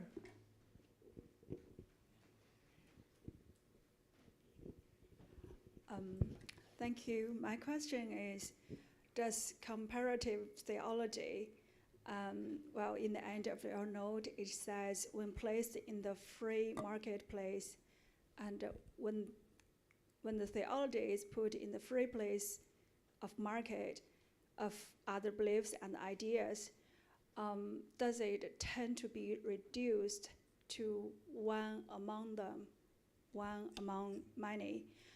Because in dialogue with other beliefs, my question is, how do we preserve our distinctive identity as Christian? Well, because when we dialogue with them, we have to adapt their language, their way of understanding, and try to find out the logic behind their beliefs. So we will be influenced by talking to them, by dialoguing with them. Well, I have to admit, the question I have is actually shaped by my own context. The pastors, well, I have known and I have co-worked with for many years, and I experienced the pastors in their efforts to talk to the state and to dialogue with the state church, gradually actually have become one of them. So eventually, and they lost their distinctive identity in Christianity. That's what I experienced. So I was thinking, in the Bible, in 1st, in 2nd Kings, chapter 17, when God tells us like how Israel was made in exile and how Assyria conquered Israel, and he says Israel followed the worthless idols, so they became worthless. So of course, like when we dialogue with other beliefs, we don't follow them, but is there a tendency like we will be influenced by them? And when we dialogue more, we will be influenced more. And what's the, like, so what my question is like, how far can we go? Yeah. And what is a fine line we draw when we talk to them, and meanwhile we still can preserving our identity as Christian? Okay, I will frame my question going back to the text that you mentioned at the end of the essay that I didn't read. The text was about Leslie Newbigin, whose name, of course, many of you know, who made mad many evangelicals because when he came back from India to England, he refused to support those conservative Christian churches who wanted to appeal to the state and to the government in trying to limit the religious freedom of Muslims, Sikhs, Hindus, like in London and elsewhere. Newbigin, who had come from India, with a very monocultural, mono-religious, in one sense, environment, he was convinced of the importance of the Christian church helping foster an open, liberal, democratic society in which all religions and non-religionists would have the freedom in a hospitable, non-violent, non-coercive manner to give their own testimony, have their own worship services, have their own schools. Muslims could set up their own mosques and schools, Sikhs could do the same, and so forth, as long as they all function within the common rules of a civil society. And Newbigin's idea was that that's the only way for a contemporary religiously pluralistic and secular society to ensure that the church has the freedom to do its work, but the church also has to tolerate the presence of those with no religion, seculars, or Muslims, or Sikhs and Hindus. And that's the way Christianity was in the beginning. Christianity was brought into a world, a Greco-Roman world, which had a lot of mystery religions, cults, occults, and all kinds of things. And philosophy at the time was very much allied with religion. And they were in minority position, Christians. They grew rapidly. They gave their own testimony. At times they were even martyred. But the point is that Christianity came from underground, from minority position. And like somebody said, either Alister or somebody said this morning, theocracy has not worked well for Christianity. And that's why I'm also, now I'm going a little bit further, sister, from your thing. I'm very, very concerned about my host country's developments. I've lived in the US for 30 years. I'm not a citizen of the US, but I greatly appreciate it. But I'm very concerned about fundamentalist, conservative political right wing, which now again tries to build a theocracy with the government. The same, of course, has been tried in some African contexts, and to a smaller extent in some Latin American contexts, where a country has been pronounced Christian, its Christian roots has been touted, as opposed to the church fostering what Newbigin did. So, because, and I don't know exactly, I think I know where your question comes from, but since I'm not an expert in that, I wanted to frame my question in this bigger framework. Can I add something? I think that two things are operated here. One is people probably operate with certain different concepts of dialogue. The word dialogue has different connotations, and certainly different experiences of dialogue. What I would say is this, that dialogue must be the fundamental form in which I engage my fellow human being in all contexts of life. So that it should not be something put on, especially as it were, in simply a certain kind of interreligious discussion. Dialogue can be the form in which I communicate my message. Yeah. As it is with everyday people, when I meet people, you might say I'm dialoguing with atheists, or dialoguing with people. I'm talking, I'm listening. I've got something to say, I hope. I've got something to learn, I hope. But dialogue need not of itself be threatening at all. On the contrary, we might need to elevate it to a form of human interaction which is either neglected, which it is in the world outside very often, or hijacked by people with a certain excessively rigid concept of dialogue. Right.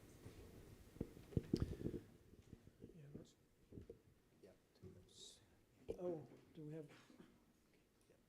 Who was first? Who was first? I think over here. Okay.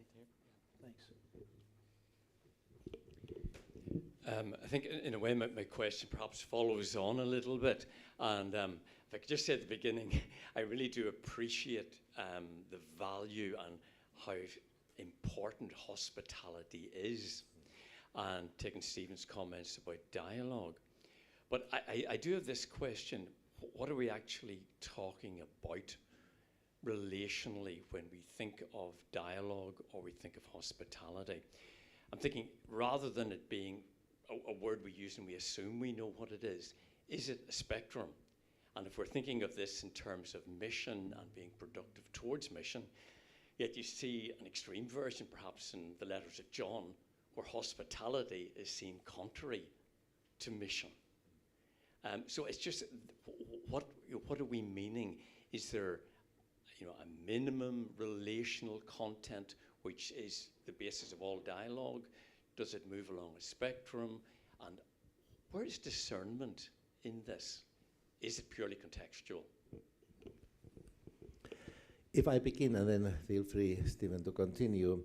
As Stephen said, and as I also implied in my presentation, dialogue is not the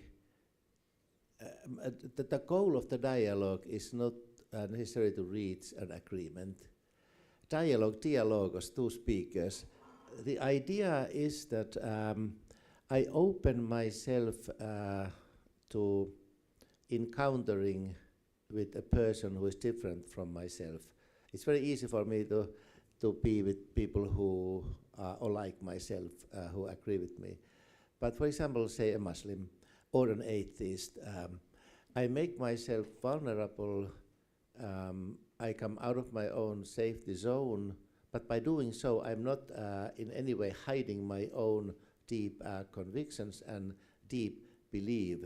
And I don't set the goal of the dialogue beforehand. Sometimes, and because I've also, for decades, I have participated both in ecumenical dialogue and also often Muslim-Christian dialogue at the international level. I have come out of the ecumenical and also interfaith dialogue processes where the end result is that we have become more discerning about the real differences. As well as sometimes we, for example, between, say, Catholics and Lutherans, I'm a Lutheran, Lutherans, and we have a dialogue with Catholics for decades. There were some, we thought in the beginning that there are some differences which, thanks to the dialogue process, turned out not to be real differences, but different ways of expressing the same. And then we found out that there are real differences about which we didn't know. So the dialogue process did not make either one to do a compromise, not to be overly, not to become another person, but be more discerning about what are the differences, of the similarities. And most importantly, it always builds trust. It builds kind of harmony and the possibility of living together, as opposed to throwing stones from behind our fences, or even worse, shooting to each other. So, and the same also to hospitality. Hospitality is a deeply Christian value and pastor, and it has to be done because of its own sake. Like, we don't love our neighbor because we gain something. We love our neighbor because it's a good thing to do. But thereby we are not denying any of our own convictions. Yes, I'm certainly with that. I think I'll just add something very briefly. I think that I believe in Jesus Christ because I believe he's the truth. Yeah. And when I say because I believe he's the truth, I'm in a sense putting truth at the center of things. Yeah. And Christ at the center only because he's the truth. And I wonder whether a shift is sometimes needed in our way of thinking, Christians. It's natural for us to say, I have the truth, or we have the truth. But would it not be better to say, he is the truth? But I enter dialogue saying, Christ is the truth. I look outside myself. Now that has certain logical tailwinds. It means if we believe in him, we have the truth in a certain way. But we're not talking about what we possess. We're talking about who he is in the dialogue. That's what we want to do. Right here, Alister. Thank you.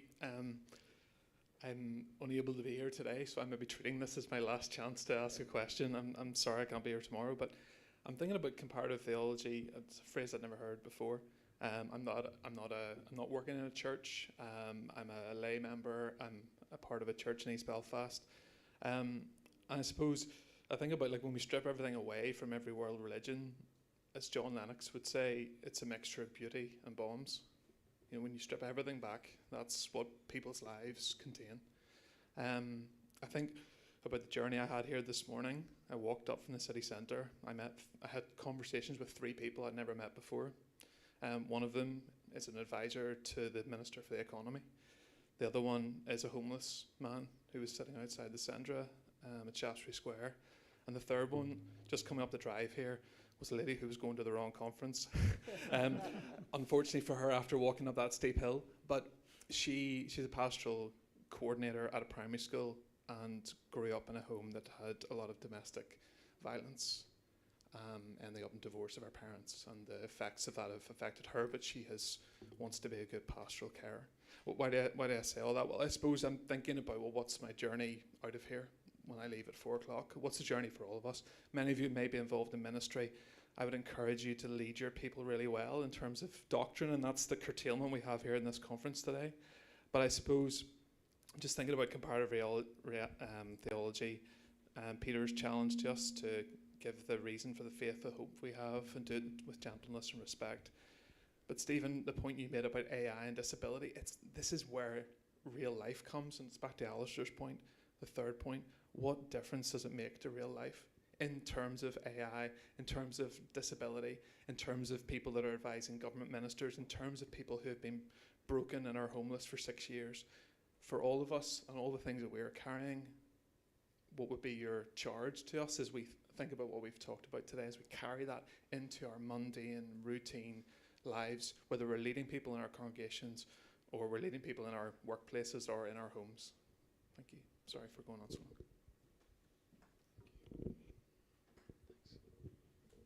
In relation to comparative theology, particularly, or more generally? Yes, in relation to comparative theology, as we sit here as a group of Christians going out into a world where there are many worldviews, but we all have the mark of the beauty and the bonds of life. Yes. Well, one figure that was influential when I was a student, undergraduate student, more decades ago than I can remember now, was Francis Schaeffer.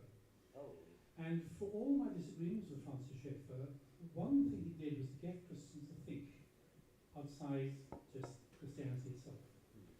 And apparently, I'm told that Francis Schaeffer, when he engaged people, what he often did in personal evangelism, personal dialogue, personal discussion, apologetics, call it what you will, he spent most of the time listening. And I think that that instinct must be strong in us. Not because we're not sure what we believe or not sure what we have to say, but love for another means you want to see another, you want to hear another, you want to know where they are, and to be able to speak that word really genuinely to learn from them if needed. Because I need to learn from everyone, everything in my life. But to be able to speak confidently of Jesus in those situations, including then when I'm talking to Buddhists of different kind, Hindus, Muslims, the way to speak appropriately to a Muslim about Jesus and to Buddhists about Jesus will not be the same very often. There are different ways of approaching the whole question. That's a very general answer, but I hope it's something more than nothing. Okay, yeah. Veli-Matti, thank you very much for your lecture today and for coming. And in many ways, you've given us, I think Alister was talking about the big vision or the big picture. And the big pictures are built on the smaller kind of parts, a bit like hermeneutics. So I wanted to test your model, so forgive me. So in terms of dialogue, comparative theology, what about Satanism? What about witches? What about those kind of religions that really are, for most people, even non-Christian people, are abhorrent. You think of the Old Testament, Moloch and the Baals and things like that. How do we decide who to dialogue with or who to show hospitality to? Thank you. Thank you. Thank you for profound question. And let me begin by critiquing myself. One of the many liabilities and weaknesses of my 5-volume comparative theological project is that, and some of my reviewers have rightly noted it, I have no extensive dialogue, for example, with African traditional religions, even though Africa nowadays houses more Christians than any other continent. Nor do I have anything much to say about Chinese religions. Of course, Buddhism and Confucianism are, but anyone who knows mainland China and the Chinese world knows that Chinese Buddhism is a different animal. So, and while I kind of knew it when I began the project, it only appeared to me towards the end that I lack both expertise and energy and vision. And even more, only in the last volume, volume 5, did I get into some extensive dialogue with secularism. So I'm coming to your question. My reviewers rightly, my critics rightly mentioned to me that you tout the term religious pluralism and secularism, but you only talk about the former and not about. And I was not uninformed enough to assume that everybody means the same when they talk about secularism. It's like postmodernism. There are like secularisms, but it took me until volume 5. To have the luxury of doing extensive reading, like I mentioned, Habermas and others, and the whole ideas of post-secularism, and even that I know too little. And again, by the time I got there, I knew, and was having lived for 30 years in Los Angeles, I know something about witches and satanic things, and even less dramatic things, but kind of belief systems and which totally capture the person. But again, I just gave up. I didn't have enough time or energy to do it. But perhaps to my own defense, of my own critical defense to myself, I can say that basically the same kind of principles apply to whether you talk to other Christians. For example, as a Lutheran, you talk to Methodists or to Catholics, or as a Christian, you talk to the Muslims, or as a Christian, you talk to those African traditional religions which are too far from Christianity. And namely, the openness, not hiding your own convictions, building the trust, fostering hospitality, and getting to know each other. That's my hunch, but that is one of the many incomplete works of my incomplete project. You have a question? By the way, let me say, it's yet to appear, but I have promised to my main publisher that before I retire, I write a review essay of my 5-volume work, where I really critique myself. No one knows all the liabilities as well as I do, and I'm not kidding. It could be a great contribution to scholarship when a person who knows all the in and outs and has listened to other critics is not responding to the critics, but is VMK, Dr. K, as they call me. Dr. K is responding to Dr. K and wishing him to be a better person in the future, in the next life. AI will do that on your behalf. But I don't trust AI. AI is not critical enough on me. I read some AI reviews, and Dr. K is pretty good theologian. Well, we look forward to your retractions. Like Kärkkäinen, another book. Any other questions? Okay, yes, right. If here. I make 2 assumptions. Oh. Let's say I'm someone who believes that Scripture provides all that is necessary for salvation and for Christian living. That's a theological assumption. And let's say I make a philosophical assumption, which is that on the basis of theories of reference, I can conclude that the Christian God is unique. Now, what I mean by that, I don't want to expand it at length, but I might want to exclude the idea that there's a common God between Christians and Muslims. Now, if we take those 2 assumptions, and I'm going to quote, you quote this, what would I expect to learn about God on the basis of those 2 assumptions? Thank you. I'm happy about the question, because now I'm going to tell you what has happened to me. Because I said, I'm not an Islamicist, far from it, but I've had an opportunity to be in the International Building Bridges Muslim-Christian Dialogue for more than a decade, and where I teach, we have a strong program with professional Islamicists, so they have taught me a lot.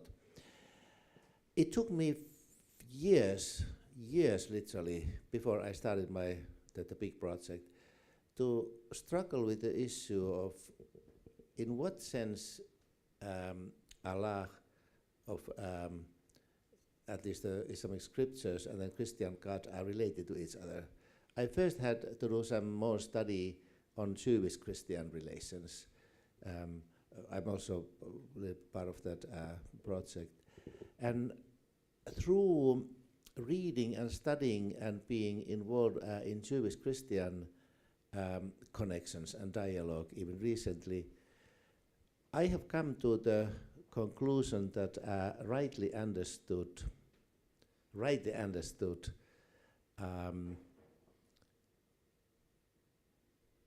one has to assume that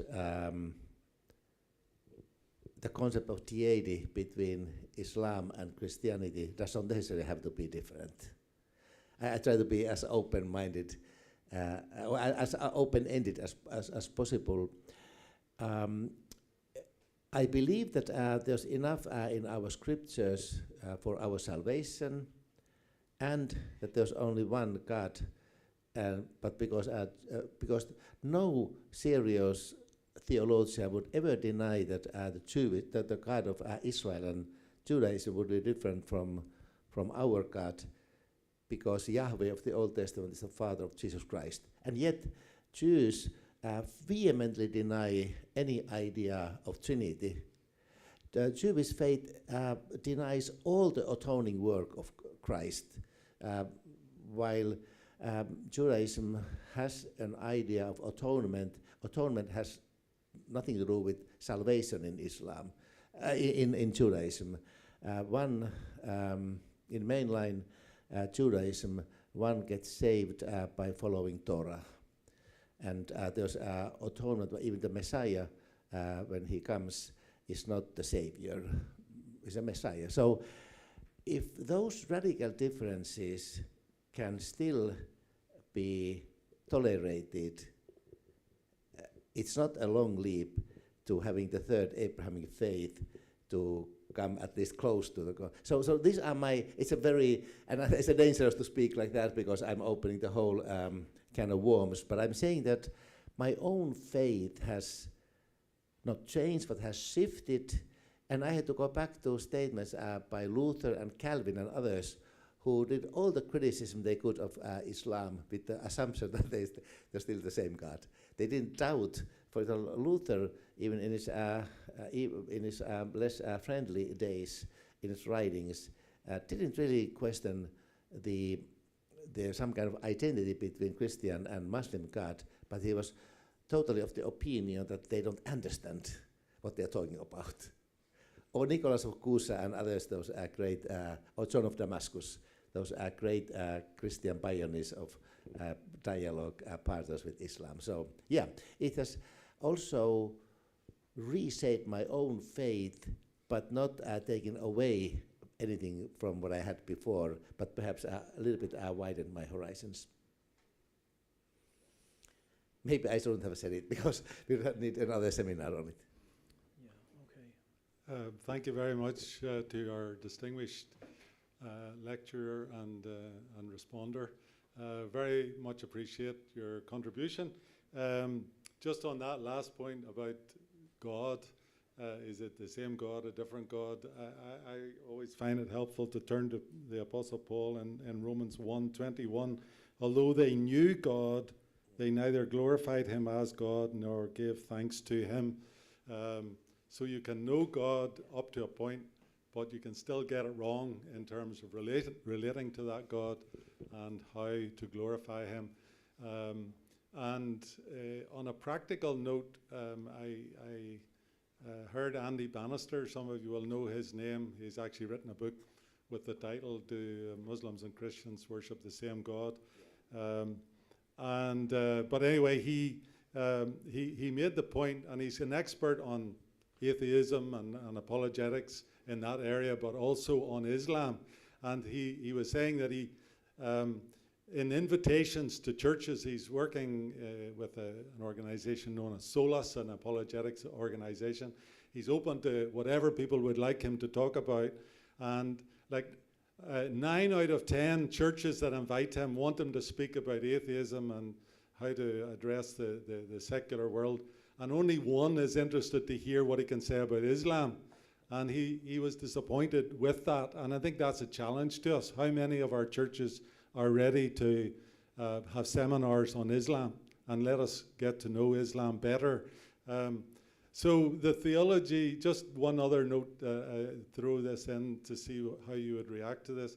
One of my own teachers, Professor John Frame, defines theology. We're talking about theology and Christian doctrine.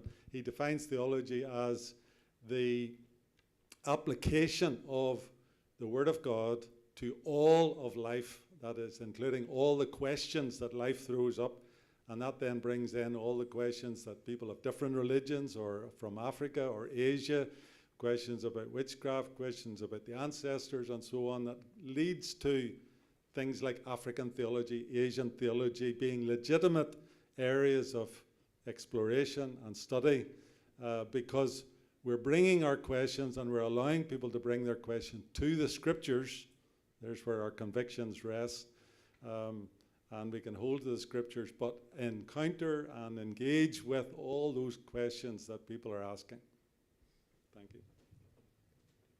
Can I respond? Yeah. I think it pertains to what you're saying there at the end, Sid, and what Philip was saying earlier. There are many dimensions here, many levels, and in a way my response will be indirect. I would simply say this: we've got to be aware of the idea, I think, that somehow we just get from the Bible our way of thinking about God. That's not true.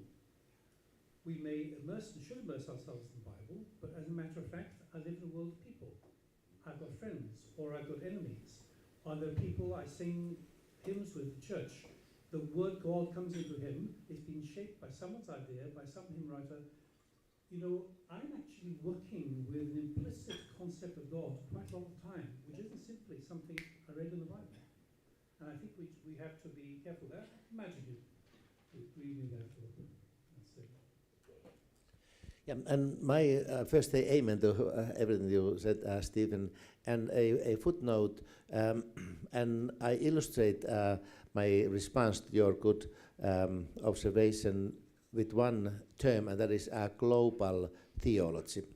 Many people have the misunderstanding, kind of modernist understanding of global. Global theology would be something that would not be either European or North American or African or Asian. It would be global, like tasteless, colorless, some kind of general, one size fits all. But that's not. When with my Fuller colleagues and a group of others in early 2000, we put together a global dictionary of theology.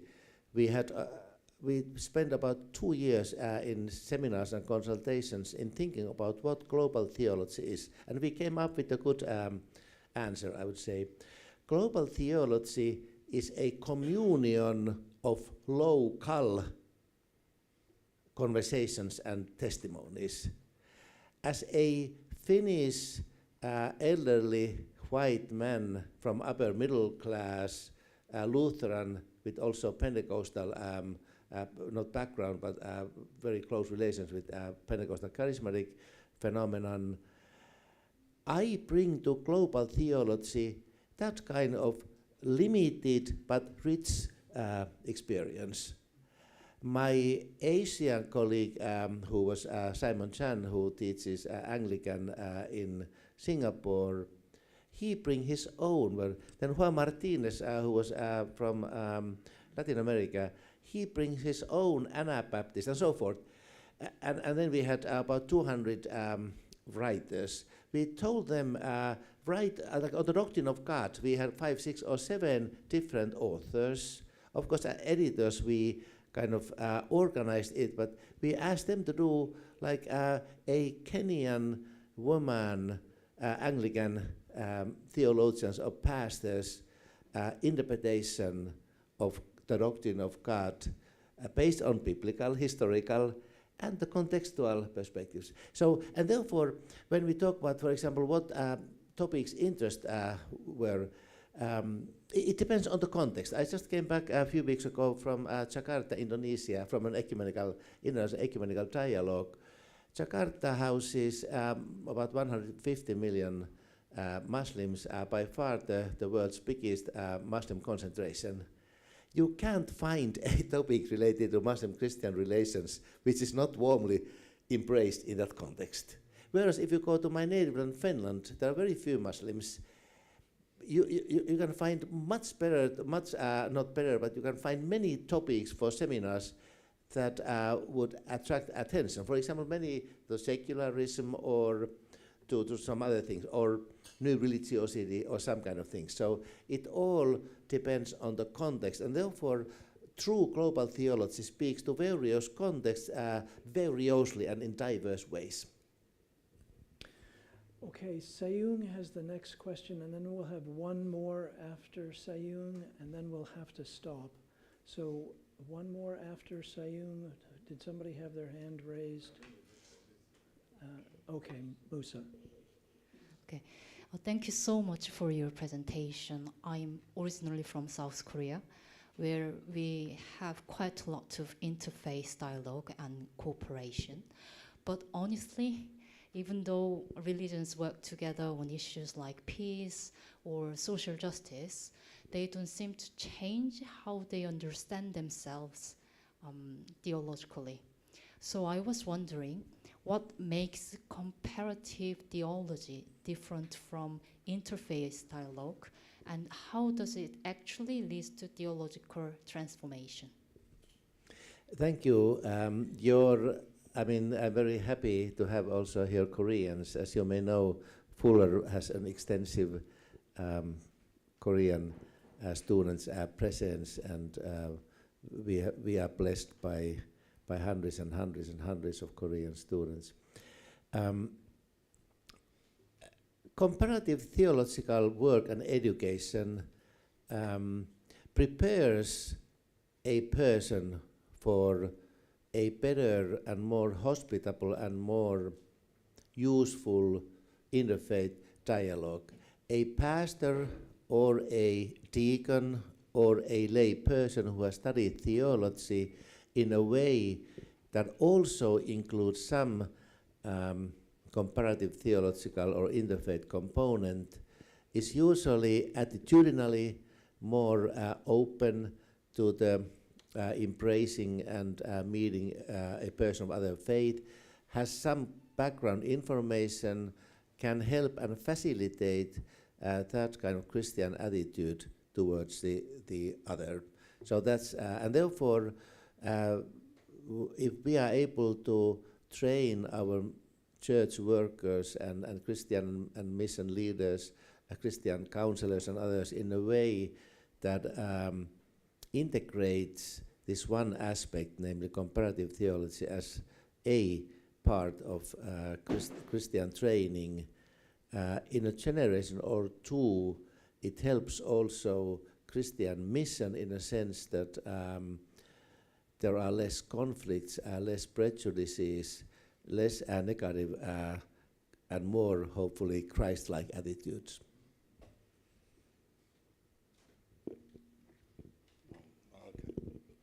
Thank you. Thank you so much for your lecture on comparative theology. I just want to give you a story of what's happening in Nigeria, particularly in northern part of Nigeria. Dr. Sid Garland has mentioned the controversy on the name of God. Well, the problem erupted as a result of the conflict between Christians and Muslims in the north of Nigeria. And yes, exactly. And so the idea that some Christians came up with is that if Muslims go ahead to kill Christians and so on, and therefore it means their understanding of God is not correct, because that God that loves the killing of other human beings cannot be the same God as the Christian God. But the solution that was offered is what some of us get worried about, and that is that in order to make that God, the God of Christians, different from the God of Muslims, is to change the name of the God of the name of God, so that Christians are in the same language. Yeah, have two names of God, one for Muslims and the other for Christians. And my worry really is that in this case, dialogue has broken down because the commonality in the name of God was very helpful.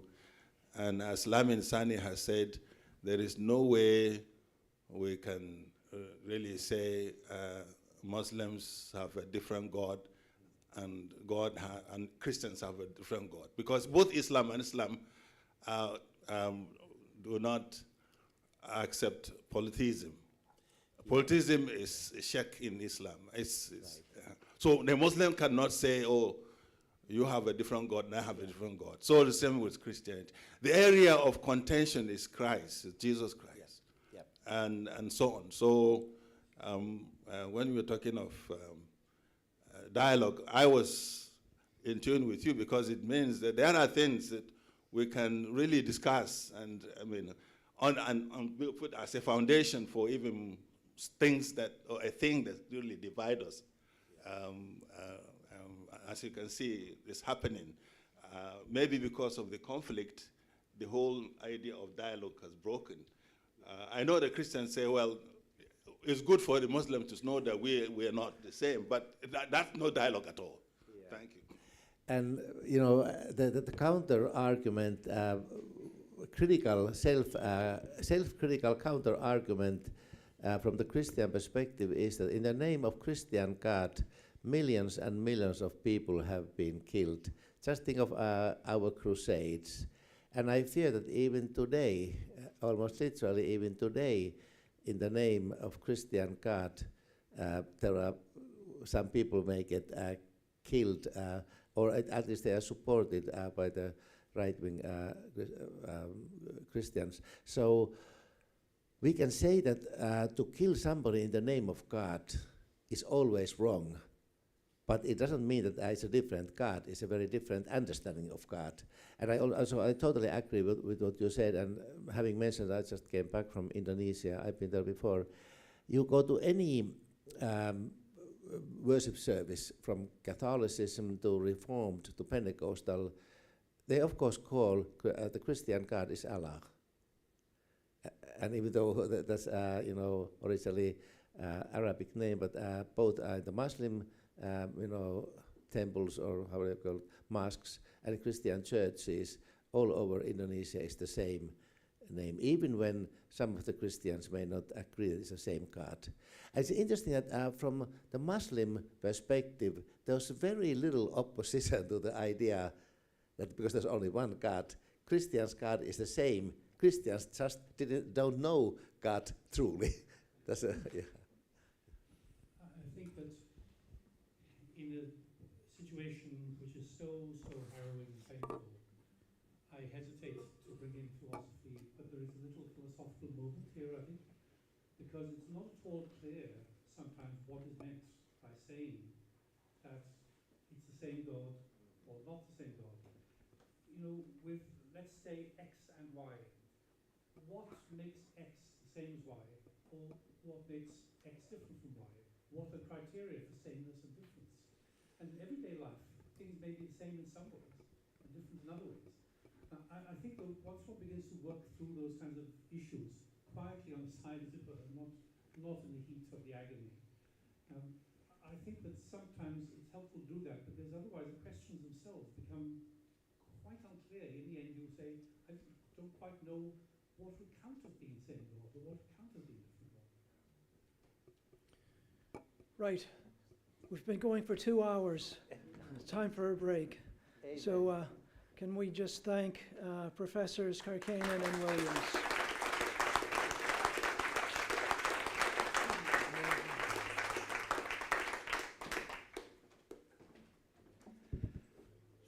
Thank you very much, Bob. Thank you, Veli-Matti, Stephen. Very engaging afternoon, a very engaging day. I think you'll agree with me, we've covered an awful lot of ground. We've covered Ireland, we've covered the Western context and the challenges of that. And we're not finished. Tomorrow we're back at 9:30, from 9 o'clock to 9:30 is registration.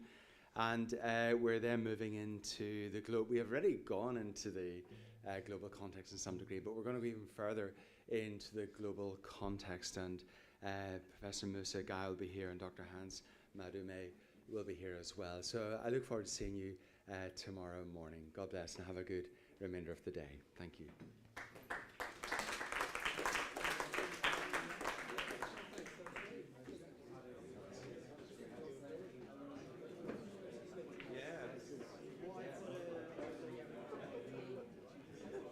Thank you very much, Veli-Matti. Thank you. So you've been busy with the 5 volumes. I mean, that's a lot. Yeah, I prepared it for a long time, and but I published them one per year. Oh, so yes.